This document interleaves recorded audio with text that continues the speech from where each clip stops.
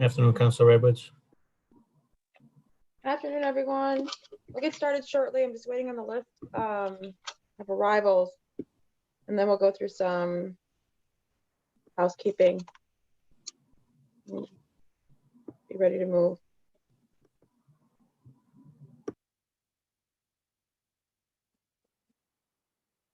I see you, Cheryl. 1 second.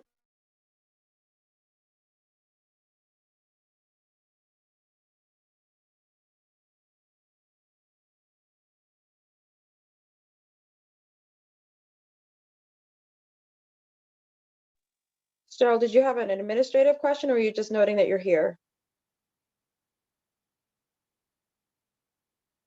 Oh, let me text. Okay, can you hear me? Yes. Did you have a question about? I don't have a question. I just wanted to make sure I'm where I'm supposed to be to get on the panel. Yes. Are we only showing pictures of people when they're speaking or something? How does that work? Like, I can't see everybody unless you're speaking side by side with speaker. So I'll go through the housekeeping of how it's going to work. When you're speaking, the person's the vision is on the person speaking at the time for the public, but we're not in a panel as in 4 people in a row or anything. The camera will just focus on them. Is that clear? Yeah. Okay, wonderful.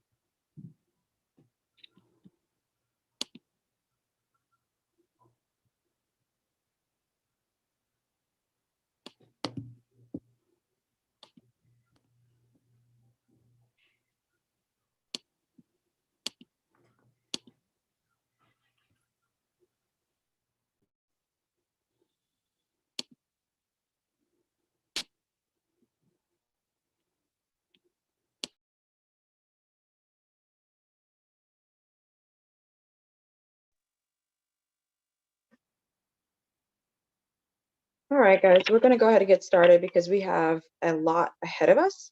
But I think I'm going to do a lot of house cleaning right now. And I'll just start with the opening statement to make sure we're all set.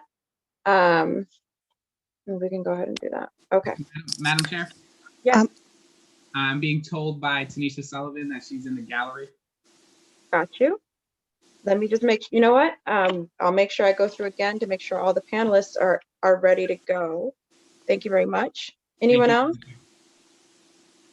Council, can somebody enable me Spanish interpretation, or do you want me to make an announcement? Why don't I will introduce you when I formally start it. I'll just say, hello, I'm Councilor Edwards. We're here for this hearing, and then I will introduce you, Erica. Erica? Can you hear me? Erica, can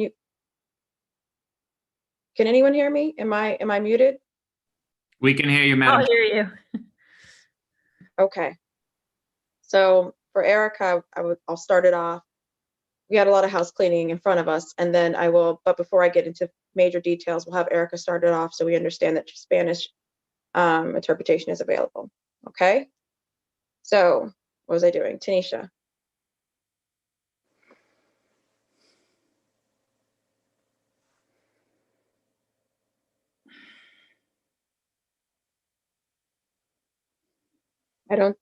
Councilor Roy, I don't see her in the waiting room. She's in.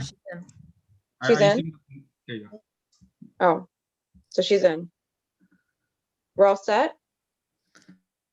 For those who are on the panels who may not have come in yet, when we announce the panel, you will be all let in, okay?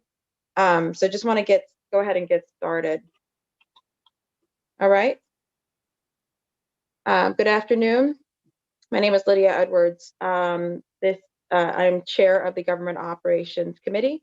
And before I get started on any other details, I'd like to introduce Erica Perez, who is providing Spanish translation today.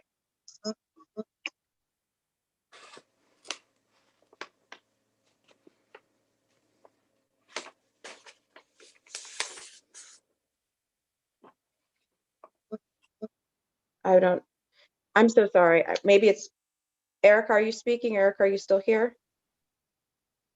Yes, now I can, somebody just disabled me. Sorry, somebody enable me just so you know, you won't be able to hear me. Okay, so if you'd like to So, make me, okay. yes.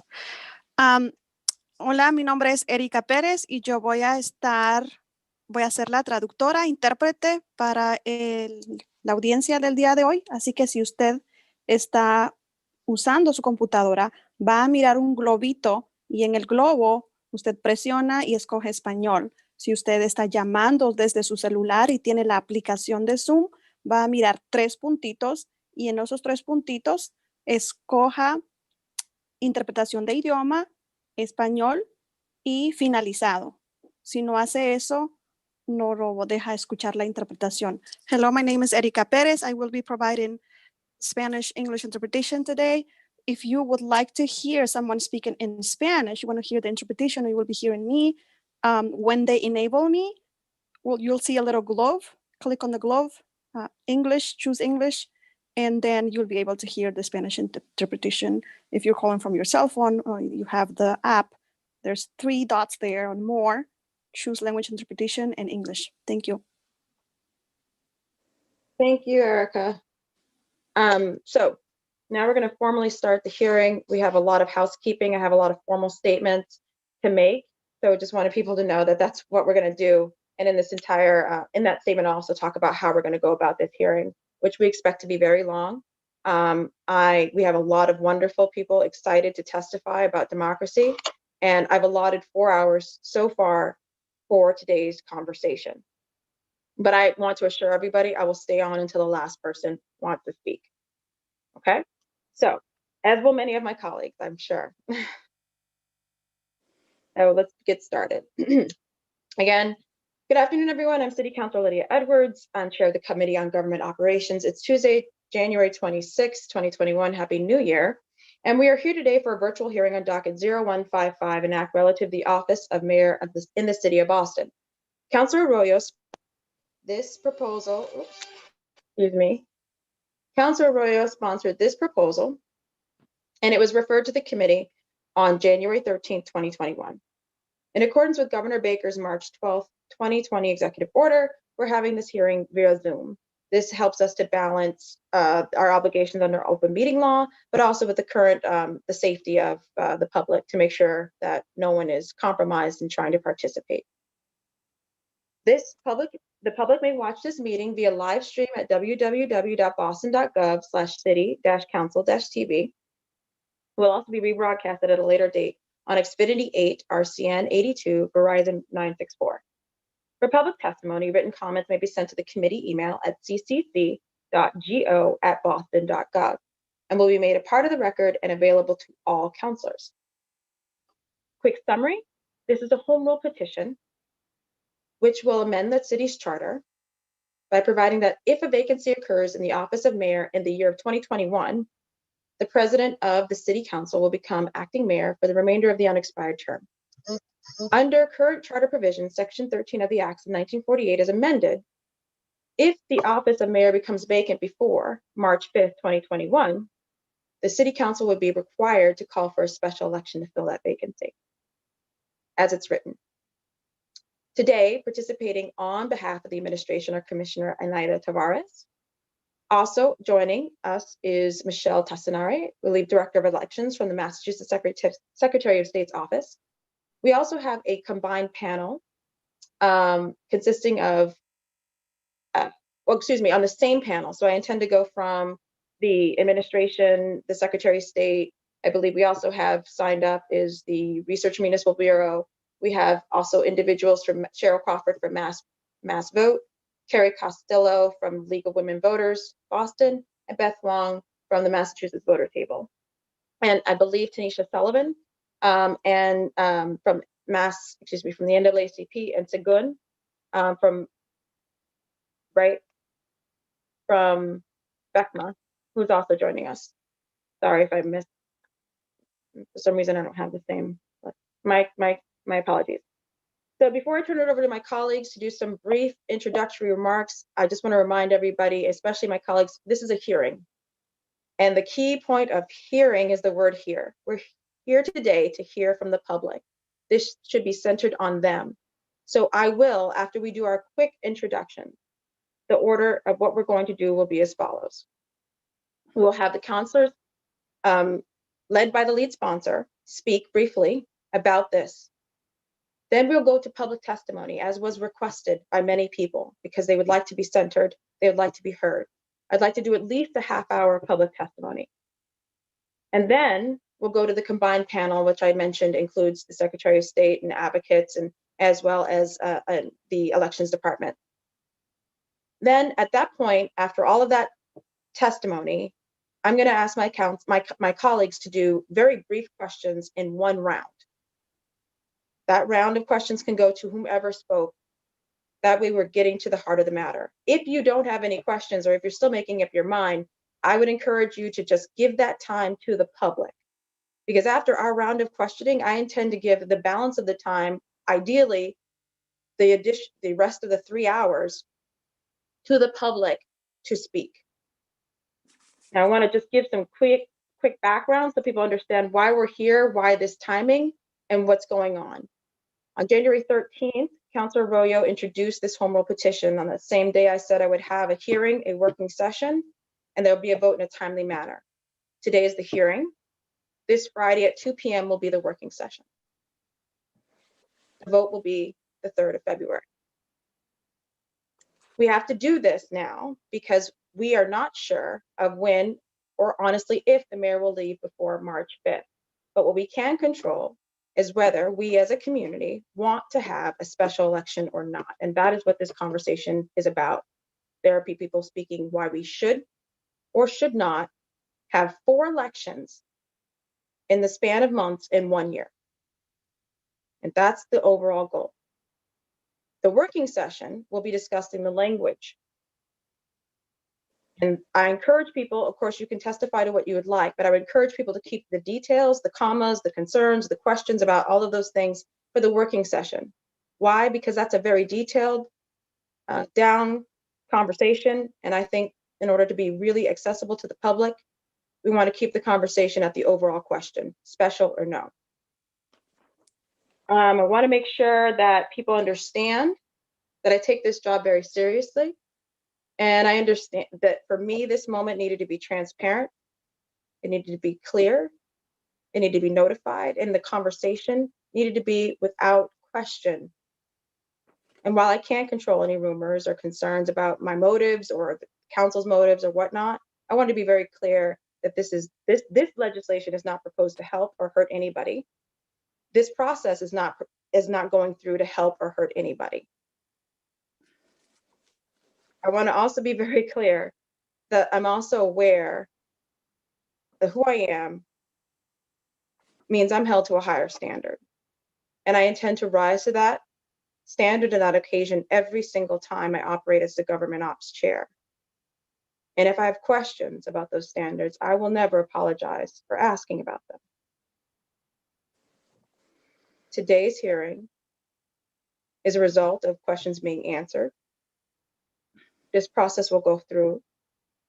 And if you would like to bring up anything about that, you are free to do so, but I will direct your testimony to the overall question, special or no. Because there's so many people signed up to speak today, as the public comes to speak, I'm going to ask you to keep your testimony to 2 minutes. So I think I've covered everything. Just another reminder, we do have Spanish translation. I believe there's a little globe at the bottom that you can click on so you can hear in live stream what I'm speaking and what everyone else is speaking in Spanish. So I want to thank everybody for coming here today. Again, I remind my colleagues, we're here to listen. With that, I'm going to turn it over to the lead sponsor, and then in order of arrival, all of my colleagues may do some introductory remarks. Councilor Arroyo is the lead sponsor.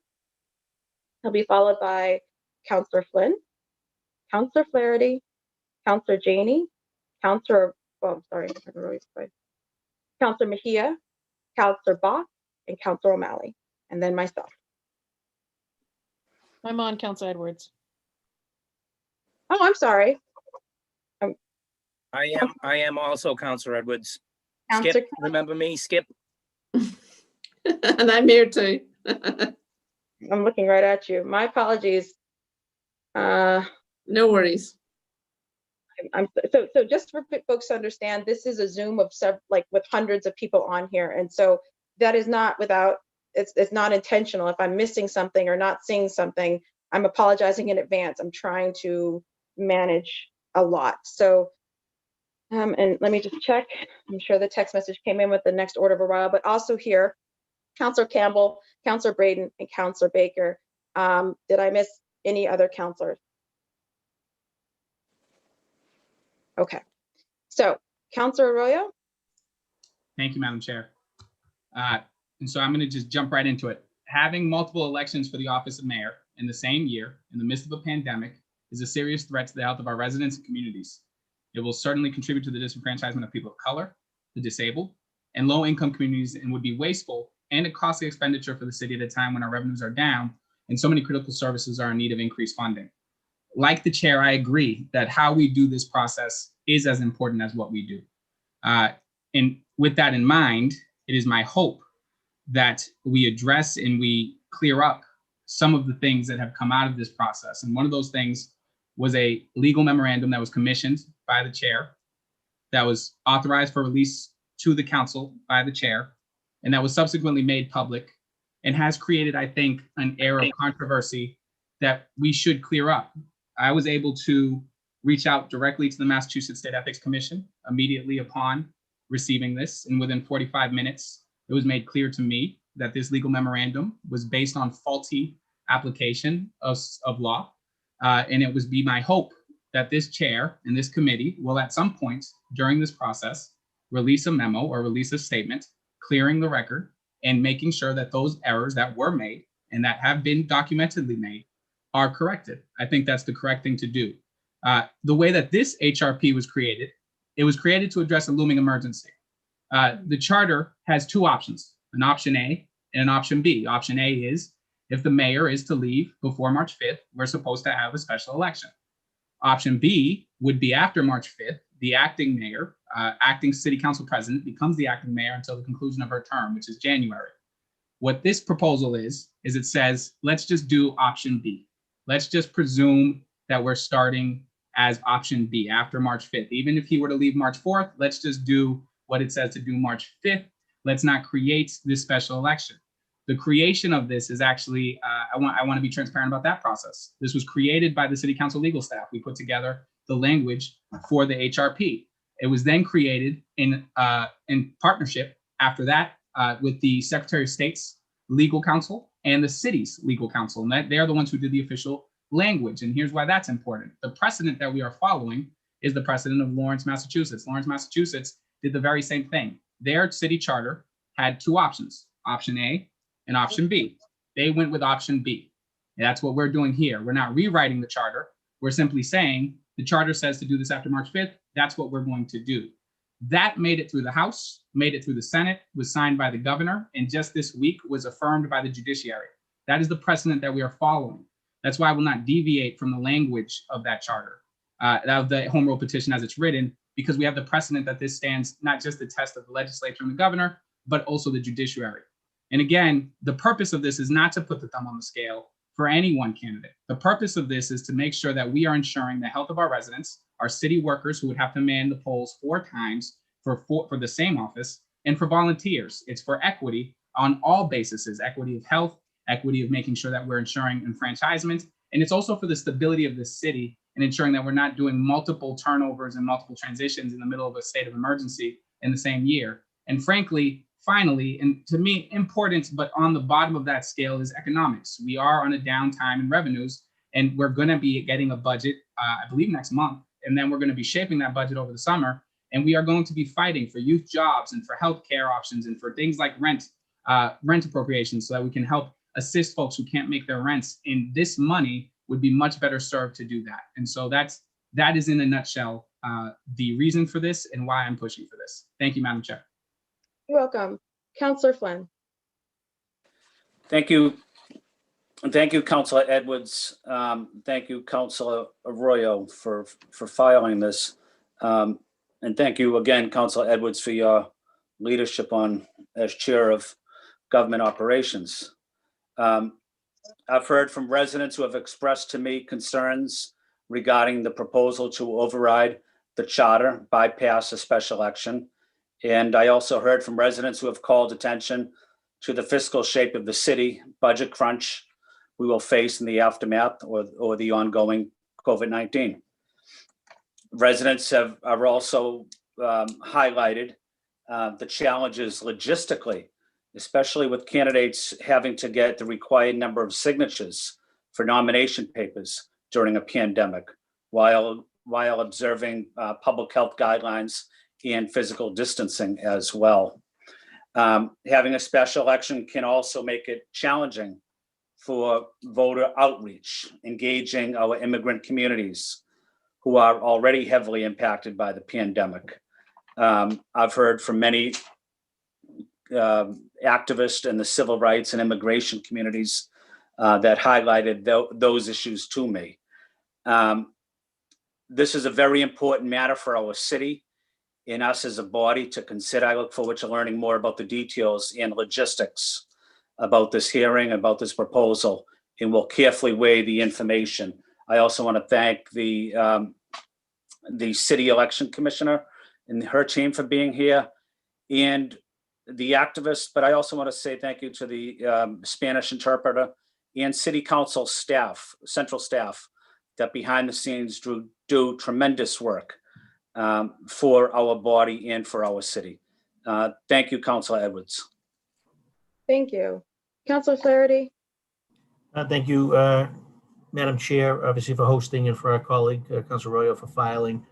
And as a citywide council, of course, and what's important to me, obviously, is all 22 wards and 255 precincts. So my chief concern is that our residents have a voice in this process while balancing the public health needs as well as the financial cost to our city. So I look forward to that testimony. I'd be remiss if I did not mention that the Boston City Council has two incredible attorneys who have and continue to objectively counsel and guide myself, my staff over the years, as they do all of our colleagues, particularly as it pertains to a wide range of legislation and laws, which play a key role in how we're supposed to approach our responsibilities and understanding of city business. So their input is invaluable, and they're always willing to offer their guidance.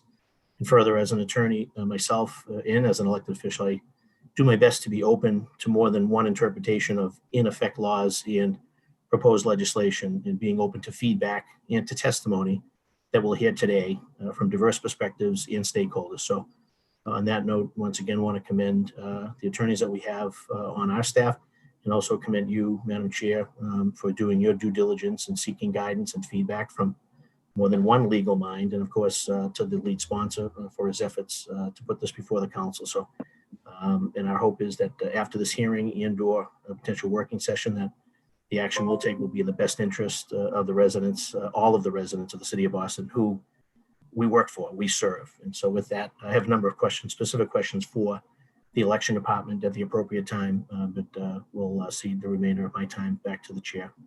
Thank you, Madam Chair. Thank you. Counselor Janey. Thank you so much, Madam Chair, and many thanks to the maker, to the panelists, and all those who are signed up to testify today. The January 6th insurrection serves to remind us that our democracy is fragile and it must be protected. In Boston, we have an important decision before us.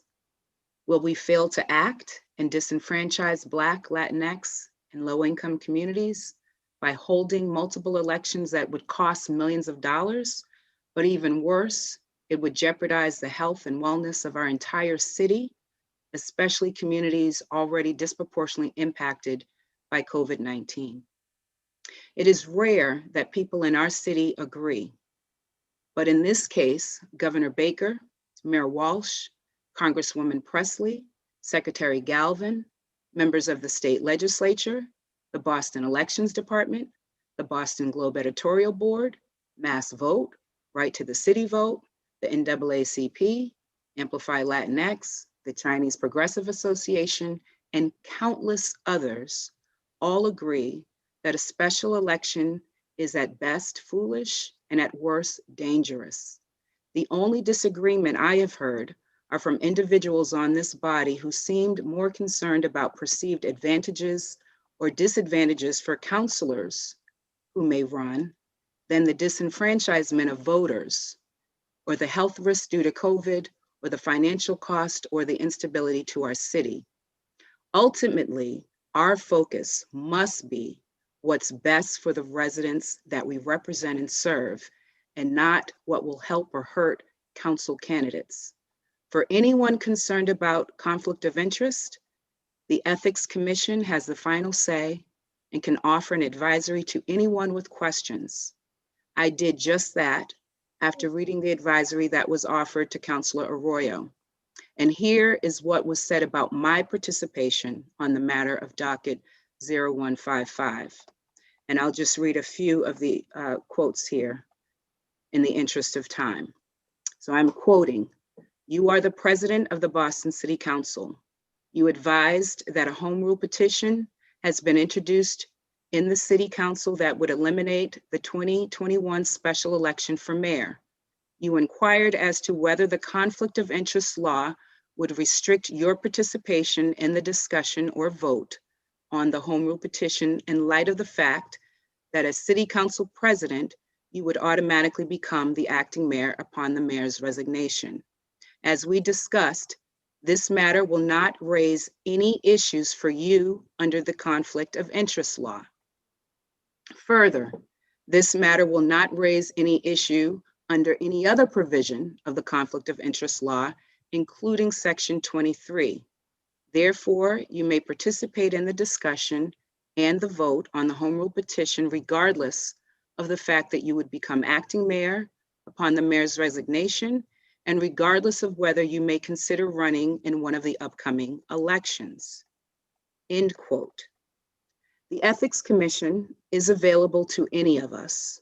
And given the importance of this matter, I hope each of you, and I'm speaking to my colleagues, will seek counsel and cast an actual vote on the matter when it comes before this body.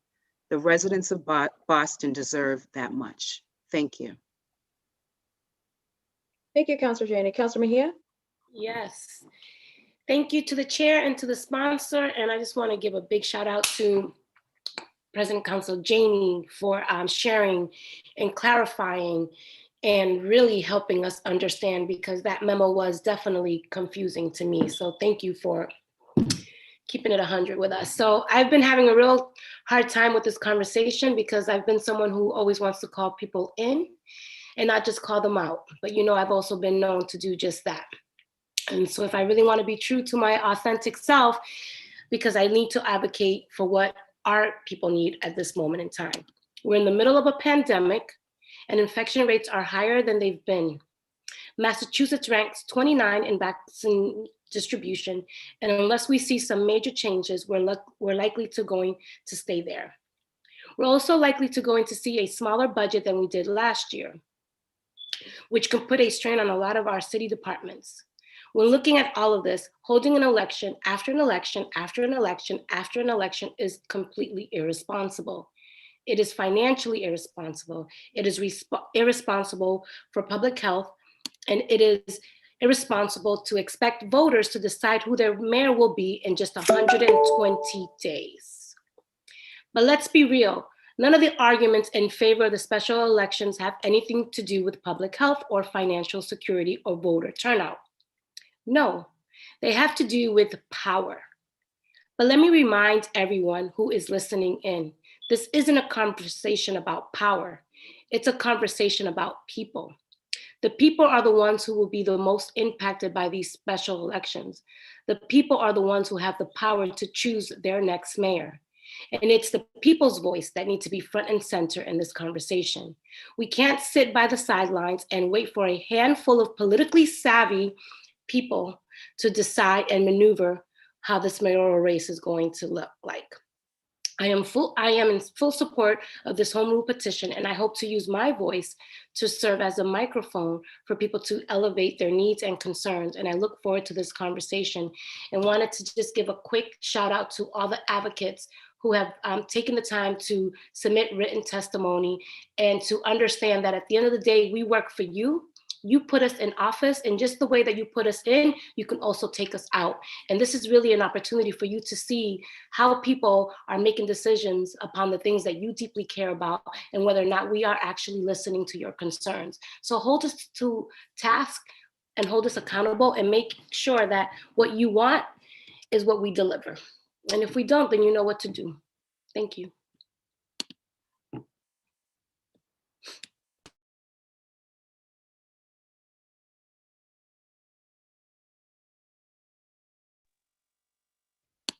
My apologies. Thank you, Councilor Bach. Thank you, Madam Chair. And thank you for holding this hearing and making sure that we're having a transparent process on this issue. I also want to thank all the members of the public who are signed up to testify today. I have some quibbles with some of the characterizations of legal language, both in the HRP and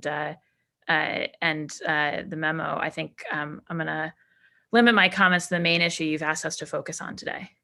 And when I think about why in my gut it makes sense to cancel the special election, what I find myself thinking about the most is silent hallways and community rooms in places in my district that are usually bustling multilingual communities, like Mission Park and Mission Hill. These are places where residents, including many seniors, are deeply engaged in the life of the city, and where we'd be hosting big community events weekly or monthly in ordinary times. And instead, we've mainly used those silent common rooms to stack the food boxes that we're delivering to every elder over the past year. It was very hard not to be able to really reach people when we were trying to get the word out about the census. And I think part of the reason Mission Park sticks in my head is that when the MBTA threatened to cut the E-line past Brigham Circle, I felt like my constituents were being penalized for the fact that they were following our advice to stay home, not gather, not ride public transportation, and that to add insult to injury, they weren't able to get together in a large group in person and say no to the T that wanted to cut their service. So in light of that ongoing situation, I don't think we should put them in that position again. I think the strongest argument for pushing the important decision of who our next mayor is back to the regular election cycle is that democracy isn't just about casting ballots. It's about neighbors talking to neighbors. It's about people having a chance to meet the candidates and the opportunity for a full-length conversation about the future of the city. The reality is that the presidential election, which we did just have during COVID, was also an air war waged on TV and the web. And for sure, there's going to be a lot of both types of advertising in a mayor's race. But personally, I value the fact that our great city is still enough of a town that you can't just run in 2 dimensions. You and your supporters have to show up in 3 dimensions and convince people in every language. And as we work to deliver the vaccine to every corner of our community, I sort of picture when will we be able to have that full, robust, participatory democratic process. And I think it's if we choose our next mayor at this fall's regular election. So that's why I'm supporting canceling the special election. As I said, however, when this issue first came up at the council meeting, when we focus on the candidates and their interests, of course, we see all kinds of mixed political motives. Those are definitely operating, and I don't understand the instinct to sort of silence those concerns because I think they're real dynamics. I think they're out there in the public conversation. And as I've just said, I believe deliberation's a key part of democracy. So I think we have to be honest that this helps those candidates who are just starting to contemplate a run, that our charter sets up a real pro-incumbency bias, and that there are therefore issues with having an acting mayor who can also be a candidate, that all these things, frankly, we're better able to move towards having an HRP and having a cancellation of the special election if we put those things on the table in the light of day and say, yes, those are considerations, but let's turn to the question, not of the perspective of the candidates, but the question of the voters. And I do think that for me, as I've weighed it up, focusing on the voters, for the voters of Boston, I think it's the better call to cancel a special. I don't think that cost should be a factor. I think if it were to the voters' benefit to have a special, we should spend the money to do it and do it well. But what I've found talking to the elections professionals and what I think we're going to hear from them today is that in terms of them setting up the runway to run a really great, robust election with multilingual information and COVID-safe precautions, that's the better call. And I'm looking forward to hearing more today from Anaida Tavares, our election commissioner, who I really want to give credit for doing an amazing job running a series of safe elections for us last year. So I think that, that's to me where I'm coming down, and it has to do with what I've heard from lots of advocates and also what I've seen in my community in terms of the kind of pause on that type of interpersonal engagement that I think is a key piece of our democracy, just as much as filling in the oval and dropping the ballot in the machine. I'm hopeful, Madam Chair, that in a working session, we can reach consensus language that can pass both here on the council and at the State House with strong support. But in the meantime, I'm looking forward to hearing from our communities and the election professionals today. So thank you. Thank you. Councilor O'Malley. Thank you, Madam Chair, and I will heed your advice in keeping this opening statement as brief as possible, because it is the most important to hear from members of the public, advocates, and certainly Commissioner Tavares and her team, who we have many questions on sort of implementation for any elections. First off, thank you, Madam Chair. Appreciate your running as thorough and transparent a process as possible. This is complicated, this is nuanced, and this deserves the type of deliberation that we're putting before it today and in the subsequent working session. Obviously, I think some of you know, and certainly the commissioner knows, beginning back in April, I first called for a hearing order exploring vote by mail for last year's primary and general elections, and certainly something I've been advocating for many, many years. We should continue to do it during the pandemic and post-pandemic and beyond. So I'm certainly looking forward to hearing from Commissioner Tavares and her team on resources, regardless of whether there is a special election or not. There will certainly be a municipal election this fall. What preparations are already being underway as it relates to the myriad steps in running for office, nomination papers, etc. There was, I think, a great solution at the state level last year to allow for online signature gatherings, but other issues that will come up in any election, and certainly part of this conversation has to be what the election calendar looks like. So appreciate your leadership, Madam Chair, and my colleagues for being here, but most importantly, looking forward to hearing from members of the public. Thank you for your time. I will say that I'll be participating. I am on paternity leave, but wanted to participate this, so I will likely have my camera turned off for most of it because I'll be with my little baby, but looking forward to participating best I can. Thank you. Thank you. Councilor Baker. Thank you, Madam Chair. I don't really have much to say other than I'm totally undecided on where I'm going on this. I mean, I'm thrilled that people have found the financial light.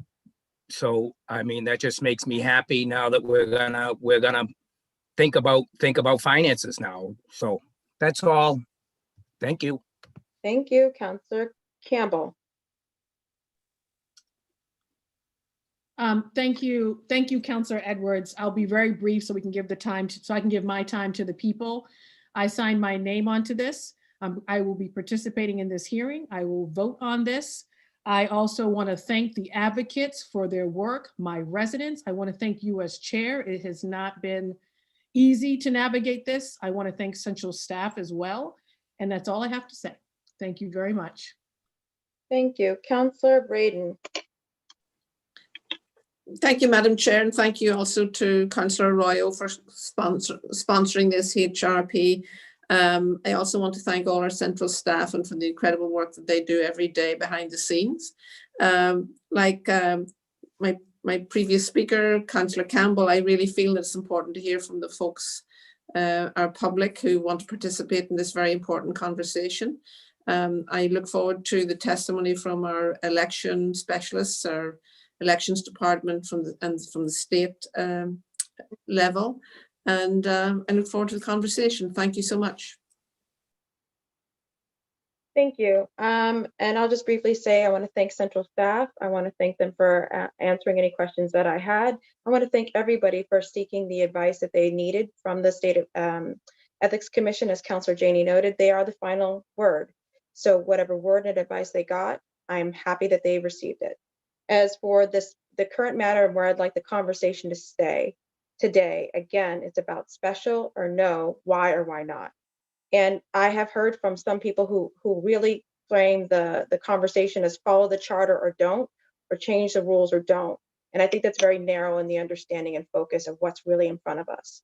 As many of my colleagues have noted, the issue isn't about that so much as does 4 elections in a pandemic make us more democratic or not?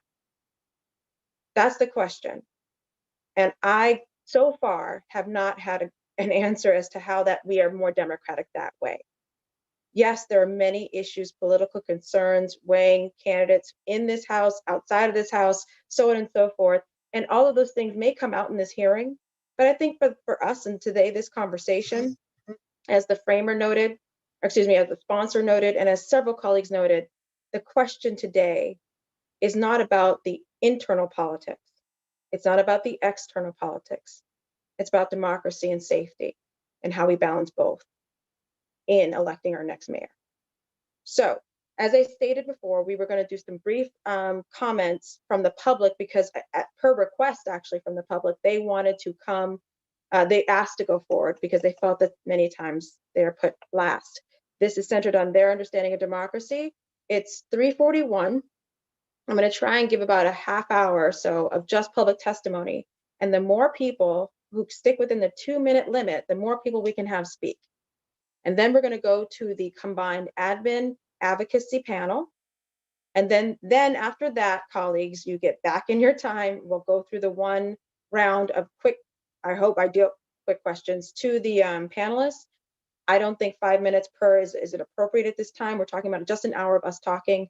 I really prefer that you guys stick within 2 minutes, 2 to 3 minutes as well, so we can again get back to the public for the remainder of the several hours left. So I have a list of some people who signed up to speak publicly. I'm going to name them 4 at a time. That gives our central staff the opportunity to unmute your mics and get you prepared to speak. And also for you, if you're running around and not presently in front of your camera, to come back in time. I'll call you twice.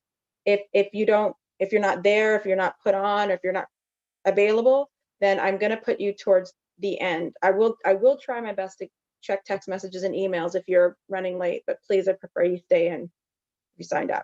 So our first 4 speakers, we have former Senator Diane Wilkerson, Scott Corey, and again, if I mispronounce any of your names, please correct me, Eric Estevez, and Priscilla Flint Banks, who may or may not be here, but I know sent a statement. So we can get those 4 people ready to go and testify.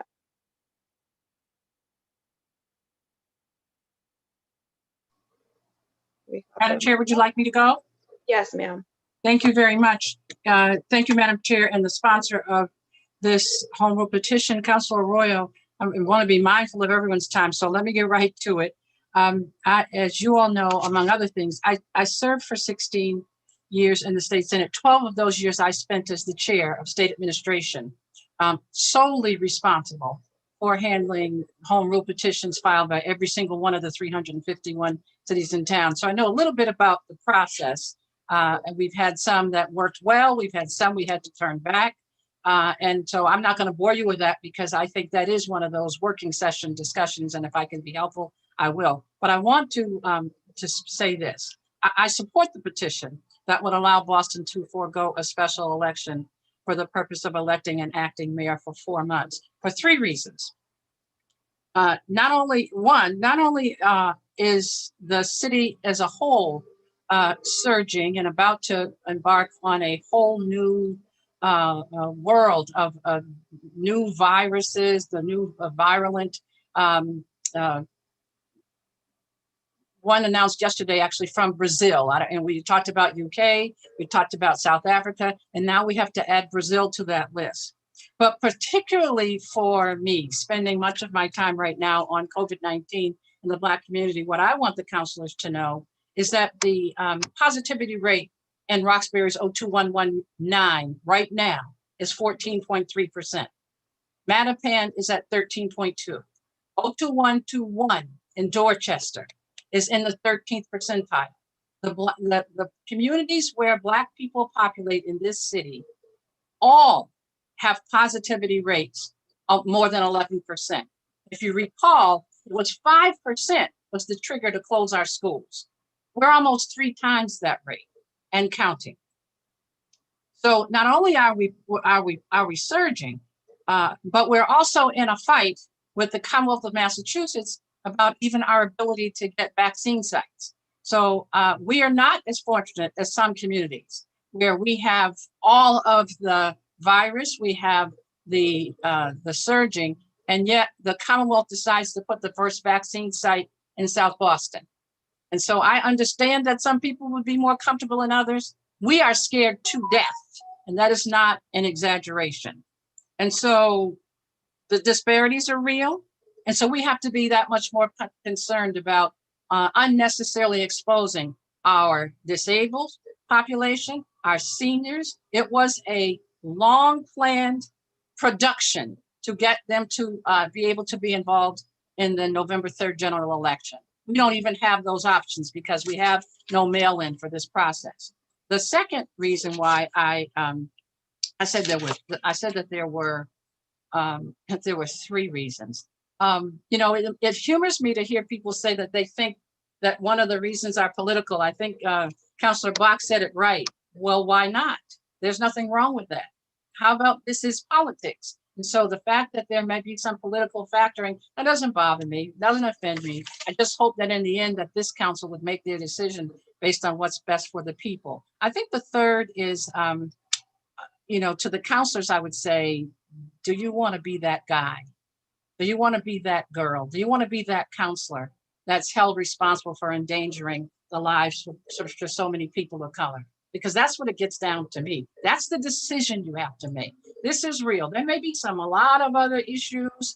I personally have some grave concerns of how a legal memo that was so wrong got distributed to the council to rely on. And yes, I'm trained in the law too, and we can have different interpretations of the law, but there's no different interpretation of a statement in the law that says that home rule petitions are exempt from sections of chapter 268A, which is our conflict of interest law. So I'm really here speaking on the issue of the COVID-19. Like I said, this is very, very real. There is no mail-in ballot process at this time. Council, Madam Chair, I thank you for the opportunity. I support the Boston foregoing the special election, and I really hope that we have a continued opportunity to work with the council to make sure that we do the right thing. Thank you. Thank you. Thank you so much. Scott, Corey, and Eric Estevez, if you want to raise your hands, we don't see you actually here right now.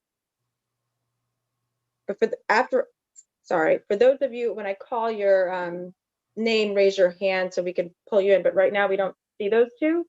Yep. Mr.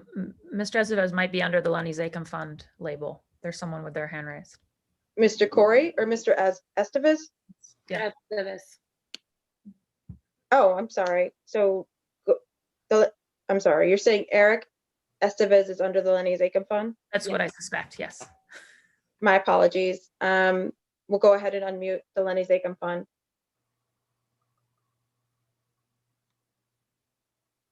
You can proceed.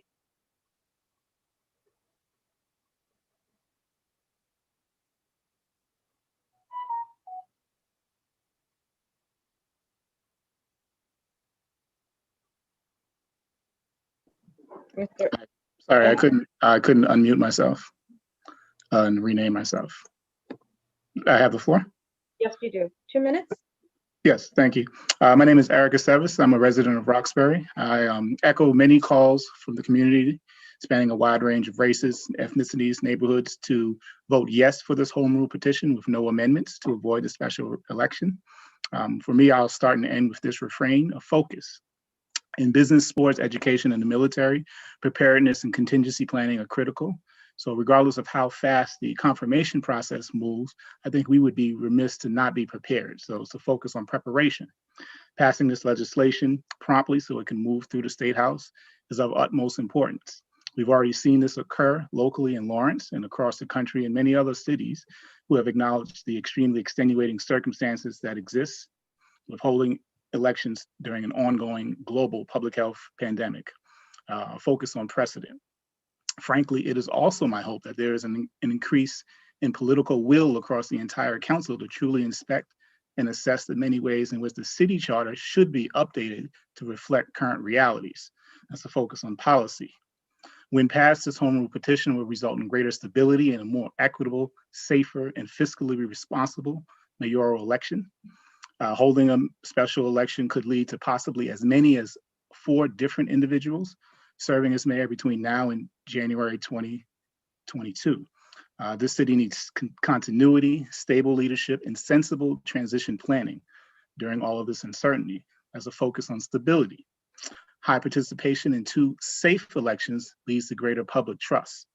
Boston's Black, Latino, Asian, African American, Cape Verdean communities, individuals with disabilities, essential workers have faced the brunt of the COVID-19 pandemic, as Senator Wilkinson also shared, in terms of essential worker exposure, surging infection rates, disproportionate mortality rates, loss of jobs and benefits. So it's also a focus on safety and racial equity. And lastly, I also urge for this to not benefit or disadvantage any specific candidate, but also recognize that special elections historically yield lower turnouts. It was noted in a recent MassInc report, nearly a quarter of state representatives and a third of state senators hold office through state special elections. So it's really a focus on democracy and transparency.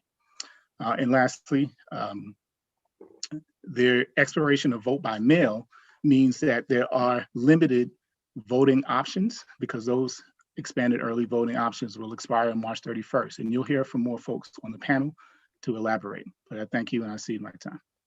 Thank you very much. I'm going to call out Scott one more time. If not, I know Priscilla Flint Banks is I see her image. Priscilla, you may proceed.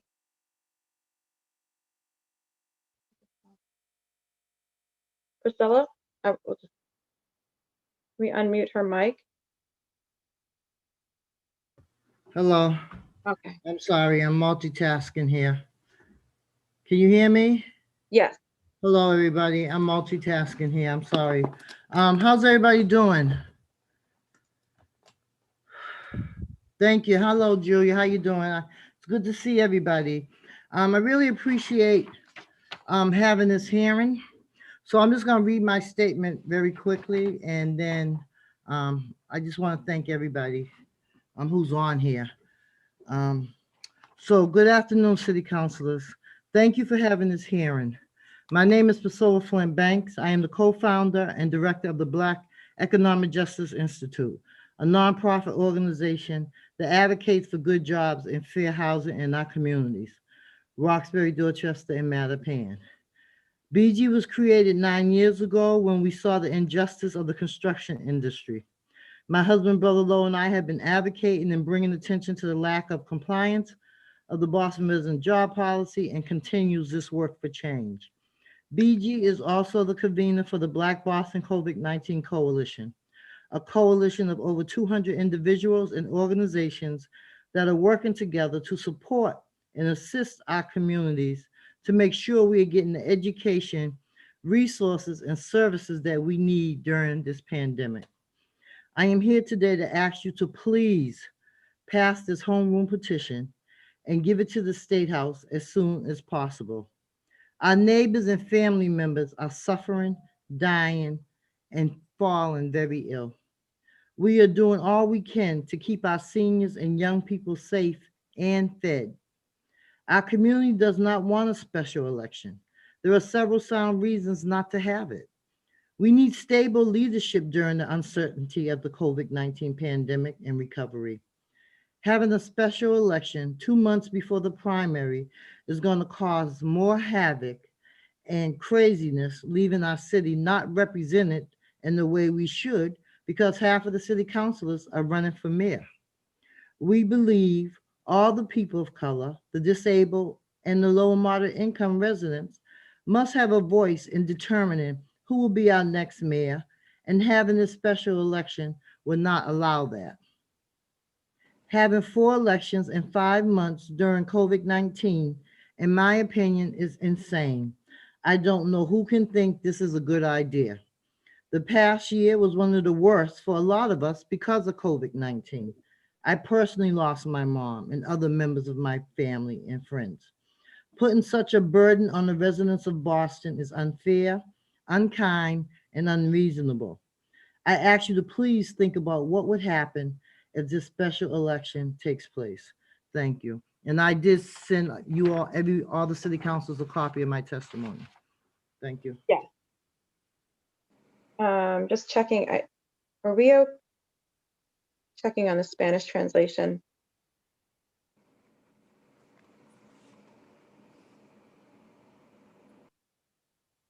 All right, I think everything is okay. Sorry about that. So we'll just continue on down the list for a little bit more. I have Sean Ryan, George Greenridge, Yahaira Alvarenga, and Lauren Peter. Just give a little bit of time to get everyone up and running. I see Lauren's raised her hand. Sean, Ryan, George, Greenwich, my apologies. Yahaira Alvarenga. See Yahaira's here. Sean, are you ready? Yes, can you hear me? Yes, 2 minutes, Sean. Thank you, Councilor Edwards, for chairing the hearing. This is Sean Ryan in Roxbury, and I'm just calling to express some reservations about the order, not about the intentions of the order and not about many of the possible outcomes of the order, but rather about the precedent that it sets. Because even if we are in a state of emergency, and last I checked, the governor hasn't undeclared the state of emergency, even in a state of emergency at a time when the government and the elected officials assume greater authorities, greater powers than they would have at other times. And some would say, especially during a state of emergency, it becomes necessary to protect the rule of law. And in order to protect the rule of law, we have certain principles that we seek to follow, so that the law is both general and the law is stable, so that the law isn't being changed according to the situation. That's not to say that during an emergency, the situation might be dire enough that certain laws might need to be changed. But I still am concerned about the precedent that it sets. I also would, for example, you may recall there was a city council election in which the election mechanics were slightly changed after it became apparent that there would be 9 and only 9 persons running for city council.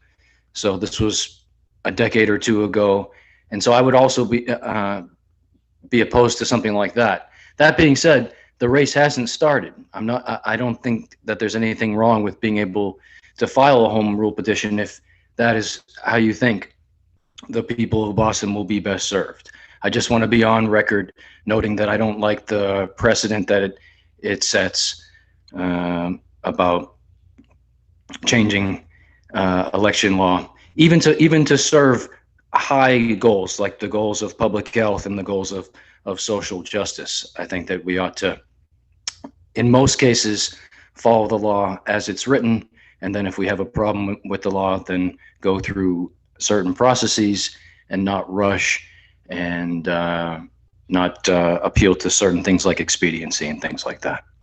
So that's all. I hope you have an excellent day. Thank you kindly. George Greenidge. Hi, everyone. George Chip Greenwich with the Greatest Minds Boston. I'm good to see many of you. Just want to give my support of the Councilor Royal's home rule petition in the language that he presented.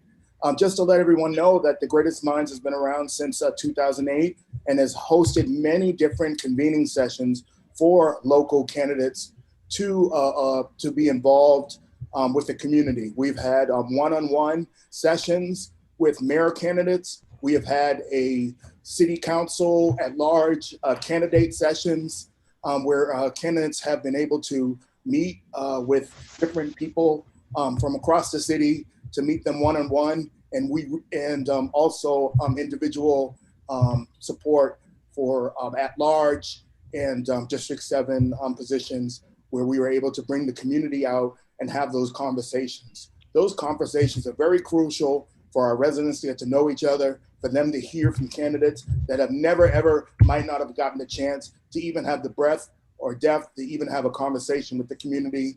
and I support those measures going forward.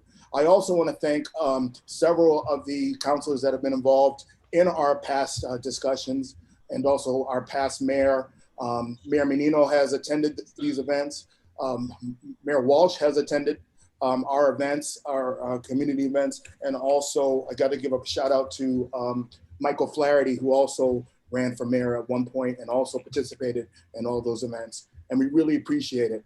But my comments is someone as a convener of bringing people together, and I strongly support that we have enough time so the community can have a larger discussion to make sure that we have the person that we want inside of those seats. Thank you very much. I yield my time.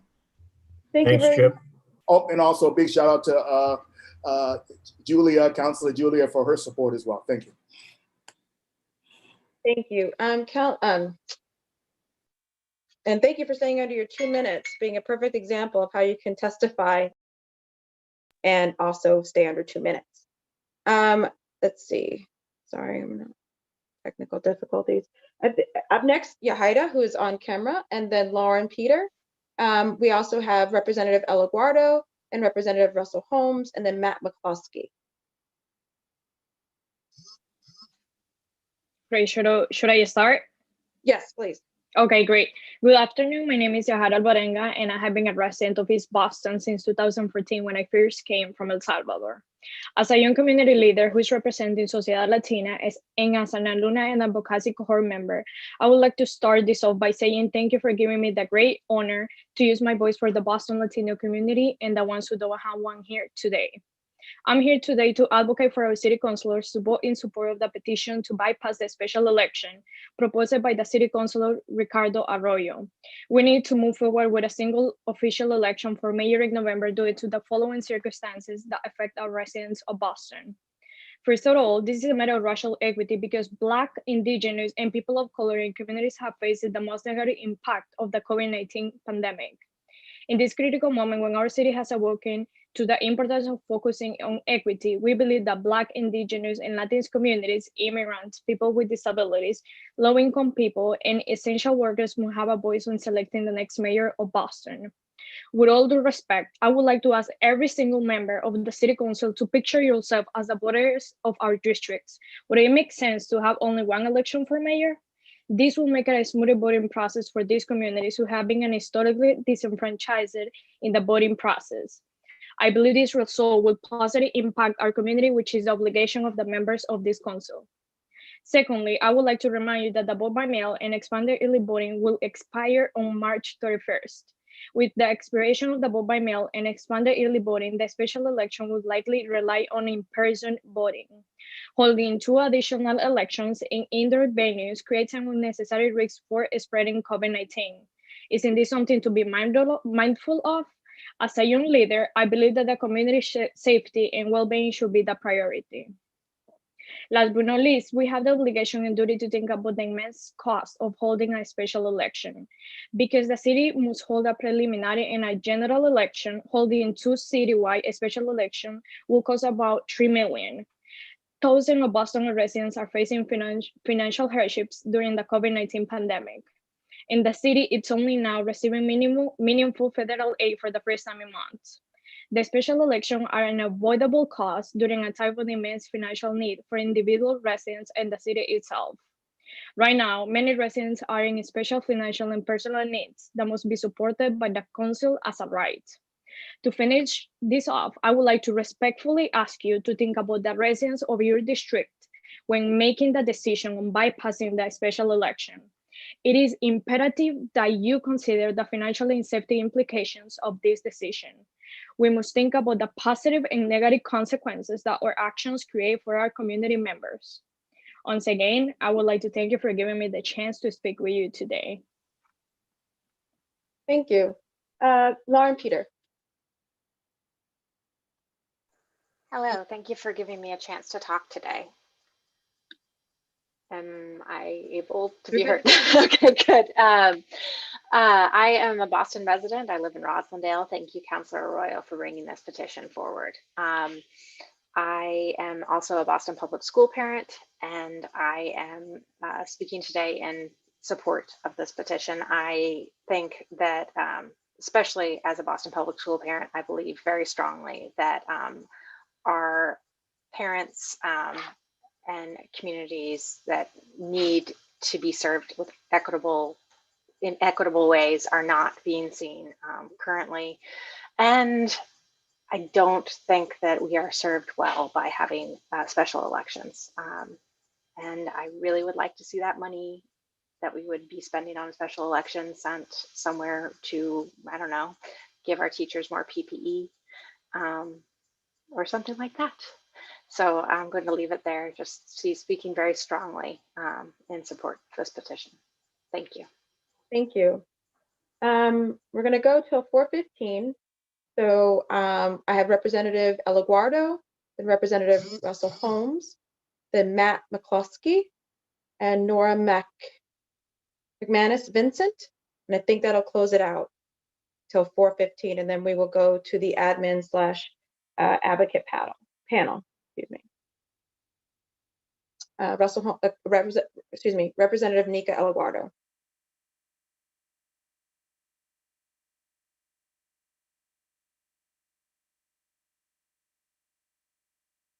If you know what, if Representative Elaguardo is not ready, I can go first.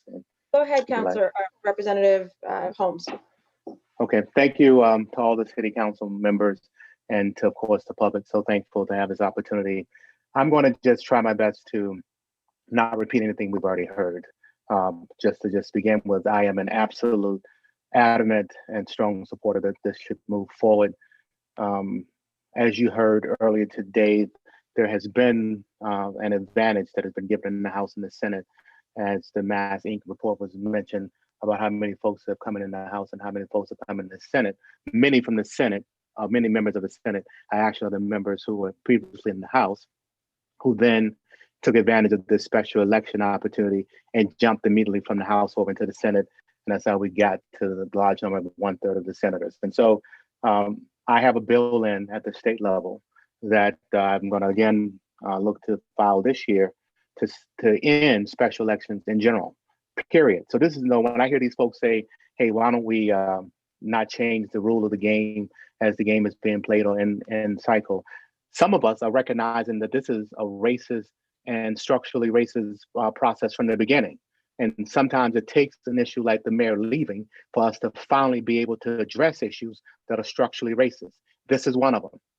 Folks are tremendously advantaged, that is, and disadvantaged, people of color, financially, and we just put the wherewithal about just looking to see across this Commonwealth who's elected, who's not, who's in all the state houses, and who essentially all of the city halls around this Commonwealth. Those folks are structurally advantaged when all of these special elections happen. So guiding principles when you're making these decisions, and the ones I try my best at the State House to make, it is always the right time to do what's right. So all this noise that you're hearing about who's advantaged and who's not, who cares? Who cares? Because none of you can game out this system. Whether or not it be the acting mayor, she needs to go and do a good job before someone still will vote for her. So it's not like all of a sudden she's automatically going to win just because of the fact that she has that role. So that's silly talk. And then, so one, is always the right time to do what's right.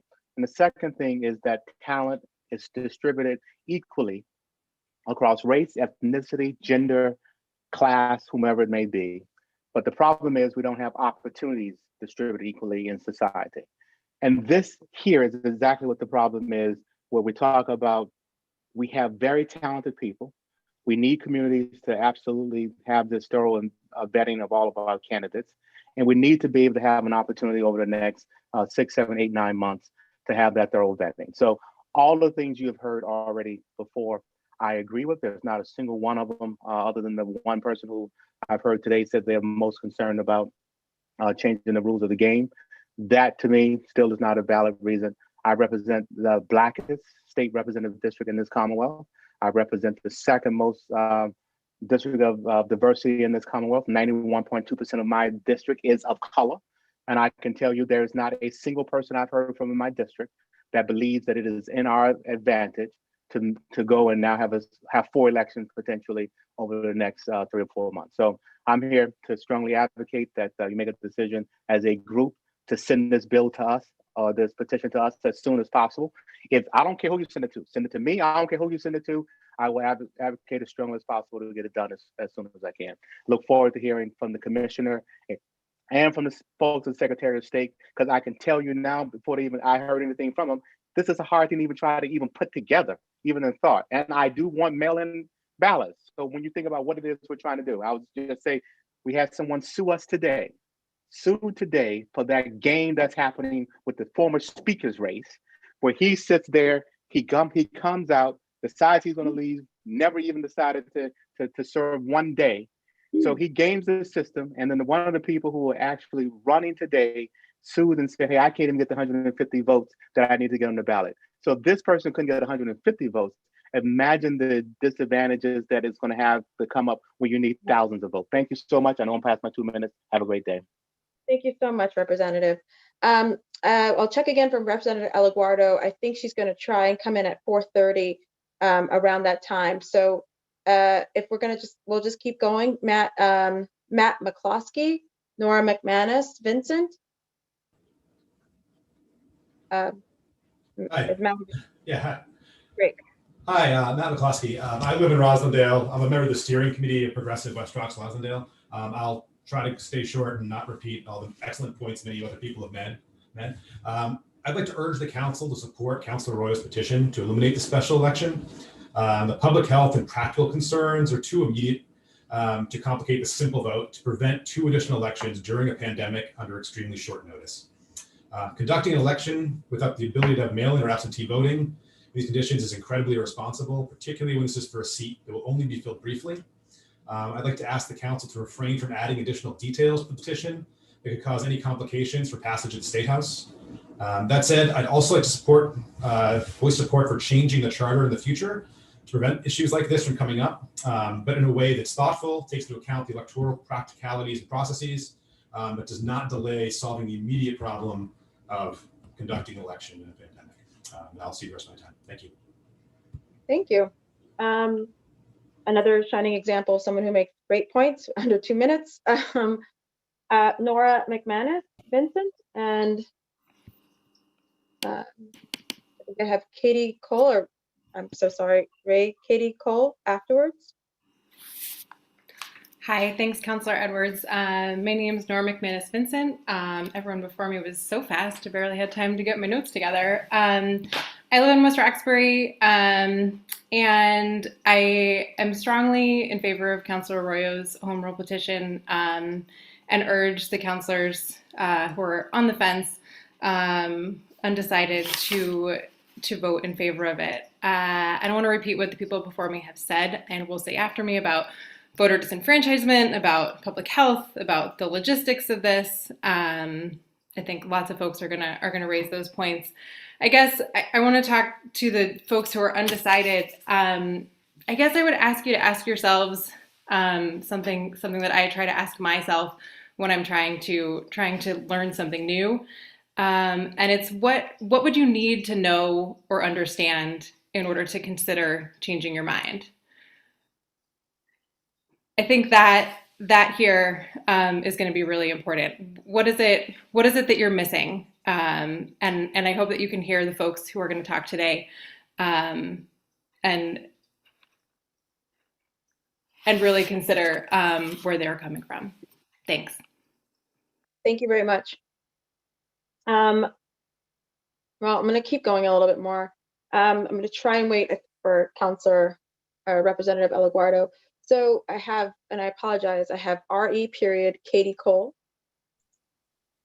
Alex, and this is again from Mass Vote, Alex Galakis, sorry, from Mass Vote.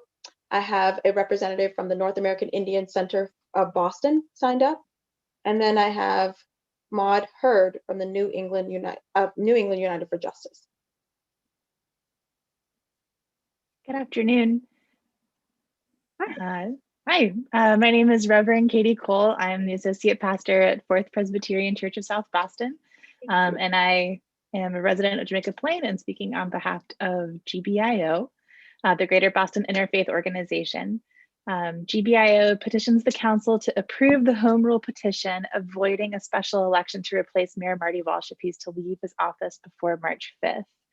GBIO supports the home rule petition to avoid a special election to replace Mayor Walsh for stability of leadership, for COVID-19 safety, and for an unnecessary cost to the city budget.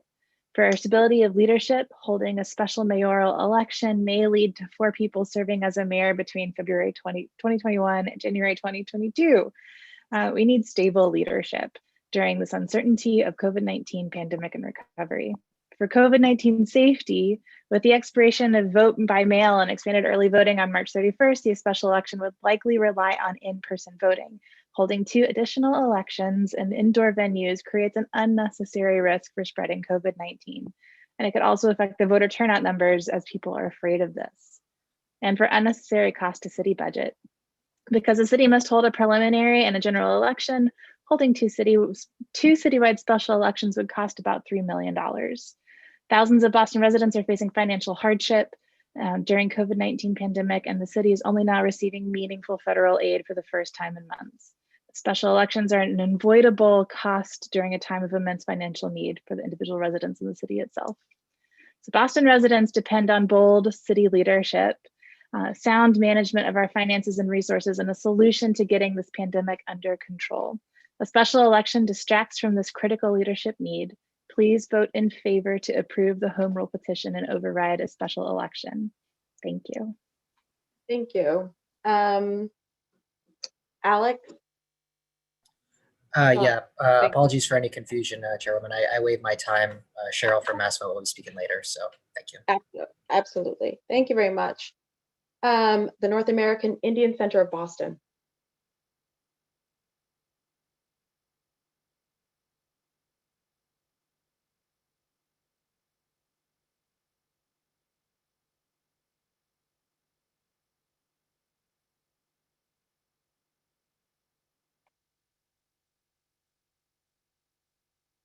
We'll go to Maud Hurd from the New England United for Justice.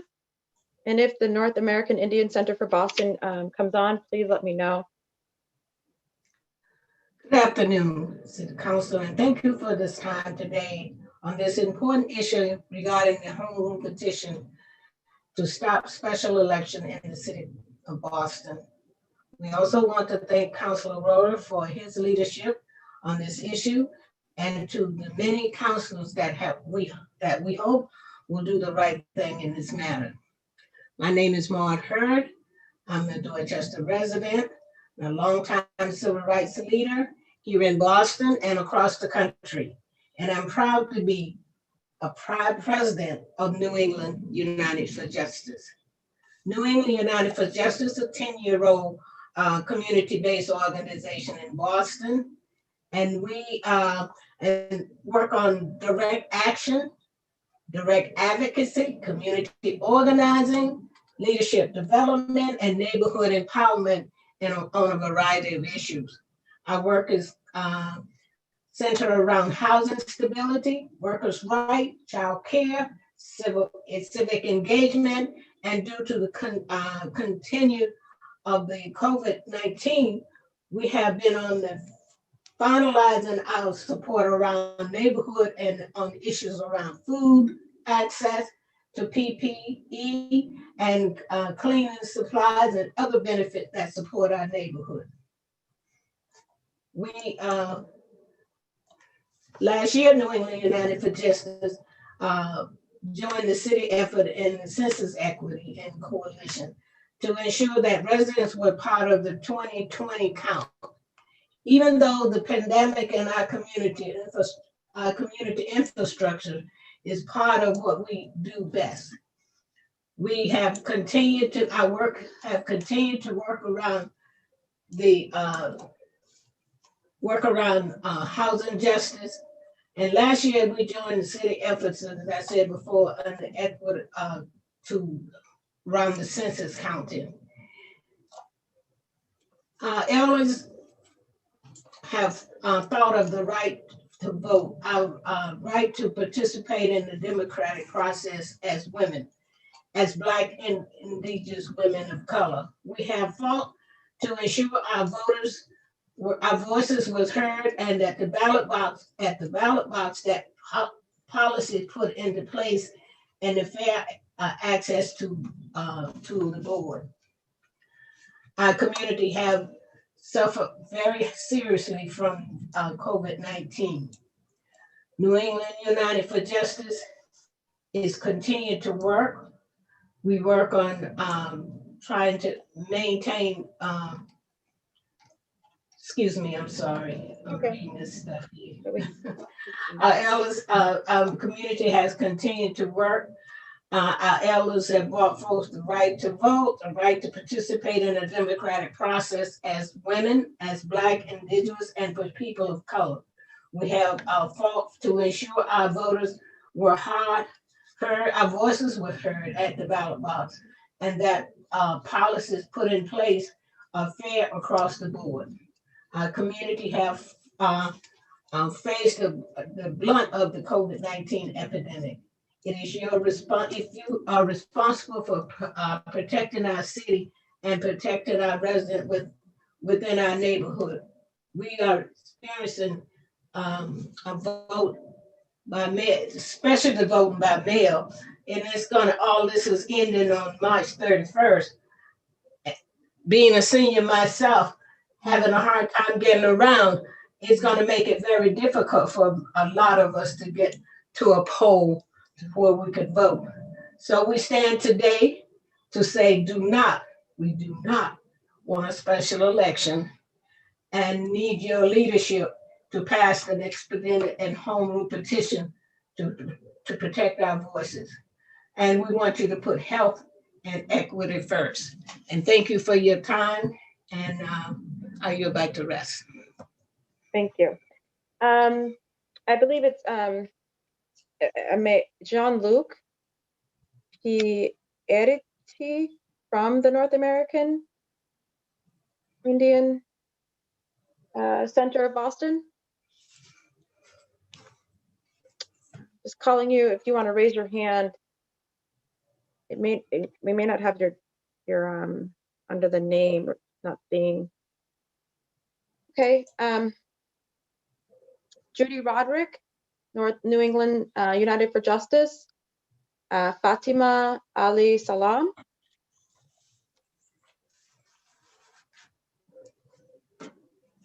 I have Bianca Ortiz White and Lee Nave.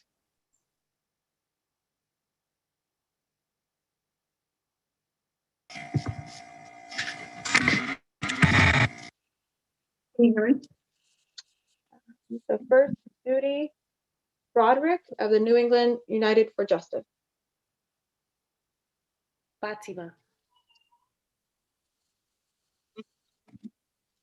Should I be speaking or is someone else supposed to? No, if Judy is on, that's who I've signed up first, and then Fatima, and then Bianca, and then Lee. I see Judy is here. Judy, can you we'll unmute you. We'll unmute you, Judy.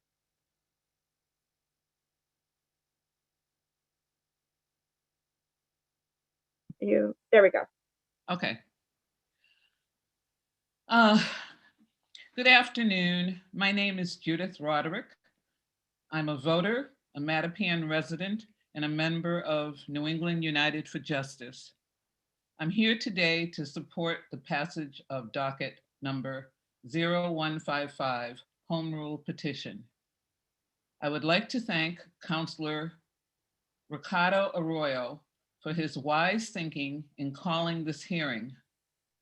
I would also like to thank councilors who are standing up for this issue. As I understand it, sometime in June, we would be expected to vote in a special primary election and then a general election. We would do both all over again in September and November. I believe multiple mayoral elections at this time would create a health risk, unnecessary confusion among the voters, politicians, and city workers, and it would also create a financial burden on the city. We are in the midst of a national and local public health emergency. the COVID pandemic is hospitalizing and killing thousands and impacting low-income communities of color the most.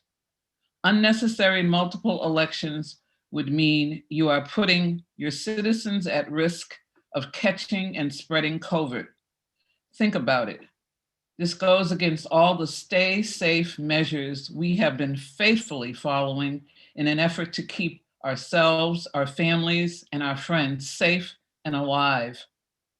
I can't imagine that any counselor would want to put their constituents in harm's way like that. I believe a special election would create voter confusion. It would be a hard task to educate the public on the need for multiple elections, and that job would strain the election department. There would probably be an onslaught of candidates vying for votes in a very short period of time, and instability among politicians and city hall workers as directives may change under various mayors. The financial cost to the city would be truly wasteful. COVID has had a deep financial impact on the city, on businesses, jobs, housing, and food supplies. Many local businesses in my community are closed. When I order a takeout from a local neighborhood restaurant, check to see if they're still open is my first thought. This new mindset actually applies to most stores that I think about going to. This isn't how it should be, but it's the way my community is now it is what my community is now going through. Yes. I'm hoping for the 2 minutes. It's just Oh, okay. So basically, I'm saying I wish for the support of docket number 0155. Thank you. I'm Thank you sorry I so went over time. No, it's okay. I understand. It's just a lot of people, and I really No, appreciate you coming to okay. testify. Thank you. And your written testimony, if it was emailed, it's all of it will be part of the official record. The Thank you. entire statement. So I have two people on panels who are now also needing to go soon. So I'm going to stop the public testimony after Lee Nave, encouraging the next couple of the speakers, Fatima, Bianca, and Lee, to get within the 2 minutes. And then I'm going to go to the panel, and I have two people who need to speak starting on the panel. Okay, so Fatima Ali Salam, please, 2 minutes. Hi, good afternoon. My name is Fatima Ali Salam. I'm the chair for the Greater Mattapan Neighborhood Council. I'm speaking in order to support Home Rule Petition 0155. I've already submitted on behalf of the council a written statement in support of it. The only additional words I'd like to say is that the GMNC itself has rescheduled its own election, to which we had expected initially to have this February. The reason being the state of the emergency because of the pandemic. We actually already have electronic voting, and we are also doing drop-in balloting. We realize that the city cannot afford to do another election. We have mail-in voting, et cetera, and because of financial concerns. The only other thing I wish to say is to reiterate what the person from West Roxbury said to those who are on the fence, is what other information would you need in order to come to an affirmation that this is the best thing for our city as a whole? And I'll yield the rest of my time to whoever needs to speak. Thank you. Thank you so much, Fatima. Before I go to Bianca, Representative Alaguardo has just let me know she's on. Representative Alaguardo, are you ready? Yes. Please proceed. Thank you, Madam Chair, and to the rest of my colleagues at City Hall and all of the wonderful folks who have come out from the community as well. I'm here to speak in favor of canceling in favor of the home rule petition, canceling the special election. I don't have a lot new to say, so I won't take a long time but I will reiterate what my constituents have asked me to, which is it's a public health nightmare for reasons that people smarter than I have already elaborated and will continue to elaborate, to have any kind of election during a pandemic. So adding those two would go counter to so much of the work we've done at the State House and at the City Hall to keep people safe. And then with respect to the racial equity, I just want to point out that with regards to transit, with regards to missing work, these extra 2 days are a huge burden. It's already a major stress. We're trying to deal with that by increasing the eligible days for sick leave, for quarantine, et cetera. Adding another couple of election days, I think is going to disproportionately impact people who are poor, who are essential workers. And speaking of essential workers, the expense of this is substantial, as you know better than I do, looking at those very specific numbers. But at the same time, there's a human cost. It's an undue burden creating a whole new set of essential workers that would otherwise not be required to come out and do that work, the work leading up to the election, the work on the day of, and the work counting, et cetera. And then all that contact that they're going to be having with so many people. We really don't need to give them that burden. And since we have that choice, we need to make the safe choice. Some of my constituents have heard about the conflict of interest, and I know that we've been doing due diligence here. I'm grateful for that. I can't speak to the legal claims, but just from the standpoint of ethics and how things appear, which I think can be important too for these types of decisions. I do want to say that moving to the State House, as you would do with a home rule petition, in my view, removes a lot of that conflict of interest, because the substantive decision is actually being done at the State House, whereas you here at City Hall are deciding whether or not to send this home rule petition on for us to vote on Beacon Hill. And so even though there are various financial interests that are involved, I think it's really difficult to pin those down based on whether or not somebody has run or plans to run or not, or whether we know that, or whether they've come out publicly with that. It's sort of arbitrary to say if you haven't done so yet, you don't have a conflict of interest, but you do if you have already publicly stated. And so those are some points I'm raising from my own thoughts and from my constituents. And I really thank you for pushing this and trying to get this done as quickly as possible. I would like to say that I'm very grateful. I've seen notes and I've talked a bit to Madam Chair. I know we're working for a vote at your next City Council meeting. And I strongly hope that that is what happens. Thanks. Absolutely. Thank you very much, Representative. If I'm going to do two more, Bianca Ortiz-White. We haven't seen her come on. And again, I'm going to call out Lee Nave. Haven't seen them come on. So with that, I'm going to go to the administrative. We're going to cut off some. So it's been a little, almost an hour of public testimony before we go to our panelists. We have Michelle Tassinari, Director of Elections from the Secretary of State's office. Pam Crocker, I mess your name up all the time. Coacher, I'm sorry, from the Boston Municipal Research Bureau. Cheryl Crawford from Mass Vote. Carrie Costello from League of Women Voters. Beth Wong from the Mass Voter Table. Tanisha Sullivan from the MWCP, and Sam Gabru from BECMA. Michelle, if you would go ahead, and then we'll go in the order of the names I listed. So Michelle Tassinari from the Secretary of State. Thank you, Chairwoman. I appreciate the opportunity to testify.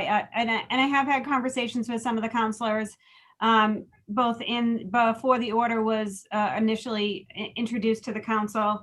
The Secretary has indicated his support to not have the special election in these circumstances. And I think it's important to recognize that these are different circumstances than any other year. We are still in a pandemic. There are lots of things to consider as part of this, including the administrative issues, the costs, as well as the health and safety of both the voters and the poll workers and all of the election workers in the city of Boston. So we certainly support canceling the election. I will say that we do have some comments on the drafting of the legislation and would be happy to work with the council if you decide that you are going to go ahead with this. And there's 2 points to that we would make. One is to make sure that it's providing some flexibility if the words need to change once it gets into the legislature. and not have it only be a up or down vote based on the words that are in it. And then the second issue would be to put some language in it to allow for the cancellation or the rescission of a vote to call for the rescission of an order calling for an election just based on timing. As we've heard previously, we don't really know what the timing is and when the vacancy will occur. And if a resignation is filed, the charter says that the council must forthwith call for the special election. So if the vacancy comes and there needs to be at least calling for the special election while the home rule petition makes its way through the legislature, to put some language in there to basically rescind the order calling for the special election once that home rule petition is passed. And that's just a drafting issue that we'd be happy to work with the city on any of these drafting issues and procedural questions that might come up as part of this. Thank you very much. I apologize to my colleagues in the city of Boston, who I forgot to mention are also part of this conversation. My extreme apologies. I have United Tavares from the Boston Election Department, who should go now. And then is Sabino Piemonte also testifying? No, he will not. Okay, very well. Please feel free, Ms. Tavares. Good afternoon, councilors and members of the public. My name is Ineda Tavares. I'm the chair of the Board of Election Commissioners. Here with me today is Head Registrar Sabino Piemonte. But he will not be providing testimony. We thank you for the opportunity to discuss docket number 0155, an act relative to the office of the mayor in the city of Boston. It is the role of the election department to ensure that elections are properly managed and conducted in accordance with city, state, and federal laws. Regardless of whether or not this petition is adopted, the election department will continue to administer lawful elections as they come, just as it has done since the incorporation of our city, in a way that works towards ensuring equitable access to all registered voters so that they can fulfill their sacred right to the ballot box. For all upcoming elections, we will continue to follow the guidance of the public health officials related to COVID-19 to ensure the well-being of voters, poll workers, public safety officials, and all involved in the execution of elections. During the 2020 election cycle, the department successfully and safely administered 3 elections for the city's 430,000 eligible voters during this very challenging and unprecedented time. So the March 3rd was the presidential primaries, followed by the state primaries on September 1st, which saw an increase of 26% voter participation compared to the previous state election in 2016, and followed by the November 3rd presidential election, which also saw a record 68% turnout through the efforts of expanded vote by mail, and as well as providing voters with 57 different opportunities to cast a ballot through in-person early voting. This department will continue to administer elections in a manner that allows all voters, candidates, and other stakeholders to participate in accordance with any applicable law or regulations. We will continue to encourage voter participation and facilitate voter registration with an emphasis of increasing online registrations. And the department will also continue to support approximately 2,000 poll workers by providing online training options on election laws and protocols, safety protocols that should be followed at polling locations, as well as how to properly assist any voters with disabilities and voters who may have limited English language proficiency on election day.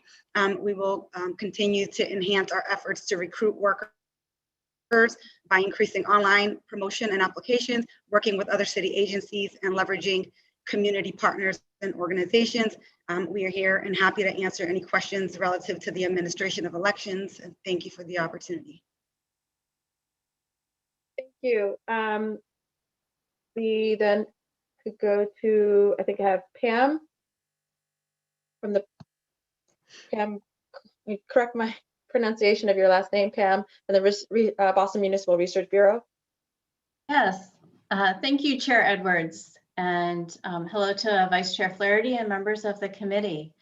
My name is Pam Coker, and I am the president of the Boston Municipal Research Bureau. I am also a city resident. Thank you for this opportunity to speak to Docket 0155. The Boston Municipal Research Bureau fundamentally believes in electoral process. However, if Mayor Walsh resigns before March 5th, 2021, Boston should not hold a special election. The Research Bureau concurs with the arguments presented in the proposed home rule petition via Docket 0155 against holding a special preliminary election in 2021. In addition to the already scheduled municipal elections in September and November for the position of mayor, I'd like to quickly highlight just three specific concerns. Concern about the additional financial and operational burdens on a city government already challenged to meet our community's ongoing need for services and support during the COVID-19 pandemic. The risk of low voter turnout and thus reduced civic engagement at a pivotal time for our community and city government, in part due to public health concerns about in-person voting during the pandemic, as well as voter fatigue if 2021 included 4 trips to the polls. My last point is simply that the instability and potential disruption to city government function and service delivery if the city experiences multiple leadership transitions in a single year, a year when consistency in leadership and action are necessary to effectively address the public health crisis and its impact on our community. Thank you for your time today. I'd be happy to answer any questions. Thank you. Thank you very much. Thank you for your brief testimony. We'll just go down continue to go down the panel. Cheryl Crawford from Mass Vote.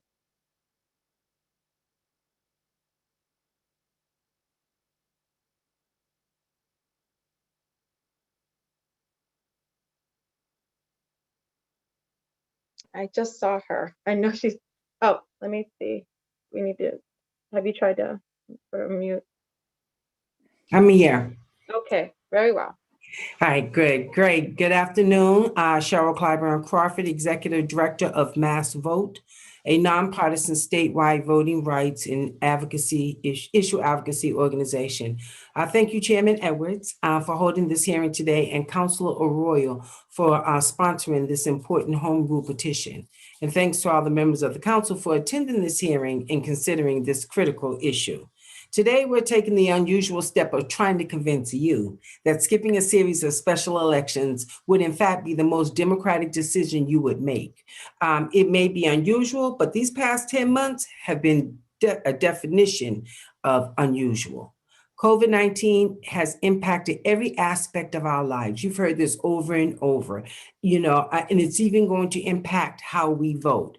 Even though key reforms like vote by mail and expanded early voting led to impressive turnout in Boston last year, those reforms expire on March 31st. The state may extend them again, and we are working to make them permanent, but it is impossible to know if they will be in place for the special elections. As a result, we may force hundreds of thousands of Bostonians to turn out in person, as many as 4 times this year. That's unacceptable. That's unacceptable because last week alone, more than 7,000 Bostonians were infected with COVID-19. That's unacceptable because more than 1,100 Bostonians have sadly passed from this virus.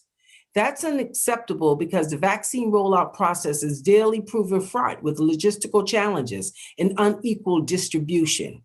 The recent calamity at the Jamaica Plain VA Hospital underscores this all too well. And alongside these public health challenges that the council should consider, the council should also consider the financial challenges that these elections may place on the city. As you may know, the cost to run both a preliminary and a general special election is approximately $3 million.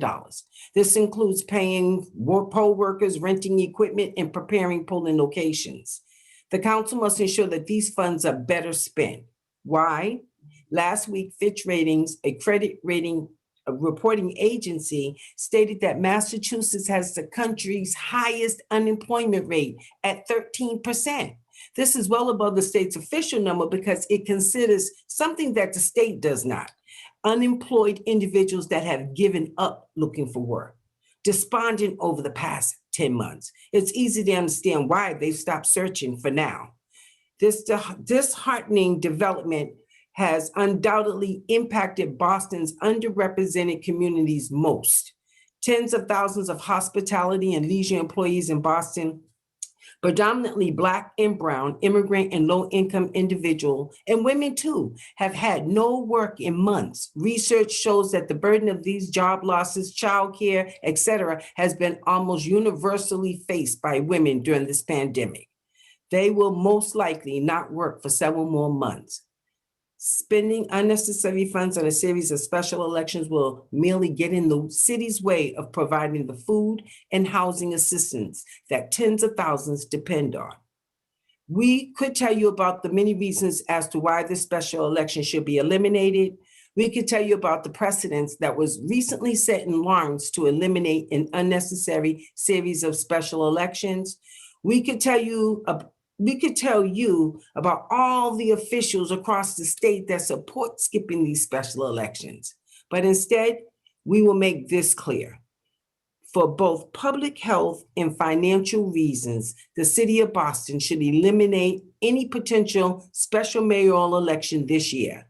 And I'm happy to answer any questions should there be some. Thank you. Thank you very much. And just a quick reminder for folks to, as we go to testify, as this is being simultaneously translated, just to remember that we speak a little bit slower.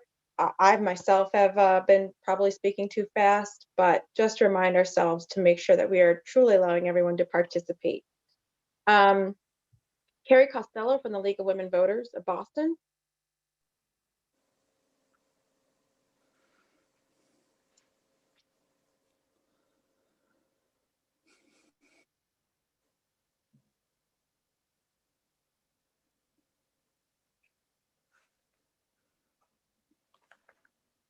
Has she joined us? My apologies if she's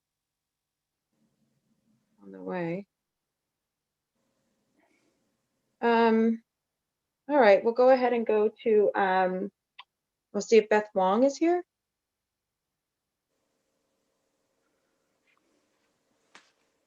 Yes.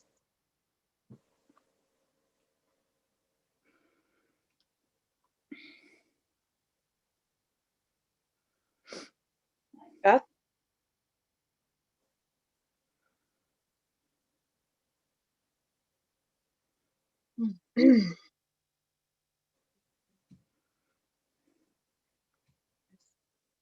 Okay. Then we will go to Tanisha Sullivan from the NAACP, who I can see, who is ready to go. One second. Good afternoon. Thank you, Madam Chair. It's good to see you as well as Vice Chair Flaherty, of course, our City Council President Janey, Councilor Arroyo, as well as it looks like we have a full City Council for this hearing. It is good to see you all. Thank you for your service. And thank you for inviting the NAACP Boston branch to take part in this conversation. I am Tanisha Sullivan, president of the NAACP Boston branch. For over 100 years, the NAACP has been a leader among civil rights organizations in the fight for voting rights and access. The history of voting rights in America cannot be told without the NAACP, as has been documented by writers for generations.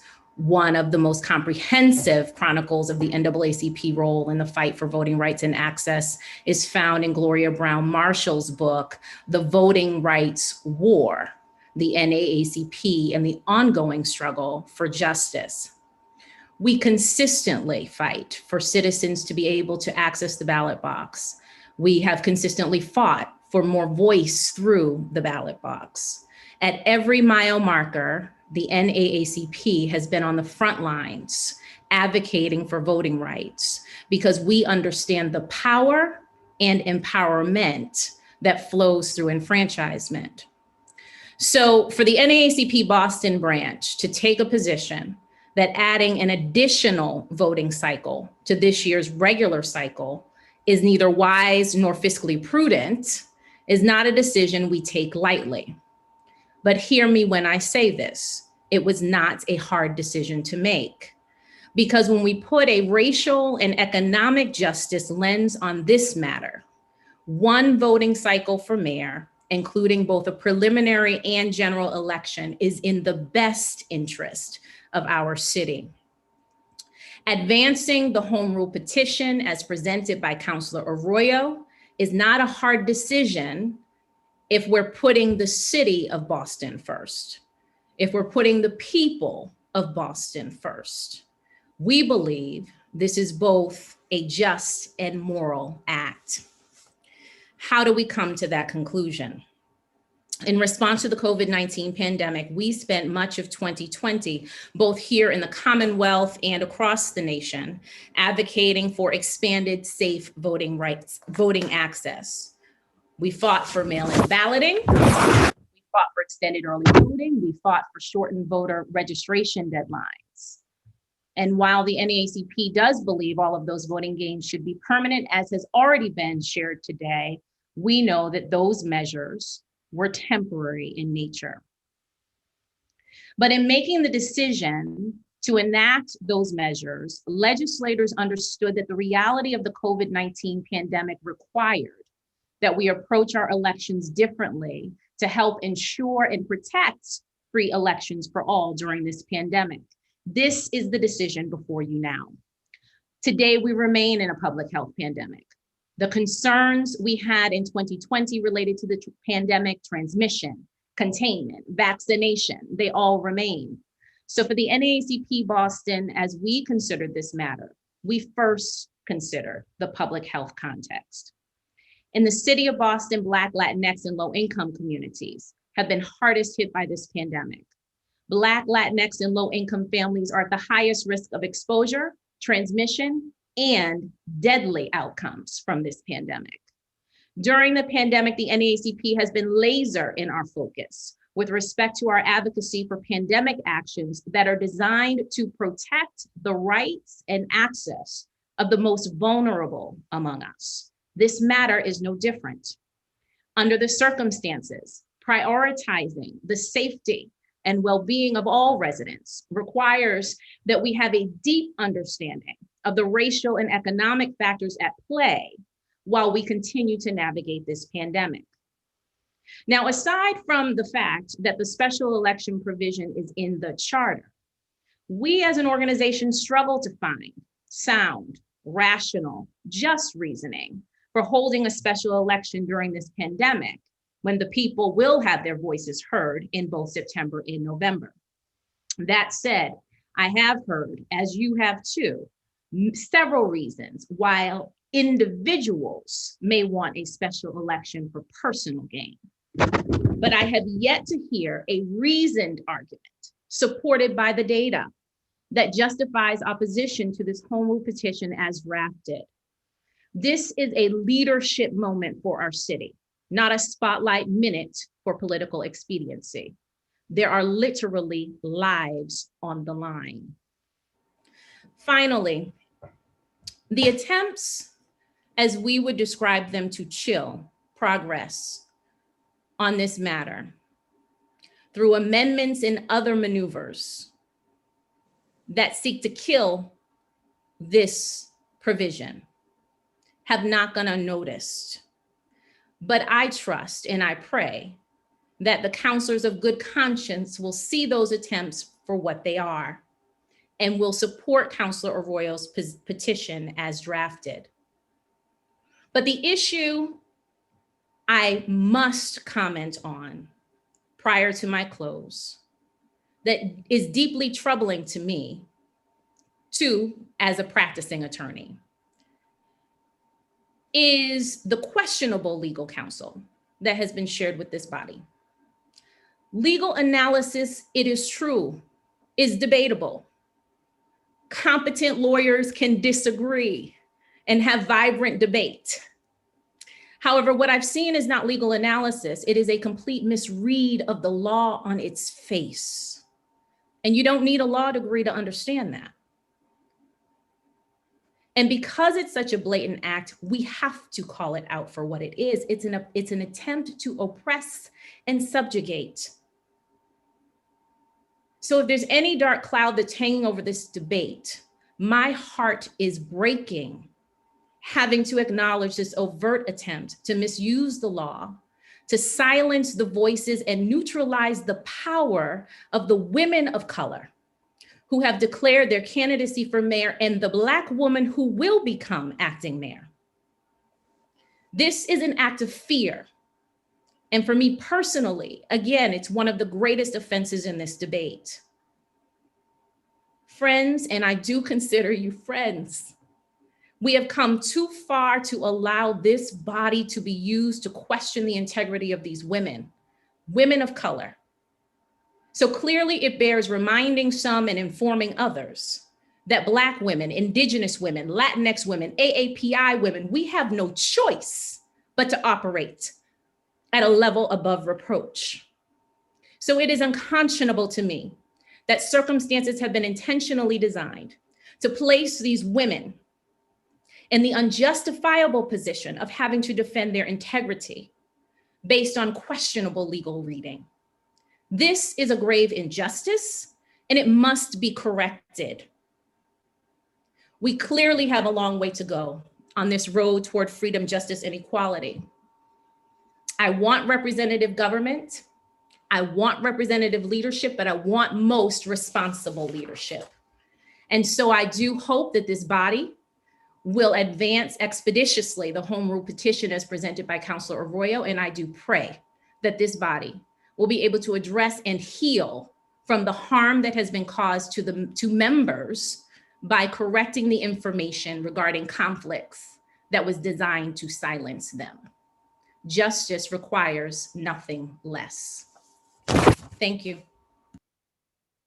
Thank you very much. I also have, we had originally Fagun from BECMA testifying. I understand he is having Sam Gabru read a statement or testify.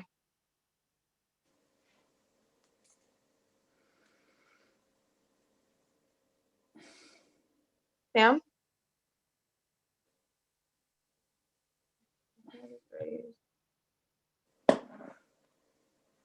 Okay.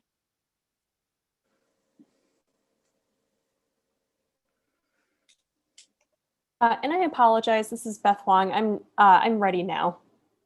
Okay, we'll have Sam go and then Beth. Okay. Okay, great. Thank you, Madam Chair, committee members, honorable city councilors. On behalf of the Black Economic Council of Massachusetts, which represents over 2,000 Black firms in the Commonwealth, I wish to express my gratitude to you, Chair Edwards, and the sponsor of this home rule petition, Councilor Arroyo, for the opportunity to offer brief testimony in support of docket number 0155, an act relative to the office of mayor in the city of Boston. Earlier today, BECMA and our partners at Amplify Latinx submitted a letter of support for this home rule petition to the committee. I will share just one paragraph of the reasoning we offer. Quote, "The city of Boston and indeed our Commonwealth and nation have suffered enormously due to the COVID-19 pandemic and subsequent economic crisis. The public health and economic crises have exacerbated existing systemic inequalities faced by the city's Black and Latinx communities.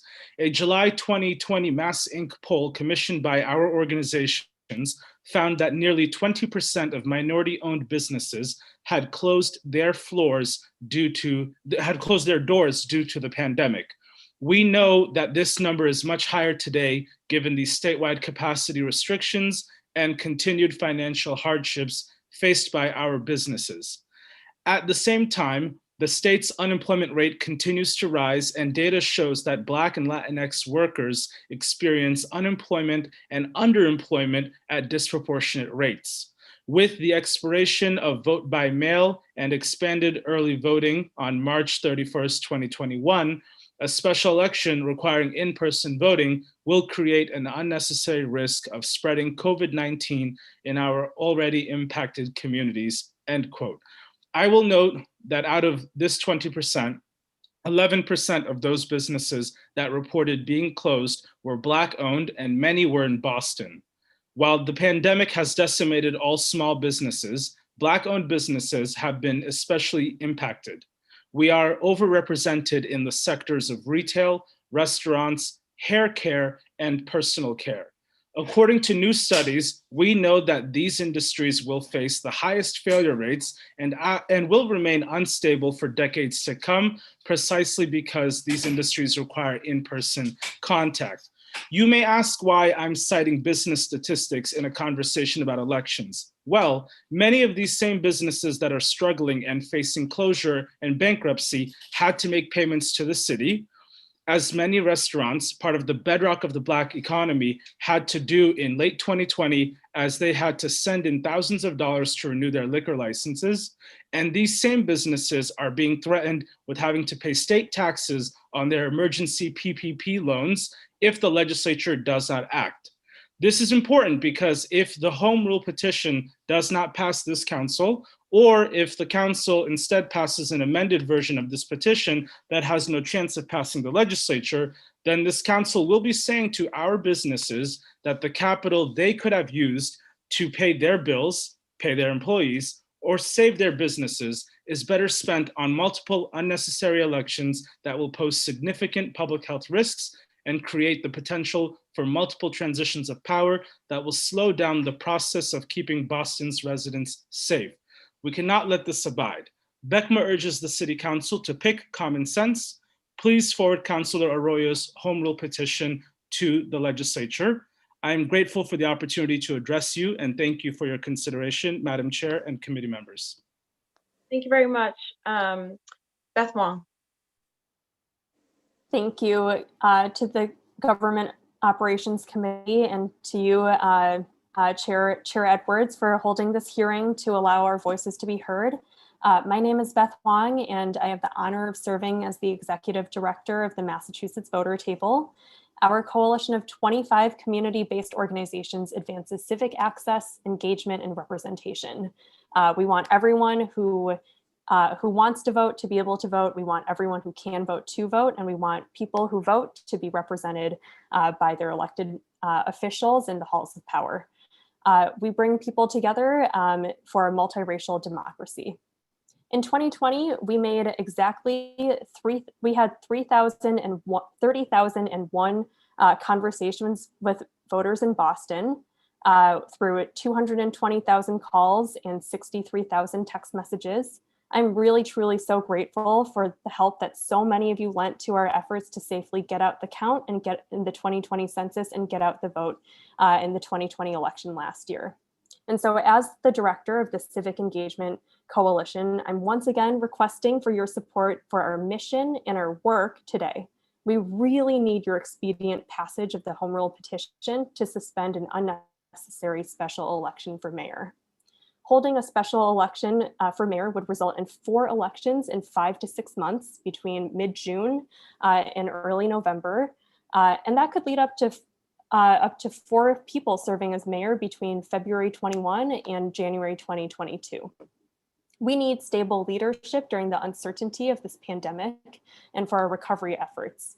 We know if there is an election in late August for that special general election, and then there's a preliminary election again in September, we know that that new mayor is not going to be focused on reopening schools for the first normal school year in 2 years.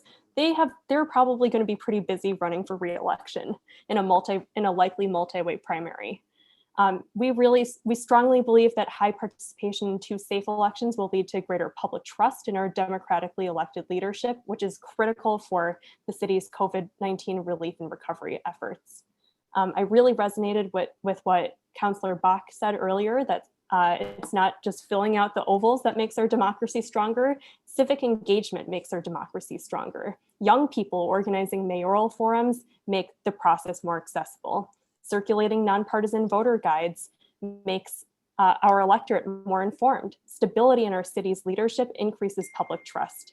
More elections are going to lead to more confusion among voters, and the regular election schedule with a preliminary election in September and a general election in November allows community-based organizations like the ones at the Massachusetts Voter Table to increase our civic engagement activity.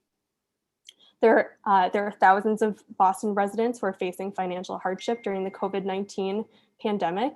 I'm sure that, like many cities across the Commonwealth, Boston is still starving for federal aid.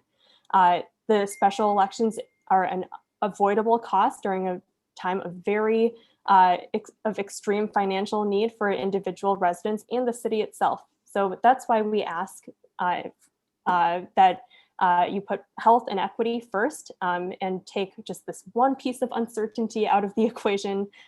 Please send a consensus home rule petition to the State House so that we can focus on COVID-19 relief and recovery efforts and turn out for the regularly scheduled elections in September and November. Really, thank you for holding this hearing today. This is really what democracy looks like, having people have a say in the process. So thank you. Thank you again. As I mentioned before, we were going to go through the combined panel public testimony, and now I will open up to my colleagues for questions that they may present to whomever. At this point, I would encourage again for us to be as brief as possible because there's again a growing list of people who are signing up for testimony that I would like to again recenter. To the public, we've had an hour of public testimony, we had a panel speak, and now the counselors are going to do what we do, some questions. We'll start in order of arrival, starting with the lead sponsor, Councilor Arroyo, and I'm sorry, and Councilor Wu has joined us also for the conversation. I will just go ahead and call in order of arrival. But yeah, so we'll go through questions. Normally we allow 5 minutes per counselor, but if we were to do that, there would literally just be about an hour just of us talking. So I'm going to max that out at 5 minutes, but I'm going to encourage my colleagues to please keep questioning to a minimum so that, again, we can get back to the public. Councilor Arroyo, followed by Councilor Flynn. If Councilor Flaherty is still on, and some counselors are not able to be here and have no questions. So Arroyo, Councilor Arroyo, Councilor Flynn, Councilor Flaherty. Thank you, Madam Chair. First and foremost, if I could just speak to, and I don't want to mispronounce your last name, I apologize for this. Is it Michelle Tassinari?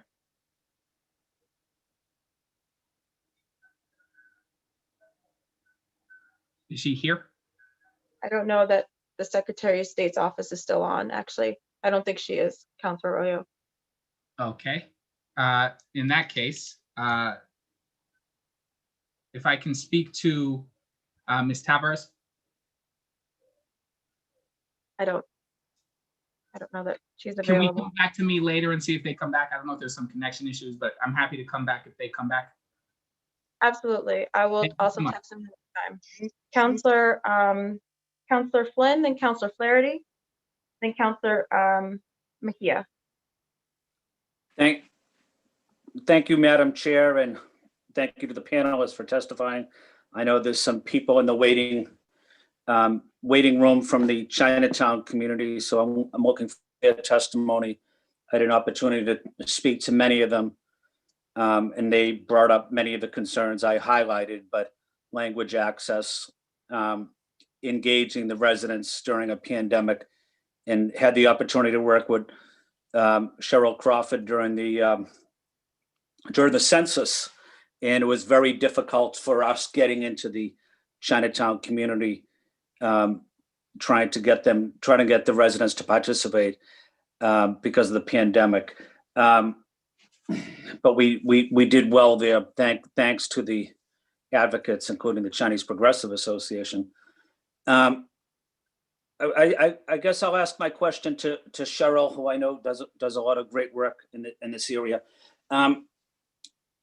Cheryl, can you talk about the engagement that would not be had if we had a special election? And then can you also give a little bit of background about the time frame as it relates to maybe the redistricting? I know that's an issue we also have to focus on, that we won't be focusing on if we had a special election, I guess. But there's only so much time that we have that we probably couldn't do the redistricting or the re-precincting and canvassing and dealing with the pandemic and all of these issues. But I just wanted to see what your thoughts are about some of the logistic issues. Cheryl, I think you might be on mute. I am. Okay. From the community's perspective, Our work is done on the ground typically, face to face, meeting with our constituents, meeting with the neighborhood, talking with them, helping them. We've been removed from them over a year now, or 10 months now. We went through the last election cycle without having the opportunity to engage our constituents in the same way that we know is the most effective way.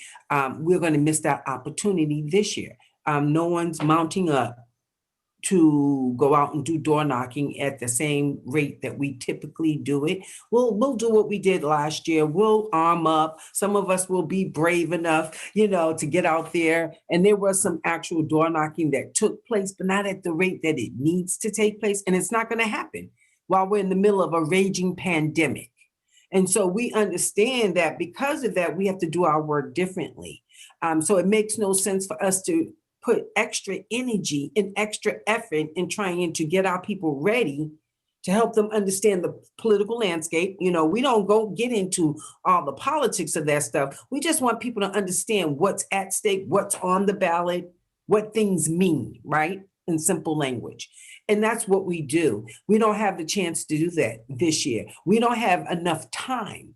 And when you throw in things that are coming down the pipeline, such as re-precincting of Boston, which is a critical issue to all of this, as well as redistricting, which is further down the line, we're not, we've got a lot going on in Boston with the crisis at hand. I don't want to belabor it, but we know people, still need to be fed. People still need housing. All of the crisis that was in effect before COVID is like 100 times higher right now. So putting one more thing on our plates, honestly, we are people too, right? Like we are part of this very same community that we are advocating for the protection of, right? That's putting an additional burden on all of the community. And we right now, between Mass Vote and the Massachusetts Voter Table and our democracy hubs, we organize over 37 different community-based organizations that are part of coalitions. We have a wide reach. That's asking a lot. And that's putting a lot of additional burden on the people, us. I don't know. That was helpful. Thank you, Cheryl. I don't know if I have time for one more question, Madam Chair, or. A brief one, Councillor Flynn. We do want to. Yeah, I'll ask a very brief one, maybe to whoever would want to answer it. With the upcoming. Councillor Flynn, you should really direct it toward one person to answer it, because we have amazing panelists and they all will likely have an opinion. So please direct it towards one person. Okay, I'm going to direct it to Beth, because I was on a panel with her during the height of the pandemic. Beth, tell me about the outreach you would have to do to immigrants and non-English speakers, whether it's absentee ballot, mail-in voter registration. How would that process work as it relates to translation documents? Yes, language justice is one of our highest priorities when we get out the vote in a nonpartisan way, of course. What we are hoping to do is to organize many of the youth programs that work with us and have the great city funding over the summer to organize a nonpartisan youth mayoral forum. I think rushing through this process means that that type of youth organized forum where they get to share what is important to them is likely not going to have the same impact. Rushing through special elections means that getting the questionnaires back, simplifying them, translating them, distributing those both printed and those printed materials and those digital materials is going to have to happen in a much faster clip. We have moved mountains before, and we could do it again. But I really think that for a deeper process for young people, immigrants, and BIPOC voters to be involved, sticking to the regular schedule of a September prelim and a November general election offers far more opportunities for community organizations to meaningfully mobilize people in neighborhoods. That Thank you, Beth. I know Councilor Edwards, I'm out of time. I would like to ask more questions, but I'm out of time. So thank you for giving me the opportunity. Maybe on the second round, I can ask more questions. Absolutely. I just wanted to note, out of a, just out of for humanity's sake, I wanted to give a 2-minute water break to our interpreter, who has been doing an amazing job nonstop, and also wanted to let my colleagues know that we also wanted to take this time while we take this small break to check and see if any Spanish speakers who may not have navigated directly to this channel, or who have been, would like to come and also testify as well and get them signed up. So I just want to make sure I do a quick housekeeping, make sure she can drink a little bit of water. Make sure that the non-English speakers, if there are any, I'm kind of calling out now in English, las personas que no hablan inglés, por favor, si ustedes quieren que hablar, paso un email para Christine Aldano. I'll put it in the chat. I'm sorry, my head is a little bit hurt too. So if someone could just give us the 5 minutes to make sure everyone can participate. Apologize to my colleagues. If any of you have to go right now, I see no hands up. Then can we just take a 5-minute break? I'll make sure everyone's all set. Thank you. 1 second. No problem.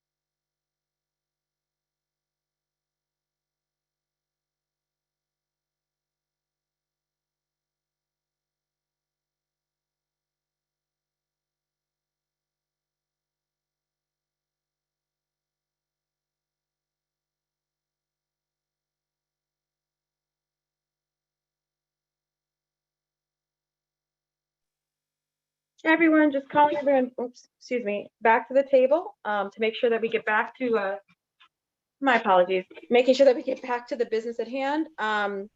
So I'm gonna just make sure. So at this point, I'm actually gonna have Erica, who is our interpreter, get turned back on into this channel to make an announcement in Spanish to make sure everyone can come in and just be reminded to testify. And those that would like to testify in Spanish can also email Ricardo Patron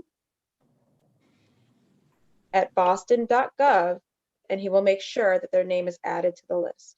So, Erica? Okay, thank you.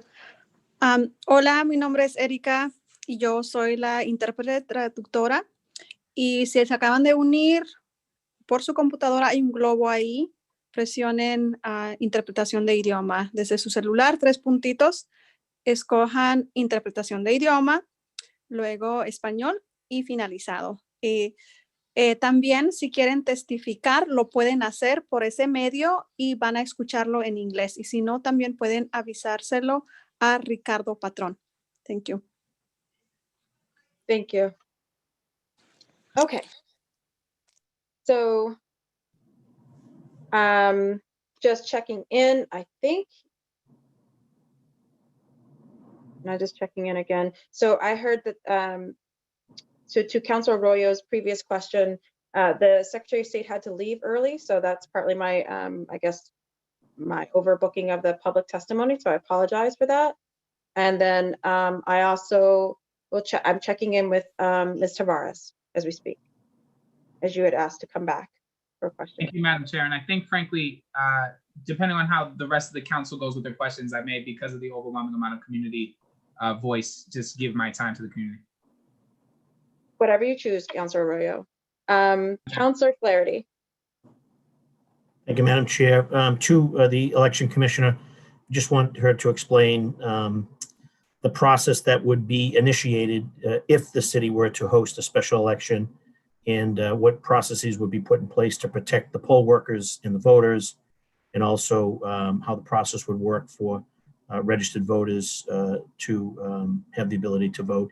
In addition to that, what staffing levels would the election department need in order to execute running a special election, and what would the cost of running a special election be to the city of Boston? So just 5 sort of quick questions that the commissioner might be able to address sort of simultaneously. And again, what process would be initiated for the city to host a special election, and what mechanisms will be put in place to protect the poll workers and the voters? How do we ensure that all registered voters would have the ability to vote either by absentee or by mail? And what level of staffing would she need to carry out a special, and what the cost of running a special would be?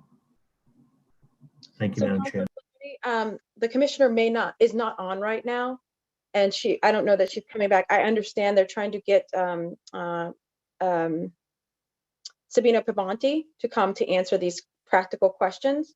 So we're working on that. So if those are your questions. Yeah, thank you, Madam Chair. I see Sabino. Good afternoon, Sabino. I don't know if you heard those questions, but. I'm repeating those questions, Councilor. I really appreciate it. Sure. The question, I guess the first one would, what process would need to be initiated for the city to host a special? What process will be put in place to protect the poll workers and the voters? What process would be put in place to ensure that all registered voters have the ability to vote either by absentee or by mail? What staffing levels would the department need to execute running a special? And what the estimate cost? I know that you probably don't have exact numbers, but what would be an estimated cost to run a special election? So I guess 5 rapid fire questions to someone, quite frankly, who probably knows this space better than anyone, having carried out so many elections in our city. And I appreciate your time and attention. No problem. So the easiest question, obviously, to answer is to run a citywide election is about $700,000 to $750,000, and that's just for a preliminary. So double that for the final election as well. In regards to the safety of the poll workers, our election officials here, candidates, everybody and anybody that will be involved in the election, we will take the same precautions in regards to COVID, social distancing, Proper equipment will be provided. So all safety protocols will be in place.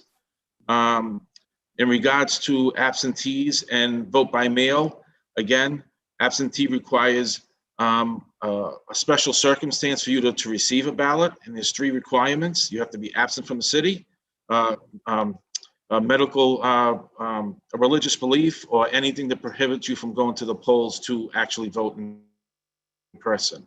In regards to vote by mail, that expansion will expire on March 31st. We'll need special legislation in order for that to carry on to a special election if it was to take place later on in the spring, early summer.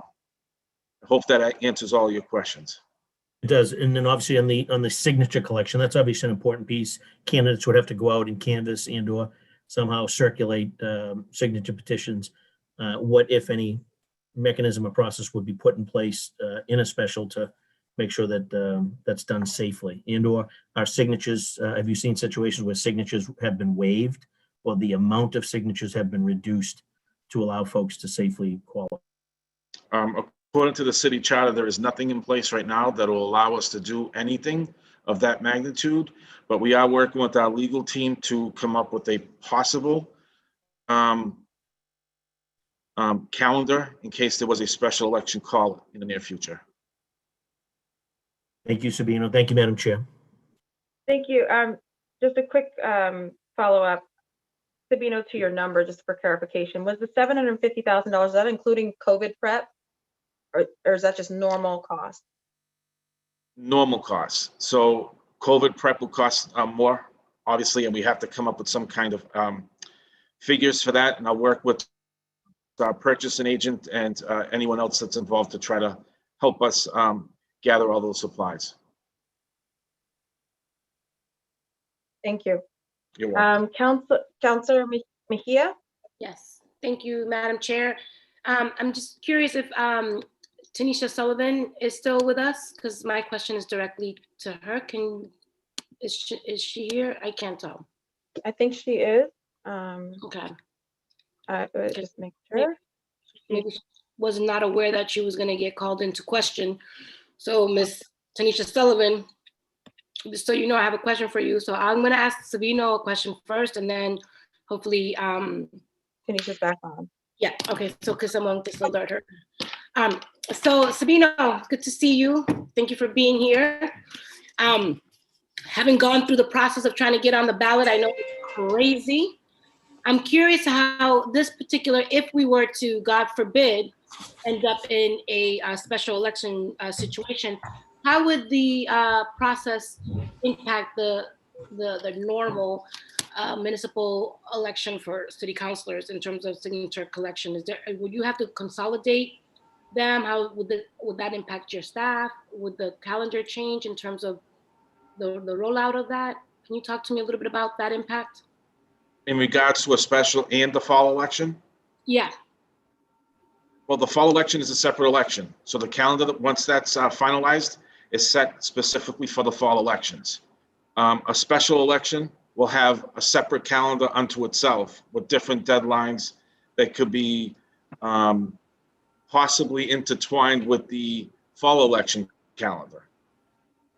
Does that make sense? So that means, kind of. So that means that there is a slight possibility that the folks who are running for mayor will be collecting signatures at the same time, possibly, that those who are trying to get on the ballot for city council.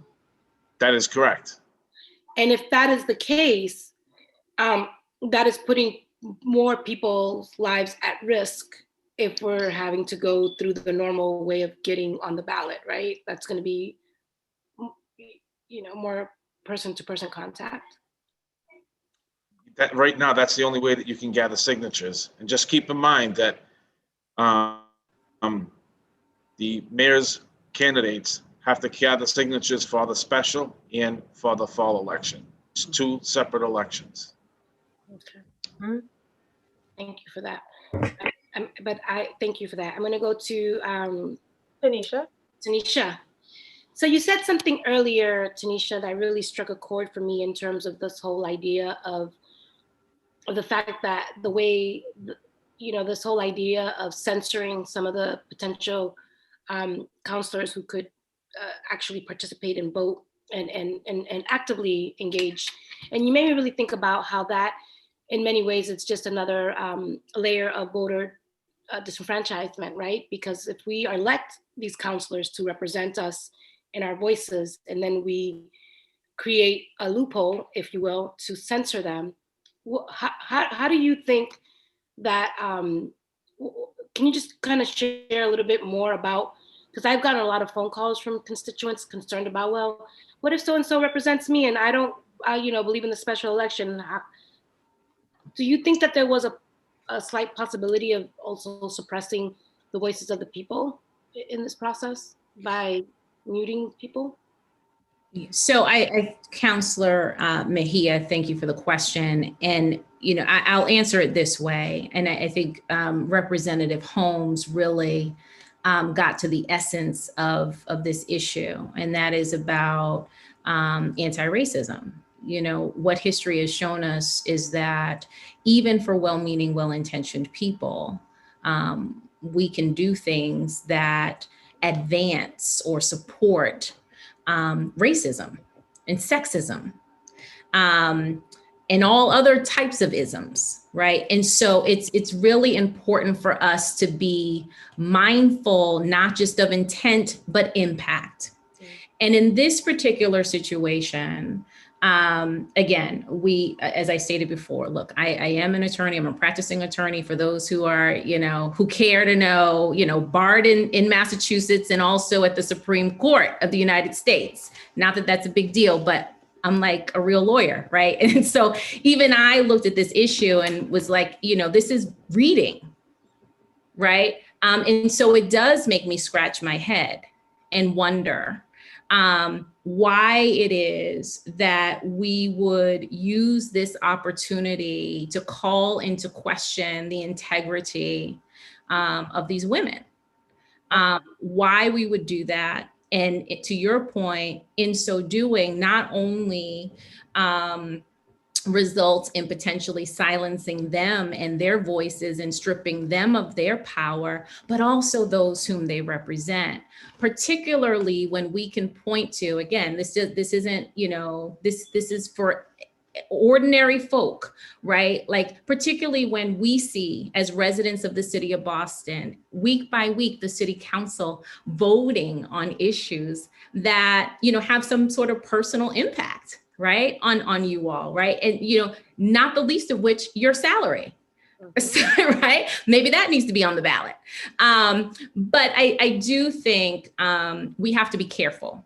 And particularly for those who are ascending into seats of power that we have not historically been in. And, in this council being the most diverse, racially, ethnically diverse, gender-wise diverse, the most diverse with respect to sexual orientation, right?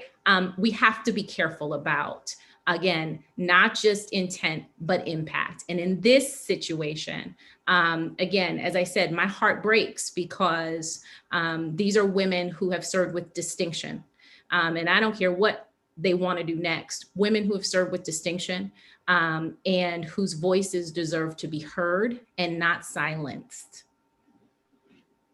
No, thank you for that. And I'm not sure if Councilor Edwards is going to let me know my time is up, and if it is, I totally understand. It kind of is. No worries. Okay. Thank you. Thank you, Tanisha. Thank you, Sabino. Thank you. We're going to go to Councilor Bach.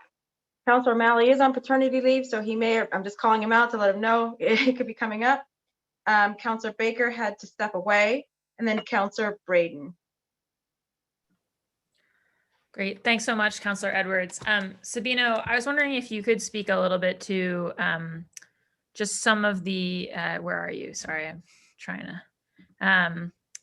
to, just some of kind of the logistical hurdles. You spoke already the signatures, and I agree. I think actually the fact that you've got this risk of overlapping signature deadlines where people would have to gather for a general while still being in a special is honestly probably a reason to make a permanent charter change on this, because that's a situation we would set up anytime we had a special in a mayoral election year. You know, I think that's something that this council needs to take up. And I think a few people today have mentioned the fact that the ideal time to make common sense election charter changes would be not in the middle. I think we've got good reasons in this pandemic to be looking at this home rule today and to cancel a special election. But I think that signature thing is one of the things I want to flag that I think after this, we need to be talking about as a council, kind of how to make it clearer for the next folks and do it in a more permanent way. But I wanted to ask Sabino if you could speak a little bit to kind of the like poll worker recruitment and other aspects of this, because I know when I had an opportunity to talk with the election commissioner, one of the things that was convincing to me was just some of the added elements that you know, she was concerned about in terms of pulling together 4 of these in a year. So I don't know if you could speak just a little bit to some of those challenges.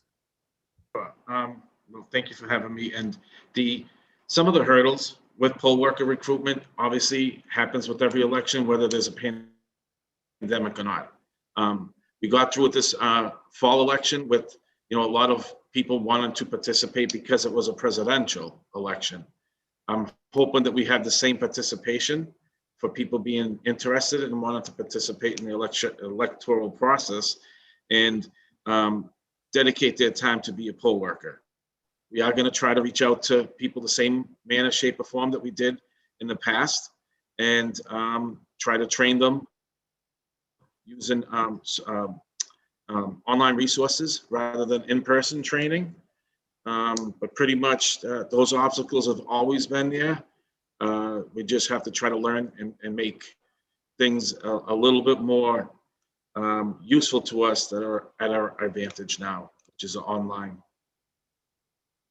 And could you also speak to us just while we have you here about, again, not necessarily in this home rule, but in terms of, you know, if there were election law changes for this year, let's say, regardless of whether there's a special and a general or only a general, like what are the particular things that obviously we would need state action to change, but that like we wish were extended or that this body should be advocating with our state partners to extend in order to have safe elections this year, period? That is something that our office and the state office is currently in discussions to try to get something passed that will help for all future elections. Again, it's a discussion that we're currently having. It's not something that's etched in stone, but I believe the vote by mail is definitely going to help all future elections, no matter if there's a pandemic or not. It looks like it's here to stay. Great. Yeah, just let us know. I think, I mean, I think Councilor Arroyo and I both discussed a couple weeks back the fact that it didn't make sense to try to put those kind of election changes in a home rule like this, but that you might need the council support. Not on vote by mail, we hope that they will extend statewide, but that there are other things related to signatures and stuff where you might need our auxiliary support. Yeah, I think that's something there'd be strong support for here. So just keep us posted. Madam Chair, I know we're pressed for time. We still got a lot of public testimony. So I think that's it for my questions. I just want to say if there was infinite time, it's. There is not though. There is not. Okay. But just to say, I really appreciate, especially hearing from the voter table, and just really want to echo the fact that it's not just that canvassers and stuff are a way of communicating information to voters. It's like actually relational, right? It's actually about the fact that we build our democracy through talking together about our democracy. And so there's something like it's more than a tool. It's kind of fundamental to how we build the city up. So I just really appreciate the work that they do there. And like I said at the start, to me, that's kind of the convincing factor here. So thank you. Councilor Arroyo, you quickly raised your hand. I don't know if it's for clarification or to do your testimony, or you want to do your questions that you. Yeah, yes, if it's okay with the chair. If you want to follow the order, that's fine, and you can come back to me. Or if it's okay for me to go now, I have questions for Sabino. Councilor O'Malley, Councilor Arroyo had initially wanted to ask questions specifically to the commissioner. She had stepped away. And so he waived his time. I'm wondering if, since Sabino's here, if he could go ahead and Councilor Arroyo can go ahead and ask some questions. Thank you. Ahead of you. Certainly yield. Thank you. Thank you. Counselor Thank you, O'Malley, Councilor or O'Malley. Counselor Arroyo. And that's a beautiful child, Councilor O'Malley. Mr. Piemonte, I just have two questions. How many, or three rather, but two related. How many poll workers do you need to staff just one election? The minimum requirement that we'll need is about 1,600 poll workers. We staff a little bit above that to help with any language barriers that may be in certain precincts in order to help with translations. We also employ a translation dial-in line here in City Hall to help with any locations that don't have people to translate at their actual precincts to call in. So we do have a lot of overlapping poll workers across the city, as well as here in City Hall, to help facilitate an election. Between 16 and 1,800. So that's 16 and 1,800 for primary, 16 for 1,800 again for the general, and then 16. So 4 times you're gonna have to get. So it's 1,600 to 1,800 times 4, basically. That's correct. On the perfect world, it'll be the same people for all 4 of those elections. Okay, in a perfect world. And so in that instance, is it fair to say that the vast majority of those poll workers traditionally are over the age of 55? Yes.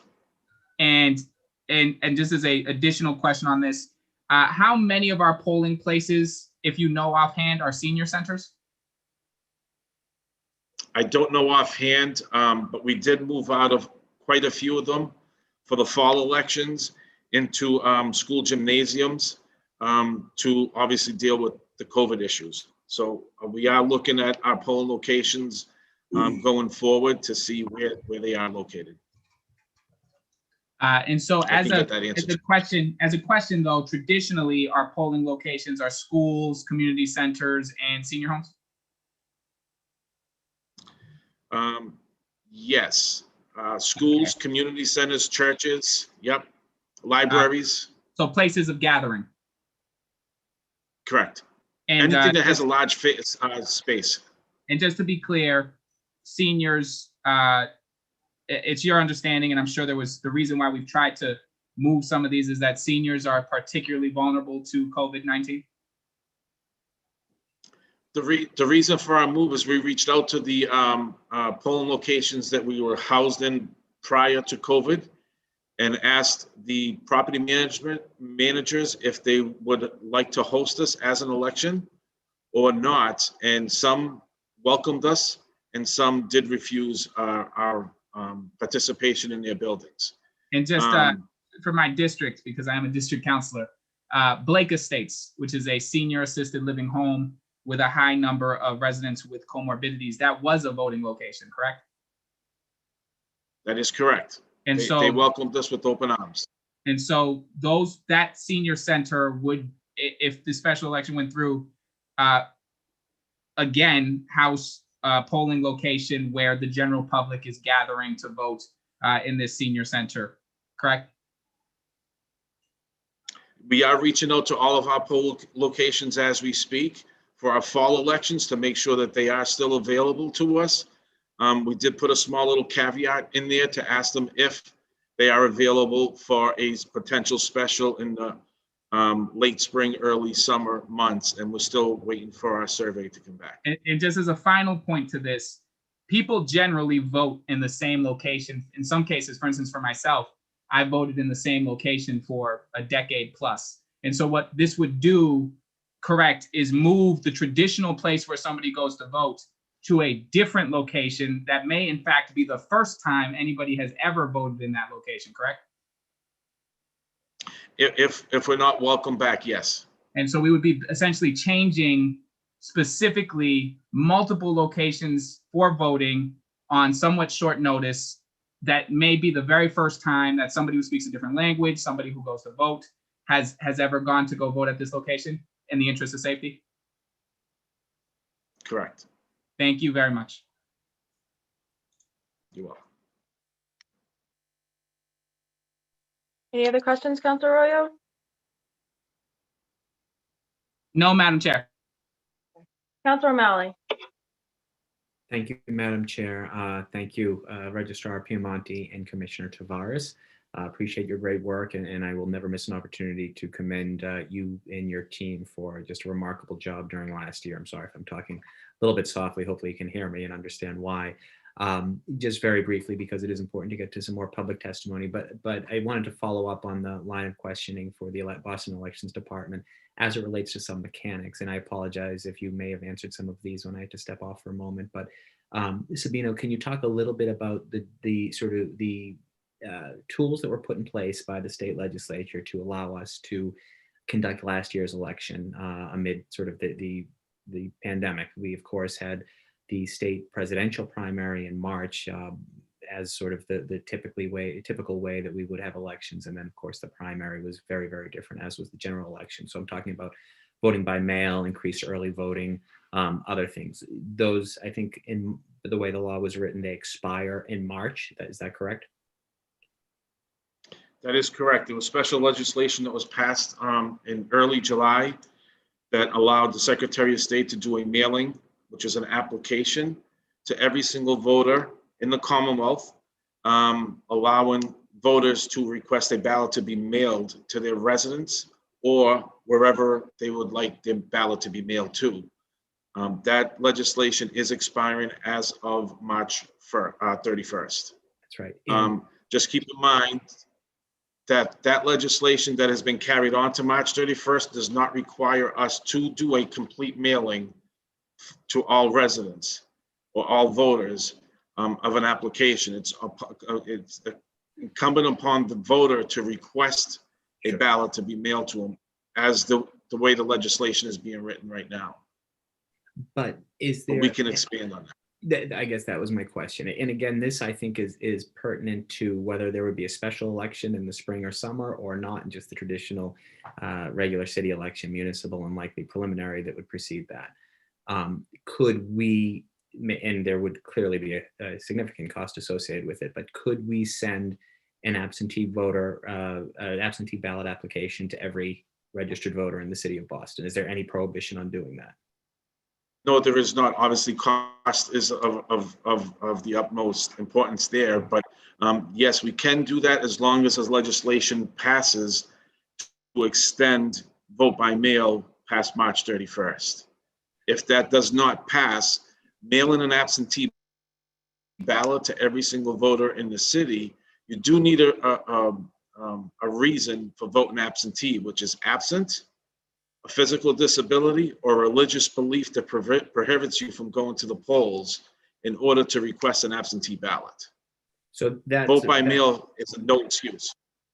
So that's a relevant point. And again, I think we'll save this for another hearing. I think it's outrageous that the state current law exists in such a way that an individual can't just request an absentee ballot. I think we're one of a handful of states in the country that has that archaic prohibition. So I'm hopeful we can change that going forward. That's not pertinent to this hearing right now. But if nothing were to happen and the state law were to not be changed, we could not, on our own volition, if we deemed it a worthy expenditure, again, whether it be a special election or this in sooner or the regularly scheduled election this fall, we could not send a absentee ballot. We could send a letter, presumably. There's no prohibition on sending letters to registered voters, but we could not send an absentee ballot application to every voter unless the state law was changed. Unless the state law changed, correct, to expand vote by mail, that does not require a reason to absentee vote. Okay, and then that's helpful. And I know I'm coming up close to my 5 minutes. Are there other statutory prohibitions that limits what we can do in terms of administering elections? In other words, could we, on our own, if we're willing to pay for it, establish an increase in early voting sites and early voting hours? Or would we need state enabling legislation to do that? We would also need state legislation to expand early voting. That also expires on March 31st. Okay. That's helpful for now. That's all I have, Madam Chair, and thank you, Sabino, thank you, Commissioner Tavares. Thank you very much. Councillor Braden, then I'll go, and then we go back to the public until they're, for a long time, unless any of my colleagues would like to do another round after some significant amount of public testimony. Thank you, Madam Chair. Excuse me, I've got a tickle. I just had a question. I think this is probably a question for Sabino. In the absence of somebody from the State Elections Department, Secretary of State.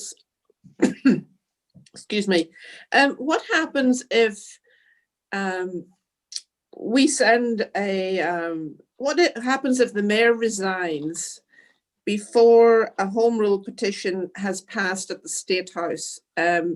So there's that sort of no man's land, if I may call it that, where we don't have a home rule petition passed, and we have an order in our, as far as I understand, in a charter that said we have to have a special election forthwith. Is that how it's going? Is that how it would go down, or is there any wiggle room there? I'd have to check with legal counsel on that. That is something that's a little bit out of my realm to answer.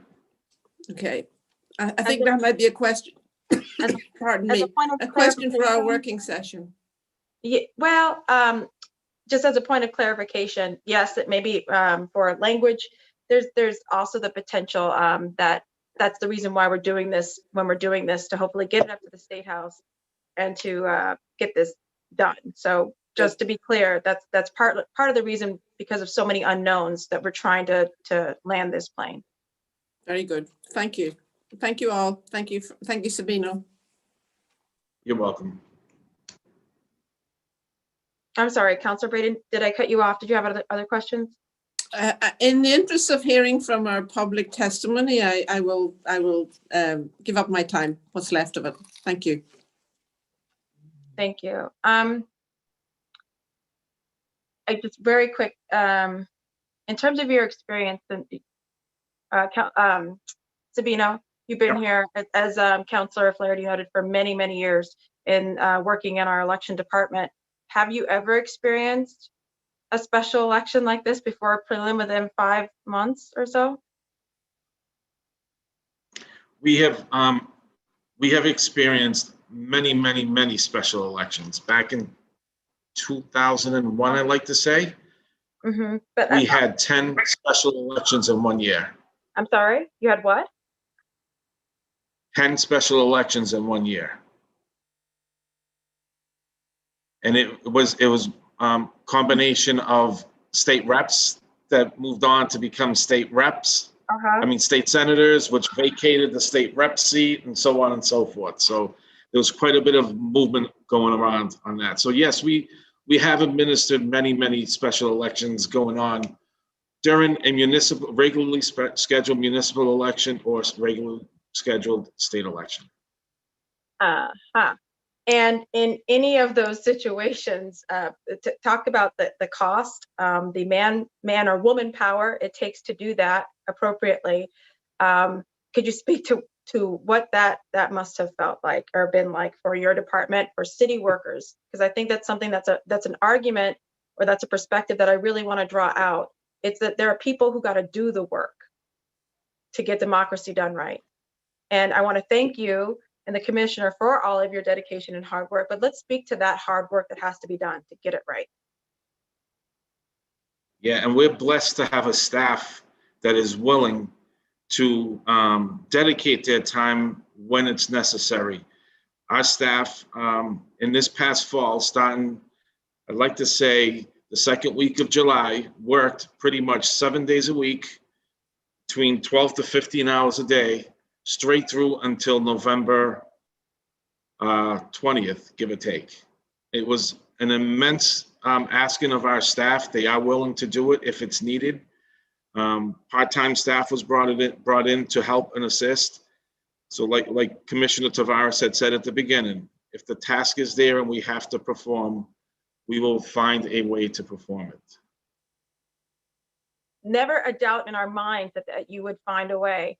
I think what we'd like to hear is how hard it is. I mean, it doesn't mean that I'm not doubting that you guys could do it. I think what I want to hear is about the practical, when you have a special and you have back-to-backs in the months, We talked about signature gathering. We talked about all of this, and I don't believe there was a pandemic in 2001, right?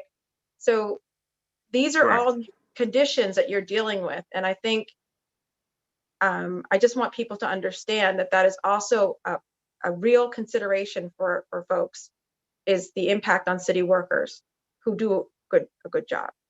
And I want to thank you for all the good work you do. The other thing I want to address in the room, and just to be very brief, because I don't want it to actually, the focus of today's conversation is special or no special, right? And so, and thus far, I haven't actually heard any arguments or any proponents to have the special. So I don't know that there's really much disagreement in this room, actually. But I want to be very clear. I did ask for advice, which is normal. That advice was given to my colleagues, also to the State Ethics Commission, also to Corporation Counsel. As several of my colleagues have stated, the final voice on ethical considerations is the State Ethics Commission. And as several of my colleagues demonstrated, they went directly to that commission for an opinion that impacts them. That's good, that's the process. And that is, I just want to be clear. When we talk about intentionality and we talk about why people did things, I don't believe, and I hope no one questions my intentionality when it comes to women of color, to Black women, or that in any way, shape, or form, my friends who are running for office, that I would question their integrity or their voice or their ability to be present. And if that is the interpretation you have from any of these actions, well, that's the interpretation I guess you choose to have. But I'm telling you what was in my heart and in my mind when I asked the question. And to my friend and to the competent, kind attorney who I work with, Christine O'Donnell, I don't want you to ever think I questioned what you did, why you did it. You answered a question. We are all lawyers. We can disagree and not be disagreeable. At the end of the day, my colleagues went to the highest source on this. They have spoken. The process is continuing. We will have a working session on Friday at 2 p.m. We will discuss the language, and then we will have a vote on the 3rd. This is moving, as I promised it would. So now, moving on with this conversation, I wanted to go to back to public testimony. And the folks in line to speak, because I was the last counselor, unless any other, no, I don't think any other counselors wanted to or can, are here. I will go to, I have up next, Lee Nave, Abdi Ali, Ashley Rose, and then we have a group of Chinese Progressive Association members. And so we will give them that time. It's about 5 or 6, and they will be not doing simultaneous translation. So we will need to give them that space of time. So that'll take a little bit of time. So if Lee Nave is available.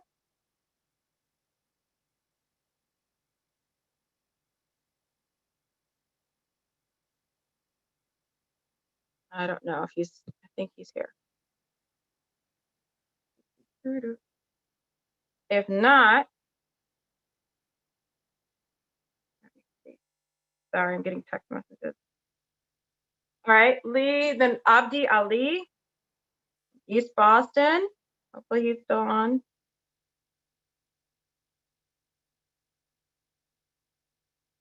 Hello, Counselor, I am on. Can you hear me?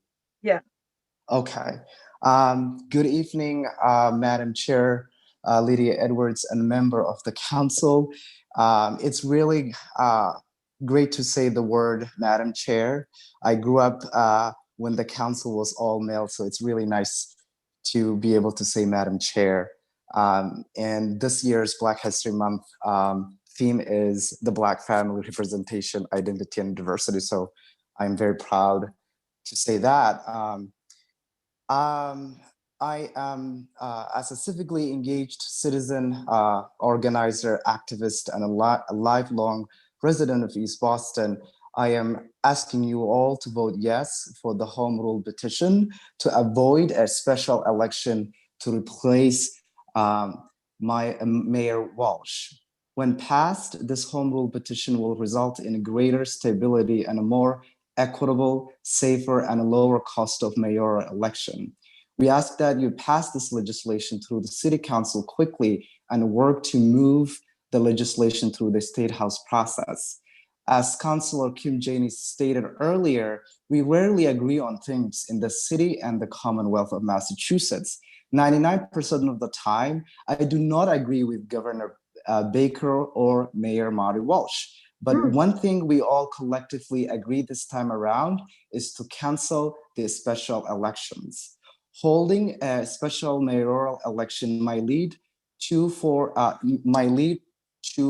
people serving as mayor between February 2021 and January 2021.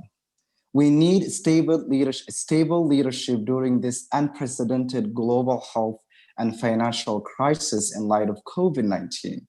High participation in two safe elections will lead to greater public trust in our democratically elected leadership, which is crucial for the city's COVID-19 relief and recovery efforts.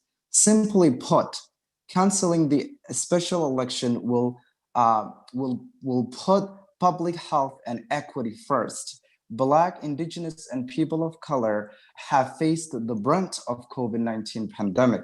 In this critical moment, when our city has awoken to the importance of focusing on equity, we believe Black, Indigenous, and Latinx community, immigrant people with disabilities, low-income people, and essential workers must have a voice in electing the next mayor of Boston without fear of catching COVID-19. With the expiration of vote by mail and expanded voting on March 31st, 2021, a special election would likely rely on in-person voting. Holding two additional elections indoor venue creates unnecessary risk spreading COVID-19, which my community of East Boston has been impacted tremendously. Additionally, the city must hold primarily and a general election. Holding two city-wide elections which would cost an estimated additional $3 million. As an organizer and activist of East Boston, my community is facing displacement, eviction, food insecurity, and housing insecurity. That funding could be used for my community. Just last night, I attended where we were fighting to keep family in their home. So I highly recommend and highly urge the councilor to be able to cancel the special election and support the home rule petition. On top of that, as a product of Boston, as somebody who grew up in Boston, it's time for me to see a mayor who looks like me, a mayor who sounds like me, and a mayor who represents me the most. Thank you for your time, and thank you for putting the hearing together. Thank you. We have Lee Nave.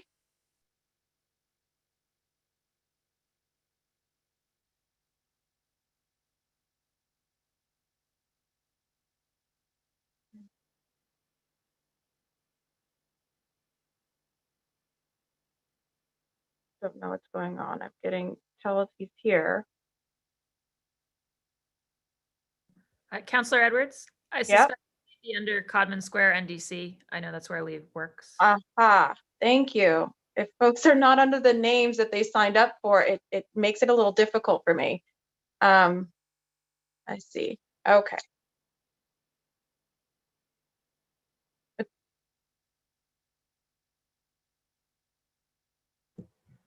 There we go.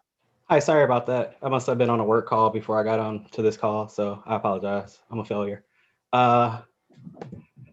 Good evening. My name is Lee Nave. I am an Alston resident and a community organizer in multiple neighborhoods in the city. I live with my wife, an immigrant from Indonesia who's lived in the city for over 20 years, and my son, an eight-month-old. Neither of them can vote because of legal status, and one because he can't talk yet. Therefore, as the sole voter in the household, I represent all of us every time I, as an American citizen, use my privilege of the ballot. This makes me pay attention more than ever to what's going on in the city I want my family to grow and thrive in. I want to thank the chair, Councilor Edwards, and the author, Councilor Arroyo, for putting this home rule petition before the city for us to really explore in depth as possible. As a voter, a resident, and a Black man, I want our system to be equitable as possible, and even as important, as safe as possible. In a time where we've seen over 1,000 of our neighbors taken due to a worldwide pandemic, we need to ensure that our future as a city has leadership that values public health and the voices of its citizens to the utmost. I am in support of today's home rule petition with the optimistic hope that we can explore permanent solutions to end such practices, that of special elections. I'm happy to see Rep. Holmes fighting in the State House in support of such solutions. I'm even hopeful as we consider Friday's working session before the vote on the 3rd, that we can lay the groundwork for such a move to be made by the leaders of our city in the most or not so far future. However, as I've examined discussions over the last couple of weeks that have led us to today, I have concerns. This process from the outside of the halls of the City Hall have been pretty disappointing to witness. Folks have pointed fingers at each other as City Council staff with reckless abandonment. More shade that you could find under a weeping willow tree in the middle of July in Savannah, Georgia has been thrown. If it can be legal memos, who said what, poison pill amendments, etc., there has been a massive cesspool of unnecessary tension. It's politics, we know this. I know this. I basically just want the infighting to stop. I want us to continue to value what is most important, democracy. This is the time to unite under the goal of protecting the city from dangers we really have never seen. Not to use another Georgia reference, but I basically don't give a damn whom you support or why for mayor. Backroom, cloakroom deals, don't care. We are talking today about preserving democracy and saving lives as a community organizer. That is why I am in the business of doing personally. I know that's why most of you ran for office, to serve, amplify, and preserve the rights of your residents. So do it. I'll even mediate the Oslo Accords with you like I'm Jimmy Carter. Sorry for another Georgia reference. It could be virtual on Zoom or socially distanced on the corner on Comm Ave. Thank you all for listening, and I look forward to this home rule petition being passed, signed by the mayor, ran through the State House, and signed by the governor well before St. Patrick's Day. And I look forward to the very practice of special elections to be ended sooner than later in our Commonwealth so can have true equity in this democracy. Thank you. Thank you very much, Lee. Moving on, Ashley Rose, and then again, we have a group of members from the Chinese Progressive Association who will be speaking, and we'll just give them, they're going to take more than the average 2 minutes. As I explained, they will do their testimony in Chinese, and then it will be explained or translated in English. I'm also getting word that our Spanish interpreter, unfortunately, may have to leave.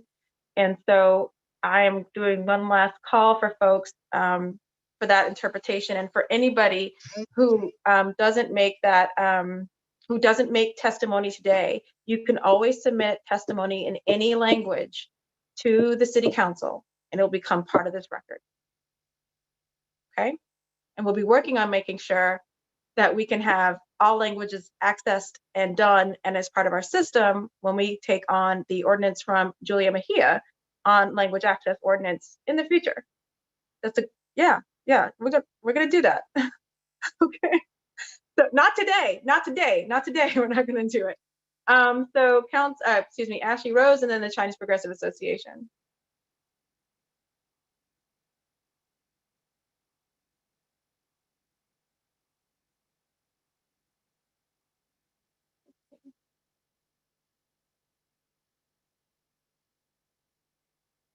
I don't see, I'll call her again. While we wait for Ms. Rose, why don't we go ahead and just give the group, the Chinese Progressive Association, the time. Are they prepared? I see Karen is there. Karen? Yeah, hi Lydia, thank you. Welcome. I don't see Jen Hua Tang is, she's been listening the entire time, but I don't see her on the attendee list. Whoever has the power to do that, if you could unmute her, that would be great. Okay. Jen Hua Tang, JIAN HUATANG。湯建華，你聽唔聽到？佢佢哋試下咧會幫你係取消個靜音，咁跟住咧就江麗瓊咁陣間佢哋會我會叫佢哋靜你嘅音，咁然之後咧就淑玲。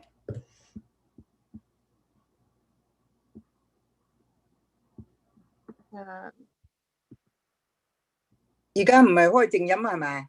而家你等阿湯建華講咗先啦。So Miss Jane can testify now if you guys want to figure out how to get 解除咗啦。解除咗。Okay, you have June's phone. Okay, 咁湯建華你講先啦。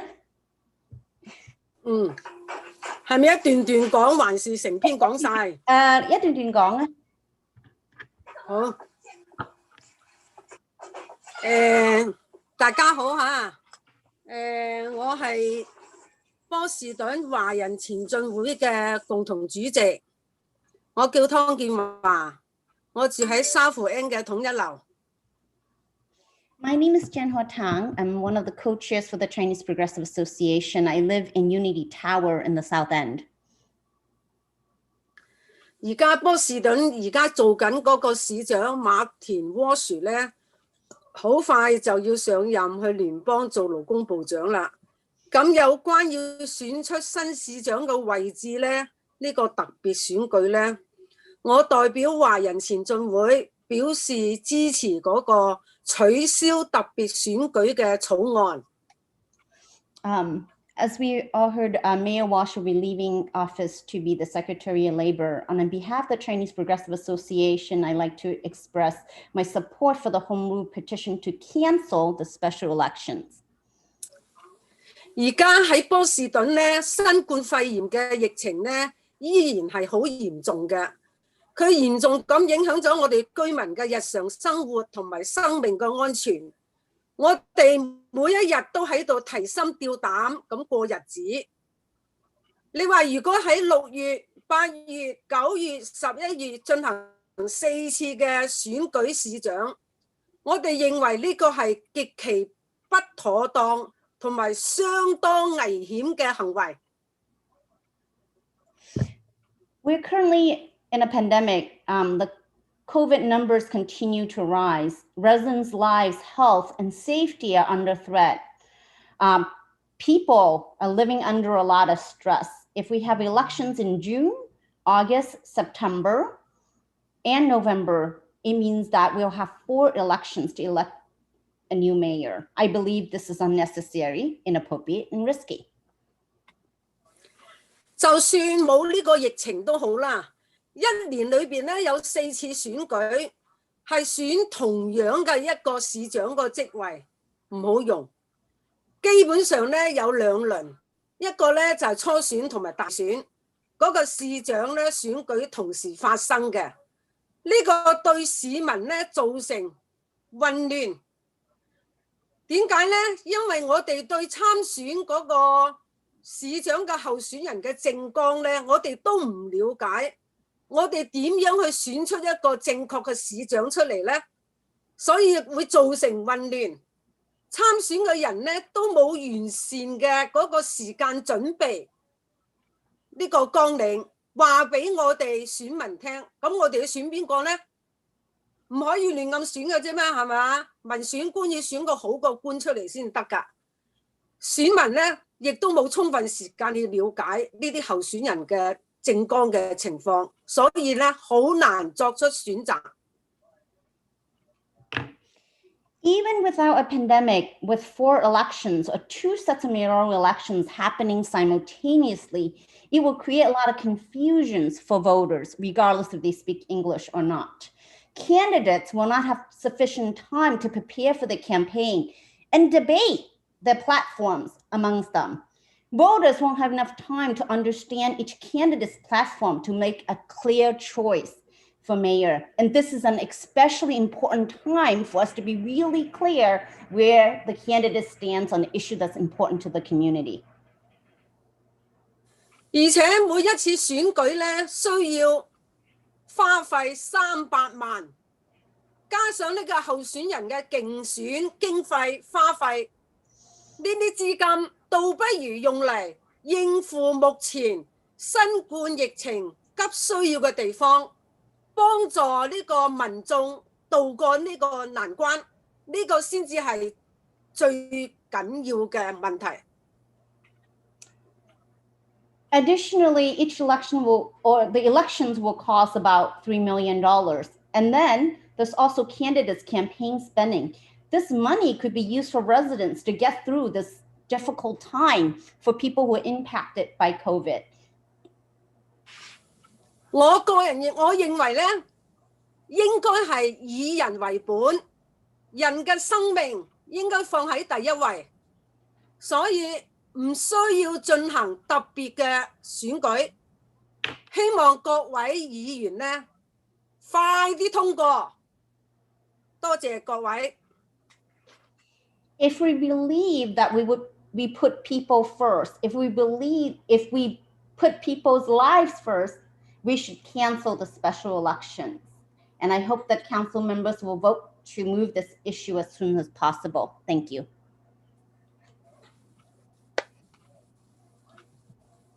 江麗瓊，你有冇辦法可以取消靜音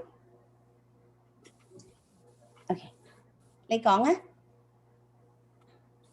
So we'll move on to the next person. 你講啊，江麗瓊。Can someone help unmute the name that with the Chinese characters on it, Miss Zhang? Sure.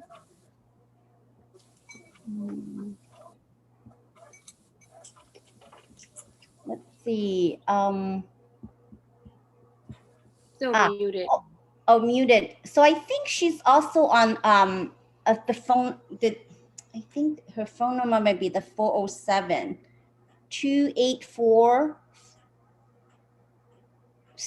If you can unmute her, that would be great. I see that number. Okay. Oh, that's Su Ling. Okay, yeah.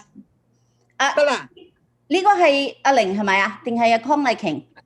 江麗瓊。哦，江麗瓊你講啊 ，Go ahead。OK， 好。咁我講下。OK， 你講。大家好。我叫江麗瓊，係前進會嘅會員。我住在57 Old Landing Way， 超市灘。Good evening, everyone. My name is Li Ching Jiang. I live at 57 Old Landing Way in Charlestown. I'm a member of the Chinese Progressive Association. 我認為咧，唔應該舉辦呢個特別嘅選舉。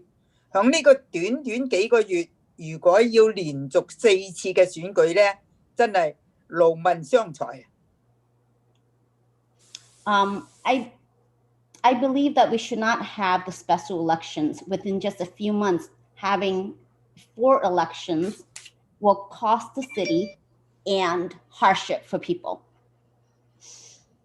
而且咧，對於我哋咁樣嘅英文都唔係幾精通嘅人嚟講咧，都會帶嚟種種困難。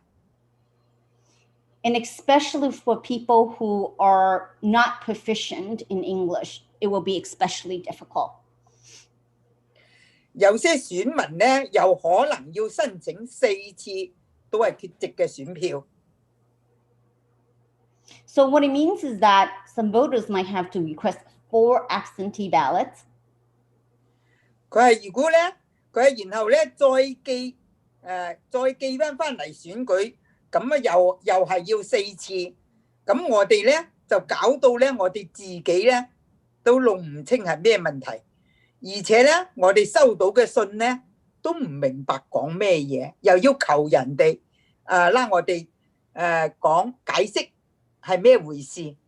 咁係咪對我哋一竅不通嘅英文不懂嘅人係咪好大嘅困難呢？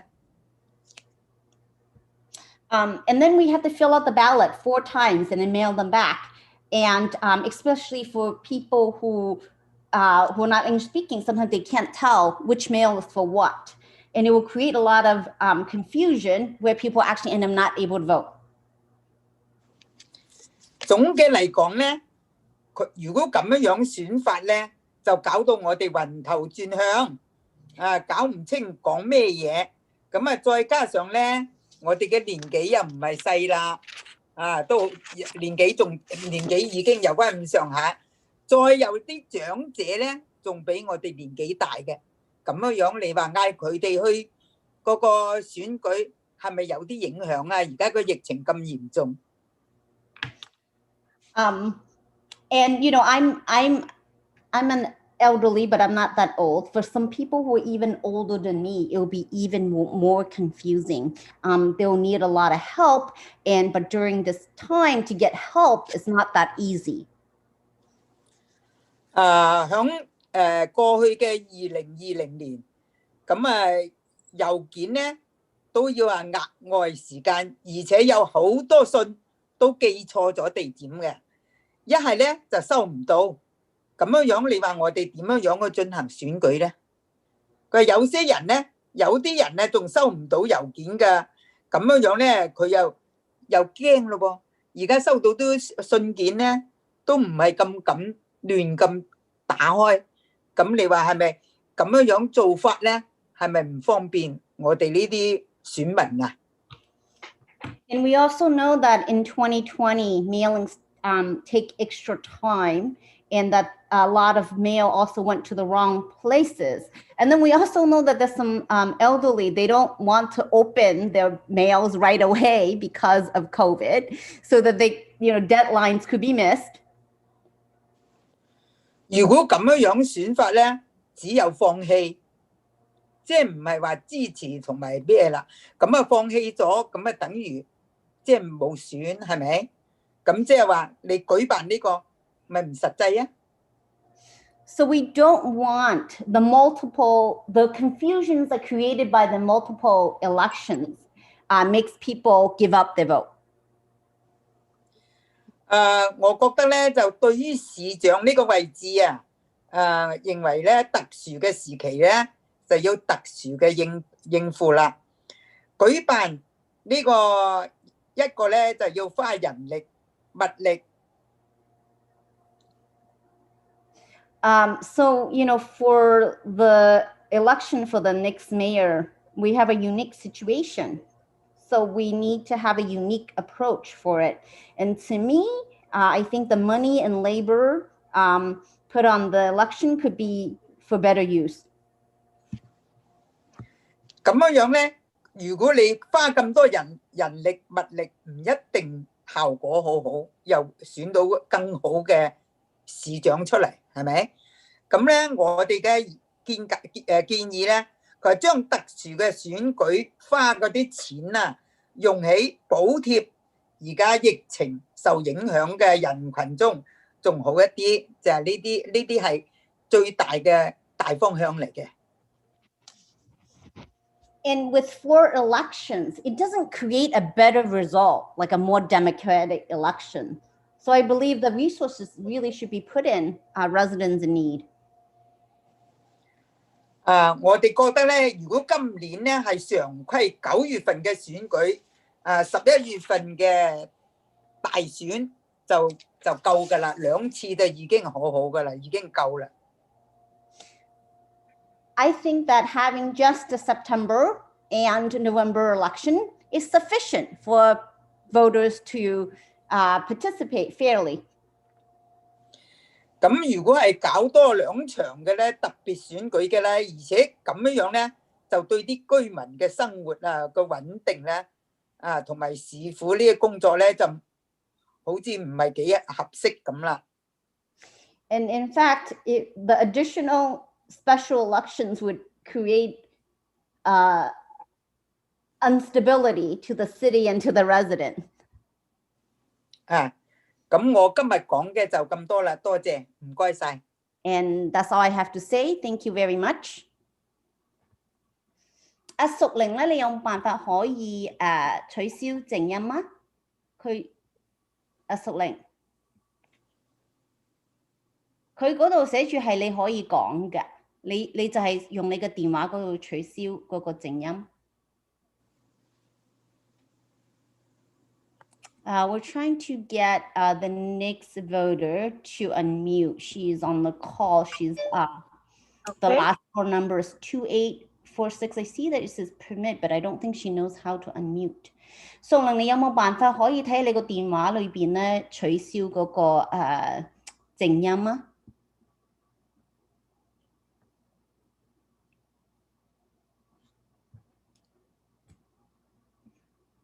因為佢嗰度係俾你取消靜音㗎，咁你要自己個電話嗰度校咧先至得㗎。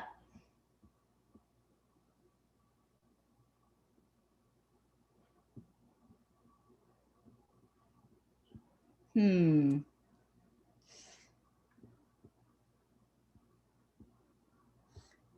know what's going on. 阿素玲，或者你可以撳星6睇下得唔得？ So I'm trying to get her to see if through her phone if pressing *6 would help.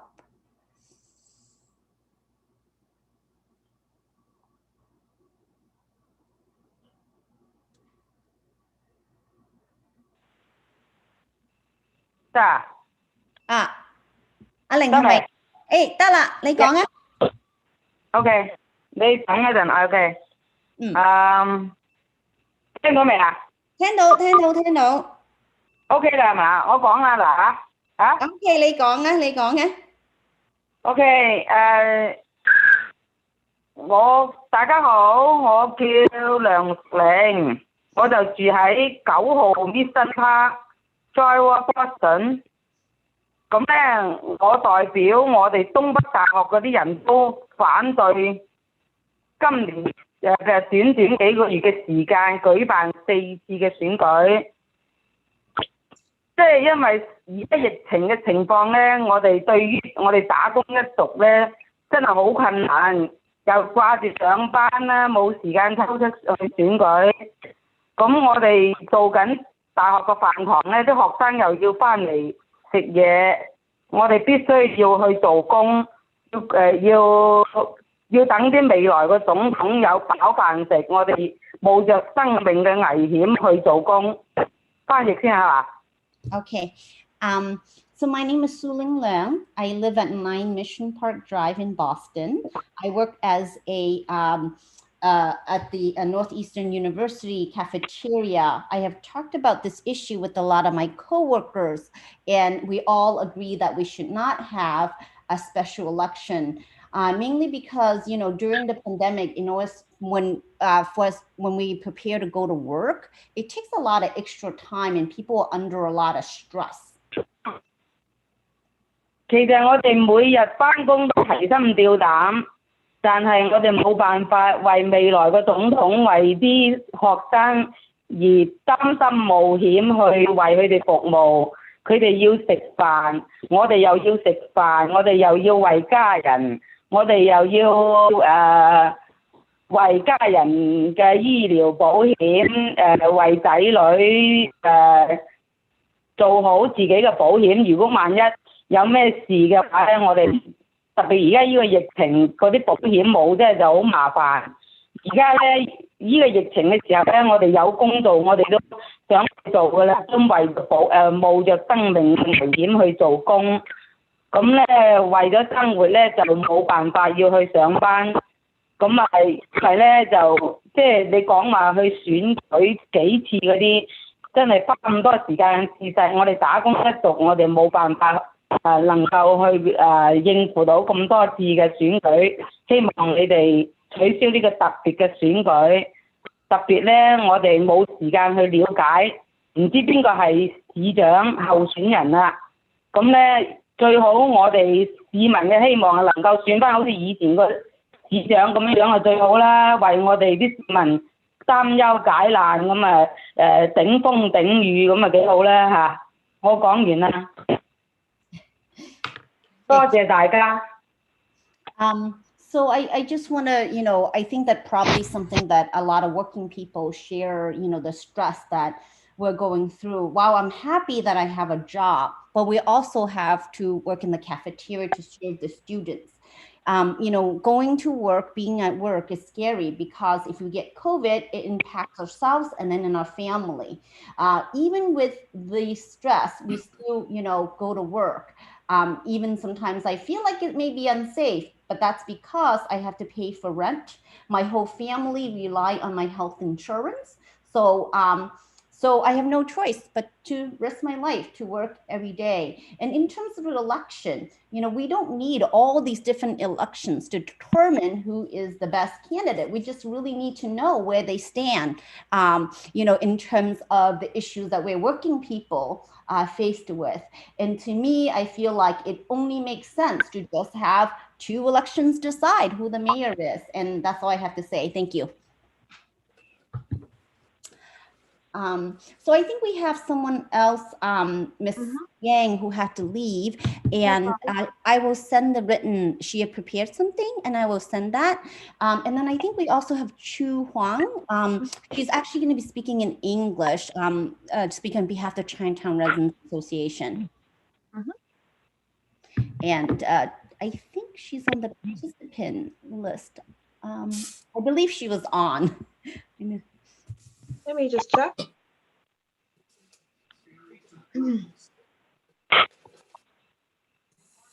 I hear a number coming on. Is someone on the phone?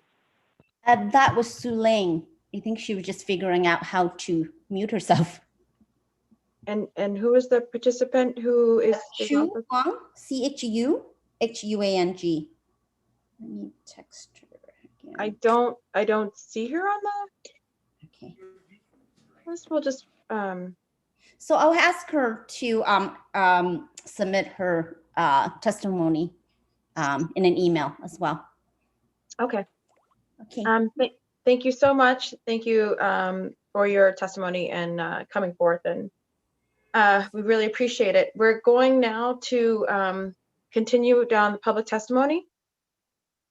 We have, and I'll give some people some time, a little headway. James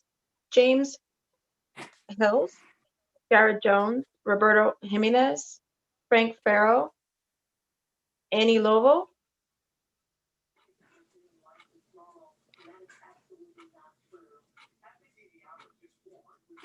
a little bit of time to get adjusted up, make sure people are ready to testify. So. Yeah, I can testify. James, is that you? Okay, yes. Feel free, go ahead. Ready? Yeah. Okay. Good evening to the Honorable Councilors Edwards, Arroyo, and Campbell, and President, soon to be acting Mayor Kim Janey, and other members of the council. I will start with the model or theme curated by Sean P., Puff Daddy, P. Diddy, now Diddy, Combs, used to mobilize the Black vote a few years ago. The theme was Vote or Die. It is in that understanding and my own experiences of deaths due to COVID that I convey to you and compel you to forego the special election. Anything less will cause many to vote and die, not or, but and die. As many has previously stated or noted, the CDC, the state, and the city's health commission stats confirm that Black and brown Bostonians are dying at higher rates than any other marginalized community in Boston. It has been stated that COVID-19 has impacted our lives. Well, COVID-19 has ended many, and a no vote will potentially cause more death, pain, and trauma. Consider what will happen to the positivity rate, currently over 11% in many of Boston's Black and brown zip codes. I firmly believe that if this council does not vote to forego the special election, it will potentially increase the deaths of many of Black and brown Boston voters. We do well at considering the impact on elder voters, but what about the 300 plus young people registered by Kerry Mays and Gang Votes who will vote for the first time and potentially contract COVID-19 and take it home to other elders, potentially with comorbidities causing more death, more pain, and more trauma? Think about that. Let's not mention the cost of 4 elections, $3 million. Yeah, there's some other line items that could use that support. Again, anything less than a yes to forego the special election is causing Black and brown Boston to potentially vote and die. Thank you, respectfully. Thank you so much, and thank you for staying within the 2 minutes. I wanted to acknowledge, though I don't know if he's going to be testifying, Councillor Representative Adrian Modero from East Boston has joined us for some of the conversation. Again, he didn't sign up to testify, so I apologize if I'm spotting you, Adrian. I just wanted to acknowledge that you came. So just text or send something to let me know if you want to testify. Just going in order, though, we're going on to Jared Jones. Thank you, Chair Edwards. More than anything, I'm frustrated and I'm disappointed that we're sort of so deep into this conversation. I understand that it's a necessary conversation, but we all seem to be on the same page that the special election ought to be skipped. And it's concerning that there are folks who are willing to sacrifice even one life for an additional election. And I want to know what would be the advantage of having an additional election. Any of us who's worked in the nonprofit or public sector knows that the more asks you make of people, even if it's for their own good or they want the help, they requested the help, you make another additional ask, the participation goes down that much. That's just the nature of things. I think that one person mentioned early on setting a precedent. What type of precedent does it set? The precedent's already been set in Lawrence and it's been fortified by the state courts. So then the precedent's also a good precedent. It's putting the voters first, their safety first, and ensuring that all candidates have a chance to come out and make their names known. So the precedent, whatever the precedent is, has been set and it's a good precedent to follow. Furthermore, I think that it's been made clear there's no conflict of interest for any counselor that wants to run who may go ahead and vote. And I just can't, I really want to know, for all of beyond the black and brown aspect of it, it's instability for the city, and you are quite literally risking lives, and one life is too many. So I want to know why there would be value in having a special election, and why is it worth risking someone's life to do that?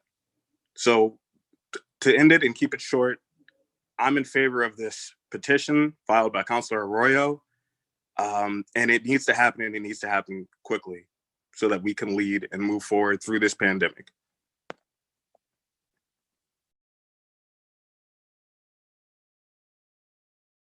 Sorry, I was muted. Thank you very much. Roberto Jimenez, Frank Faro, Annie Lovo, and then the next group would be Amanda, Jusino, Luis, Elisa, Sue Sullivan. Roberto Jimenez.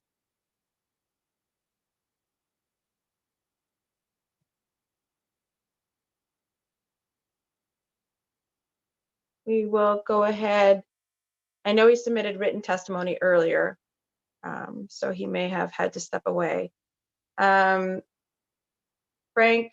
Farrow from Levante, Boston.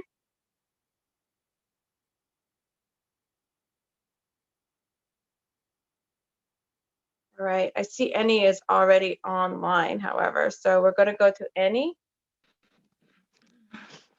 Buenas noches, Lidia, no escucho la traducción al español, pero voy a hablar en español, no sé si escuchan los de inglés. Okay. Buenas tardes, mi nombre es Annie Lobo, vivo en East Boston y voy a hablar un poco sobre el impacto que sería para nuestra comunidad tener una elección especial, por lo cual estamos en desacuerdo realizar una este año en una época coyuntural que tenemos una pandemia. He trabajado por más de 10 años tocando puertas, haciendo llamadas, etcétera, en diferentes acciones y elecciones, y por eso puedo decir firmemente que realizar una elección especial sería un impacto grande para nuestra comunidad. ¿Por qué? Porque estamos en un segundo año de pandemia y el City Hall debe ser la primera entidad que debe practicar las mínimas normas de seguridad a la comunidad que por un año hemos estado diciendo manténgase, quédese en casa, haga todas las normas de sanitación que debe hacer. Y muchos de nuestros votantes prefieren a veces salir a votar porque no les gusta votar temprano, no les gusta votar por email, porque dicen que nadie les asegura que su voto ha sido contado. Entonces todo eso lo sé por más de 10 años que tengo experiencia de tocar puertas hablando con miles de votantes. Por la pandemia el año pasado fue difícil hablar con nuestros votantes porque decidimos cuidar a los vecinos y a nuestros voluntarios tanto contacto y evitar más contagios. Entonces, lo que significa todavía que va a ser más difícil hacer contacto directo con ellos debido al clima y a todas las normas que debemos tener para eso. Solamente recordar que la comunidad más afectada por el COVID han sido las comunidades negras, indígenas de color y en particular en East Boston la comunidad latina.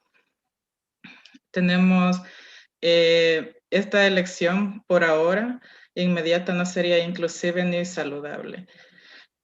Tenemos como red de apoyo de ayuda mutua en East Boston más de 2,000 familias. Este día he hablado como con 3 familias que todos tienen coronavirus y nadie puede salir realmente a recoger comida ni nada de eso porque ellos han decidido no salir y estamos tratando de apoyarles en eso. ¿Pero qué significa eso? Que están perdiendo los trabajos, deben la renta, van a ser desalojados, deben biles, todos los gastos básicos que ellos deben tener. Entonces, recomendaríamos que en vez de hacer una elección especial, si esos fondos pueden ir directamente a las familias más afectadas, que andan buscando una ayuda hasta de $50 para poder cubrir sus necesidades básicas. A veces quizás no entendemos que querer no tener $1 para nosotros no es fácil escucharlo porque otros quizás tenemos, aunque sea $1 en nuestra bolsa o mucho más, pero mucha de nuestra gente que está siendo afectada, hemos escuchado las preocupaciones de nuestra gente y emocionalmente está afectando a los niños principalmente, los ancianos, mujeres solteras, madres solteras y las familias en general. ¿Y eso a qué nos lleva? Nos lleva realmente a un uso más de los servicios que da el gobierno, como el food stamp, como el desempleo, como los pagos de biles y todo eso, nos lleva a usar más los servicios del gobierno. ¿Por qué? Porque no estamos trabajando, porque no hay trabajo por ahora por todas las restricciones y todo lo de la pandemia que estamos realmente en casos críticos. También eso nos afecta psicológicamente, entonces estamos utilizando más en los hospitales, conseguir psicólogos, porque para los niños es difícil estar en escuela todas las 8 horas online, los niños tienen estrés y todo eso, entonces hay que a veces que llevar los niños a los psicólogos y todo eso nos está afectando realmente. Y los padres estamos preocupados porque no tenemos trabajo, porque no sabemos cómo pagar la renta. Entonces, por lo tanto, consideramos que esta elección es suficiente con tener una elección primaria y una elección general y se debe invertir el dinero que podemos gastar en toda una elección especial en la comunidad, en el pueblo. Y pedimos que voten sí en la petición para suspender elecciones especiales y poner la salud y la equidad en primer lugar. Gracias. Thank you so much. That will be part of our official record. I don't know if any of our, yes, Council Mejia. Yes, sorry, I didn't mean to scare you. I just wanted to let you know that I got a text from Ashley Rose. She missed her calling, and I did advise her that I would let you know, and if you were allowing her to speak, that I would notify her. Absolutely. Do you want to go ahead and have her sign on and come back on? Yep, I will. Thank you so much, Annie, for that wonderful testimony. Thank you, Lady. So proud of you, Anube, and having your voice. For those, I didn't take the notes fast enough, but I want to be very clear. Anube made their stance that they do not want this special election. They don't believe that it is necessary, nor does it really deal with the practical reality of COVID and the health impacts that already East Boston is overly burdened with. And he went much more into detail from Nube's stance on the incredible burdens that families in East Boston are facing now, and where honestly that money could be best served to make sure that the community is more healthy, and that they find that the current stricture as it is to go straight to a general would actually help with democracy. So I'm sorry, I'm just kind of chopping up and grabbing the sections and chunks of testimony that I could jot down. if any of my colleagues who speak better Spanish than me, or any of them caught other things that they would like to present now, that's fine. Otherwise, Annie's testimony is currently on the record, and I do believe we have written testimony as well from Nube. Okay. Thank you. So just real quick, we'll go to, I said Amanda Justino, Luis Elisa. I will go ahead, and if Ms. Rose is back as well, she can come sign on, and just when she's here, raise her hand.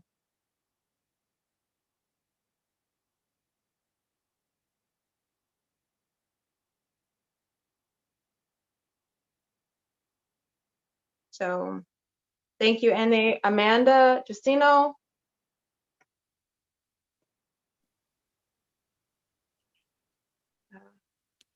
Luis Elisa. Lewis. Lewis, I'm so sorry. Luis. Lewis. Is Lewis on?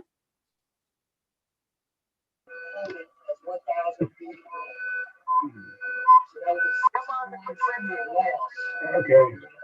I sent Ashley my link. I'm not sure if it was the right link. I just sent her mine. I didn't know. Okay. Lewis? Honorable Lewis? Yes. Good evening. Thank you very much for Thank your you very patience with me. I thank you very much for the opportunity to speak tonight, and for the amount of testimony that's come forward. It's all has been very relevant and necessary in order for us to establish a working and productive community. I thank you, Chairwoman Edwards, for this opportunity. I thank the President, and I thank the members of the council who stayed on, because it is quite important. It doesn't make sense for me to reiterate all the good things that were said and all the important things were said, but I want to reiterate how clear and important it is. I'm a person who spent more than 50 years in government service, spent a number of time in the city council, a number of years with the state, and a number of years for the President of the United States representing. I've been involved in more than 100 elections, about half of them, involving local representatives throughout the city of Boston and other parts of this state and the country. I understand the importance of election. I understand the importance of the rule of law. I understand the young man who brought up the issue about not changing laws to make it convenient for any one person or any group.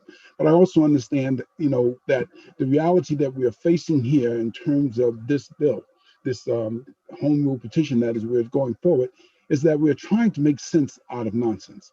It comes about because there are some things that go back to the 18th century, that says if you don't do it this way, you may have things that would create a problem for the public in general, or create one side getting more than the other.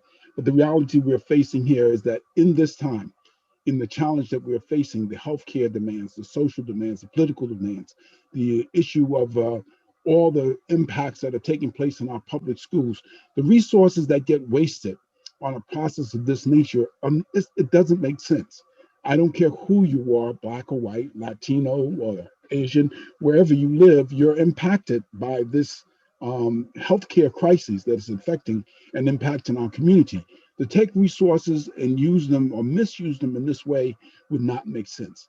To take resources and in order to say that we're going to follow a process, of course, has been in place, innocence defies the idea that we have a concept in which you can put forth a petition and ask to be supported, under the concept of the Commonwealth, and them having a say in what goes on in the city of Boston.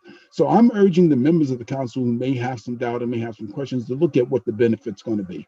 Look at what the challenges are going to be. And as everyone said, having worked with this pandemic here and abroad, I can tell you that each time you take the risk of exposing people, regardless of what they say about a vaccine, it's a risk that's unnecessary. And though we can move forward without doing that, we can give our seniors an opportunity to participate in the electoral process, which they represent a very strong and a very consistent voting voice. We don't want to put them in jeopardy if we don't have to, or we shouldn't want to do that.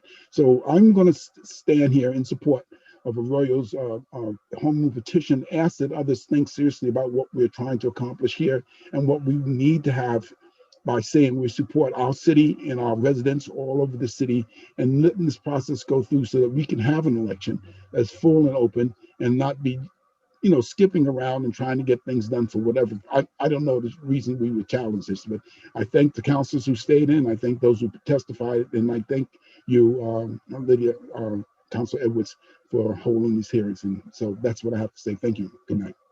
Thank you. So is Ms. Rose available? Yes, Ashley Rose says that she's in. I sent her my counselor link, so I'm not sure if someone needs to let her in. Let me see.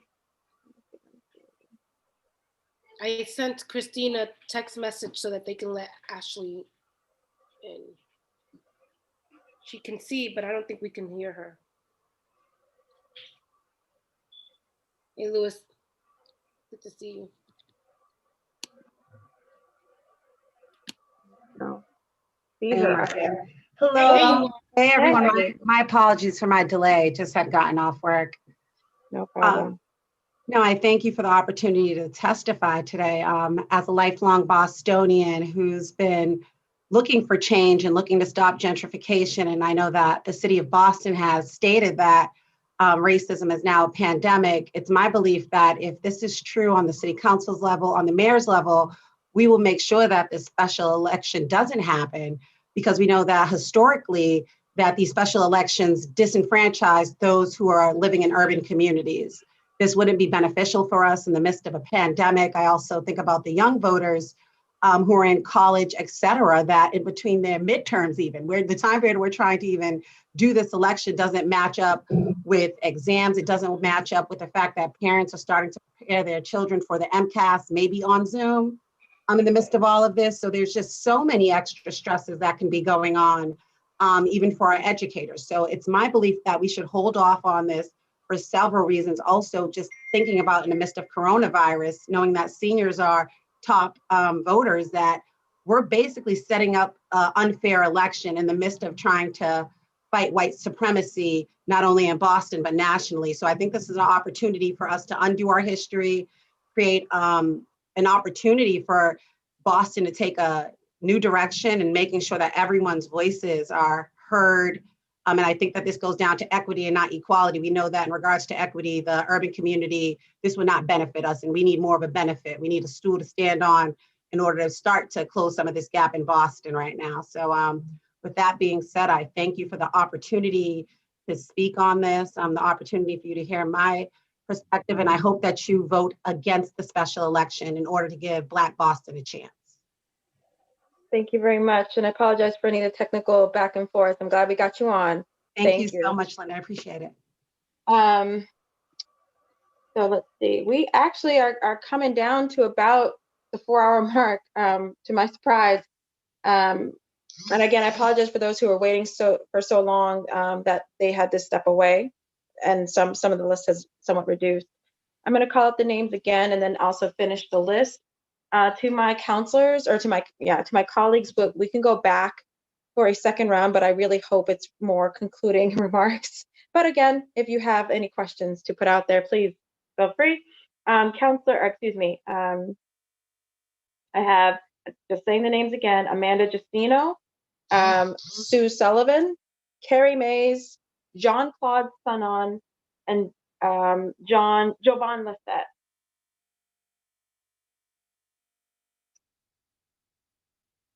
Just wait for that group to kind of get in.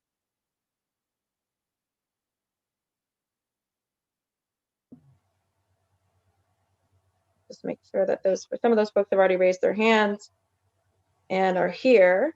Just making sure. Okay. I see Jovan Lissette. I see Councilor Flater. I see you've raised your hand. We're going to come back to, I'm sorry, Carrie Mays is here. Excuse me. I see. So just going off of, again, I'm going through several screens trying to make sure. So folks, if I missed you at all, my apologies. I'm just trying to make sure I get everybody. So I think then next is Carrie Mays. I see Carrie. Yes. Hello, can you hear me? Yes. Perfect. First off, thank you for giving the opportunity to speak to Docket 0155. To whom it may concern, my name is Carrie Mays. Currently, I am a student at UMass Boston, majoring in business management with a concentration of marketing and minoring in political science. For the past 5 years, I've been a youth activist in the city of Boston doing a tremendous amount of community engagement work, socially, civically, and politically. Most recently, I was one of the youth that helped organize one of the biggest Black Lives Matter protests in Boston for George Floyd. In addition, a group of young people and I, through teen empowerment, created a movement called Gang Votes, where we managed to register over 320 people to vote in the city of Boston right before the presidential election in less than a span of a month. Wow. Thank you. To give more insight on who we are, the Boston Community Action Team, aka Gang Votes, is a coalition of youth who focuses on creatively educating young people on the significance of civic engagement. However, it is hard to keep young people civically engaged and community resource informed during a global pandemic. Although COVID-19 may have stopped our daily lives, it did not stop the flow of resources in the movement. Given that our society is in a state of confusion, we must make sure that our communities don't fall a victim to being left behind. Usually, when decisions are being made in times of a crisis, youth are often left out of the conversation. The civic engagement we did before the presidential election took a lot of door knocking, life risking, considering we're in the midst of an unprecedented pandemic, and perseverance. As a young person, I wholeheartedly agree with not having a special election because I believe it will critically impact Black and Brown organizers like us who are doing the work on the ground. In addition, more time allows an opportunity for more leaders to join the mayoral roster.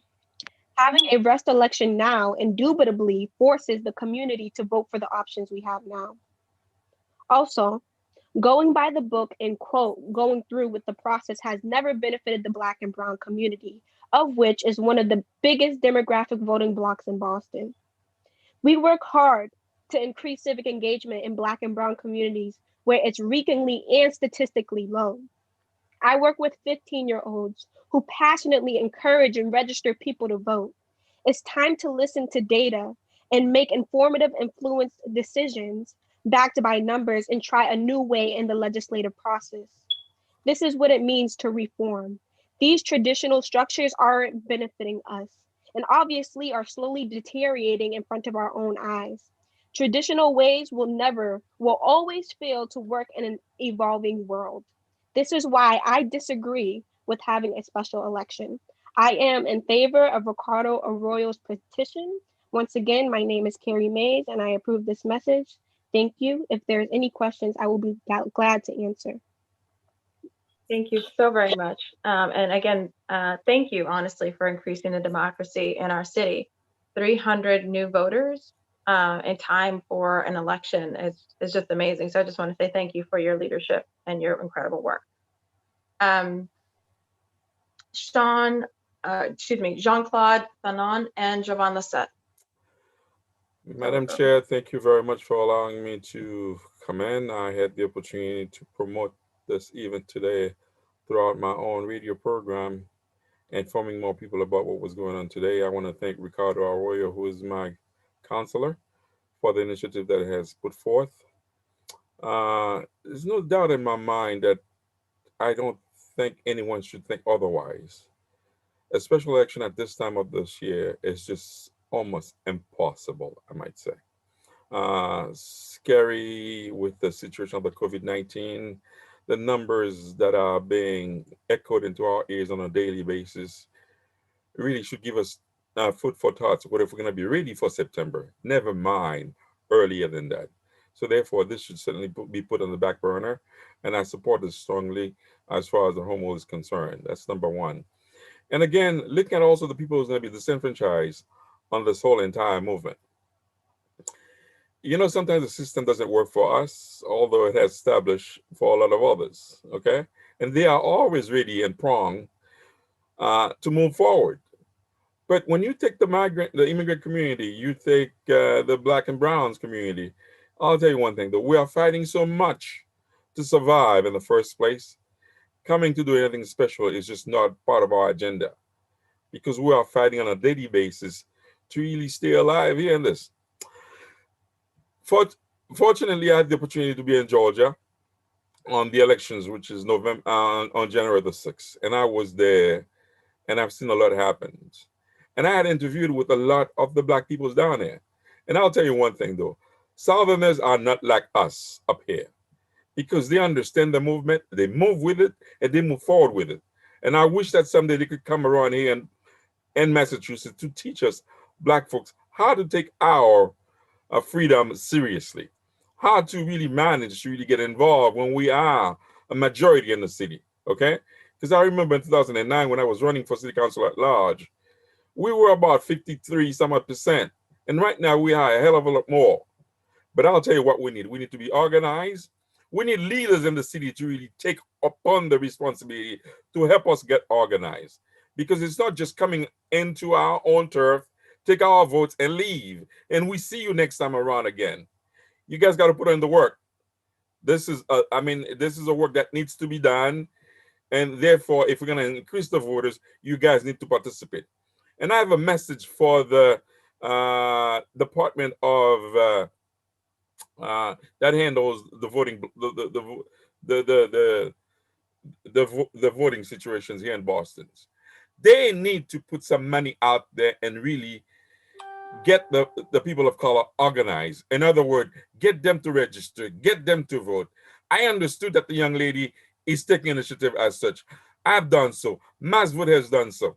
Because I could remember, and you know, MassVote hired me once to really improve the votes numbers in Mattapan. And that year alone, we had increased about 11%. But there are newcomers every day. There are immigrants that are coming back all the time. So the method of educations by the Department of Elections needs to be implemented. They need to put some money out there into the minority communities and really get them to understand the meaning of early voting, the meaning of absentee ballots, and so on and so forth. Because these folks are not really educated on it. And the people who are doing this work on the platforms, on the ground, they are also limited in terms of their own resources. Because, you know, when you're looking at the Haitian community, over 100,000 people, all I've got is the radio stations and a television program to do the educations. But I don't have any money to do the work that needs to be done. So the city needs to be putting some money out there really and help out organizing those ethnic communities to really survive and make it through. I'm hoping and praying that common sense will come into our heads, not that the Republican who are in actions right now, but common sense needs to come to our heads and really apply this home rule and really do what we're supposed to do for the people, by the people. Thank you very much. Thank you. Siobhan Lissette? You're on mute.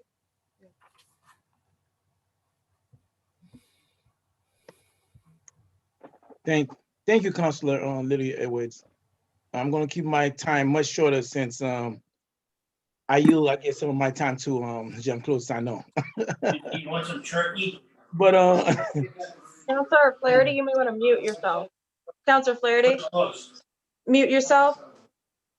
Jack's coming in. I want to say for the record, I support the home rule petition presented by City Councilor Ricardo Aurora for the many reasons presented today by the individuals as well as the so many different organizations. There's no reason to repeat the many things that's been said throughout the day.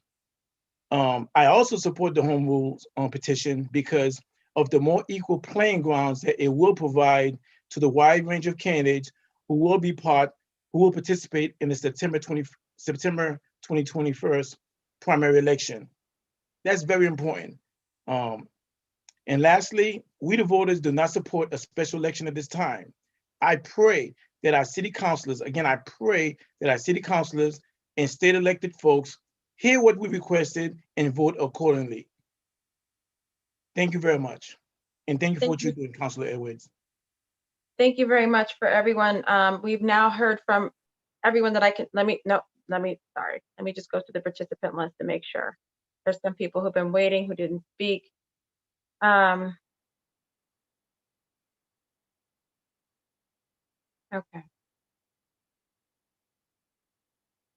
If for anyone who may not have signed up but is so moved and wants to speak, who's in the public, who has not spoken yet, if you want to raise your hands, I'd like to let you know.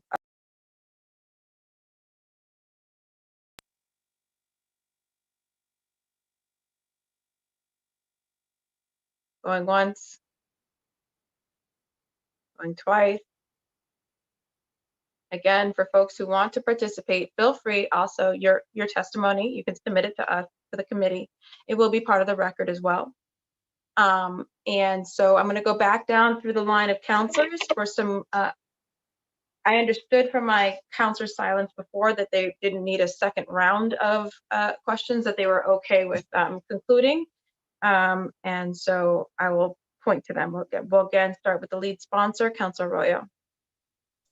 Thank you, Madam Chair, and I appreciate you holding this hearing. I've done my own lengthy marathon hearings, and they're not easy because you're the only one who's got to sit there and move everything and do all of that. So I appreciate that. I also just want to thank the community that has come through and made sure that they were heard throughout this conversation. I've been particularly frustrated myself that it seems like what has been covered and what has been discussed has seemed to remain about what happens to anyone's individual mayoral ambitions and whether or not it may or may not help or hurt somebody's personal goals. And I think what this has done is really center the community and the ways in which this impacts our community and the necessity and the need for this. And I can tell you as the lead sponsor, it is this reason why I'm driving this forward. It's because I knew from speaking to individuals, it's because I know from what this has done, COVID as a pandemic, to our communities, I knew where the need for this was going to be and where the harm was going to be. And I think what we have here as a council is a moment to really react to harm that we can all see coming down the pike and making sure that we're being responsive and proactive rather than reactive to that harm. And so I look forward to working with my colleagues to ensure passage of this. It's easier for me to name the organizations opposed to this than it is for me to name the dozens and dozens of organizations that support this. And so I will. Those organizations are none. I don't have any. And so it's much easier for me to do that than to say all the dozens and dozens and dozens of names of organizations that support this. But I want to thank our panels, and I look forward to getting this moved. So thank you, Madam Chair, for scheduling those things and making sure that this moves in the way that it has to move. So I appreciate you. Thank you. Thank you. Councilor Flynn. Thank you, Councilor Edwards, for conducting and organizing a very fair and very organized, informative hearing. Thank you to the panelists for your great informative testimony. I know it helped educate many of us. And I know some of my constituents have written in, they sent letters in Chinese. So I'm going to make sure that my staff translates them and provides everyone a copy on the council. I want to make sure that the voices of my constituents are also heard. And that's critical as we go into a voting season. Voting is a civil right. It's a civil right for everybody, especially and including persons with disabilities and our immigrant neighbors and English language learners as well. So again, just want to say thank you to Councilor Edwards for her strong leadership and organizing this important meeting. Thank you, Councilor Edwards. Thank you, Councilor Flynn. Councilor Flaherty. Thank you, Madam Chair. Just appreciate your leadership. Thanks, lead sponsor, for putting it forward, and appreciates everyone's. It's funny, I heard you order a turkey sandwich like 20 minutes before, more clear than I'm hearing your testimony. Sorry to put you on the spot. Really? I'm so tired. I'm so tired. Councilor Mejia, I'm sorry. Go ahead. Okay. Give him a chance to talk or no? Go Go ahead, Councilman Hill. Yeah, you missed your turn, Michael. So I just want to say thank you, Councilor Edwards, for hosting this and giving so much time and thought to piece of it, and to Councilor Arroyo for calling this hearing. I think, you know, in many ways I walked in trying to understand why we were even having this conversation, right? Because it was quite clear to me walking in where it would make sense for us to support this without a shadow of a doubt as to why we would all have to sit here and justify the many reasons why we should be advocating on behalf of our own lives to the people who we put in office to represent us. So the fact that we had to do that is really interesting to me in terms of the work that we need to do here in the city of Boston. But nonetheless, I'm here for all of it. And I think that this was the process that was dictated for us to go through.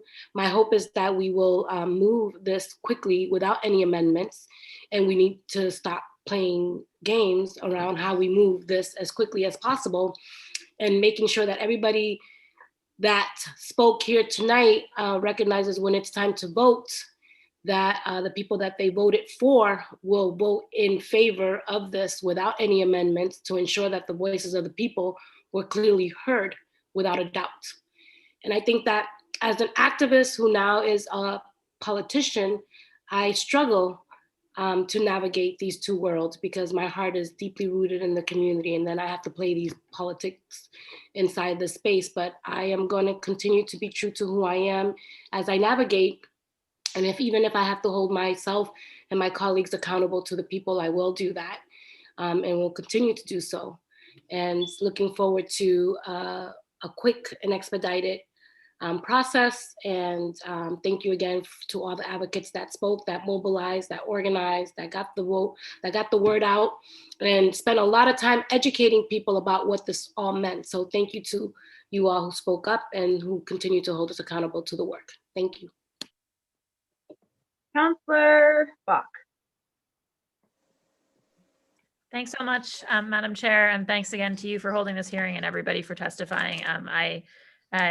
I think it's been clear today all of the strong reasons for us to postpone the special, and I think that the job for us as a council going forward is just going to be to come to consensus and pass something that we can get up through the State House. So appreciate everybody here. Want to give a special shout out to mass voter table and our elections department and all of the people. I feel like a bunch of our heroes tonight are the folks who think every day about how to enfranchise folks. And I've really appreciated hearing from all of them on this. And I think that's important because I think that there is a default question anytime you're going to cancel an election. And I think several people now acknowledge that.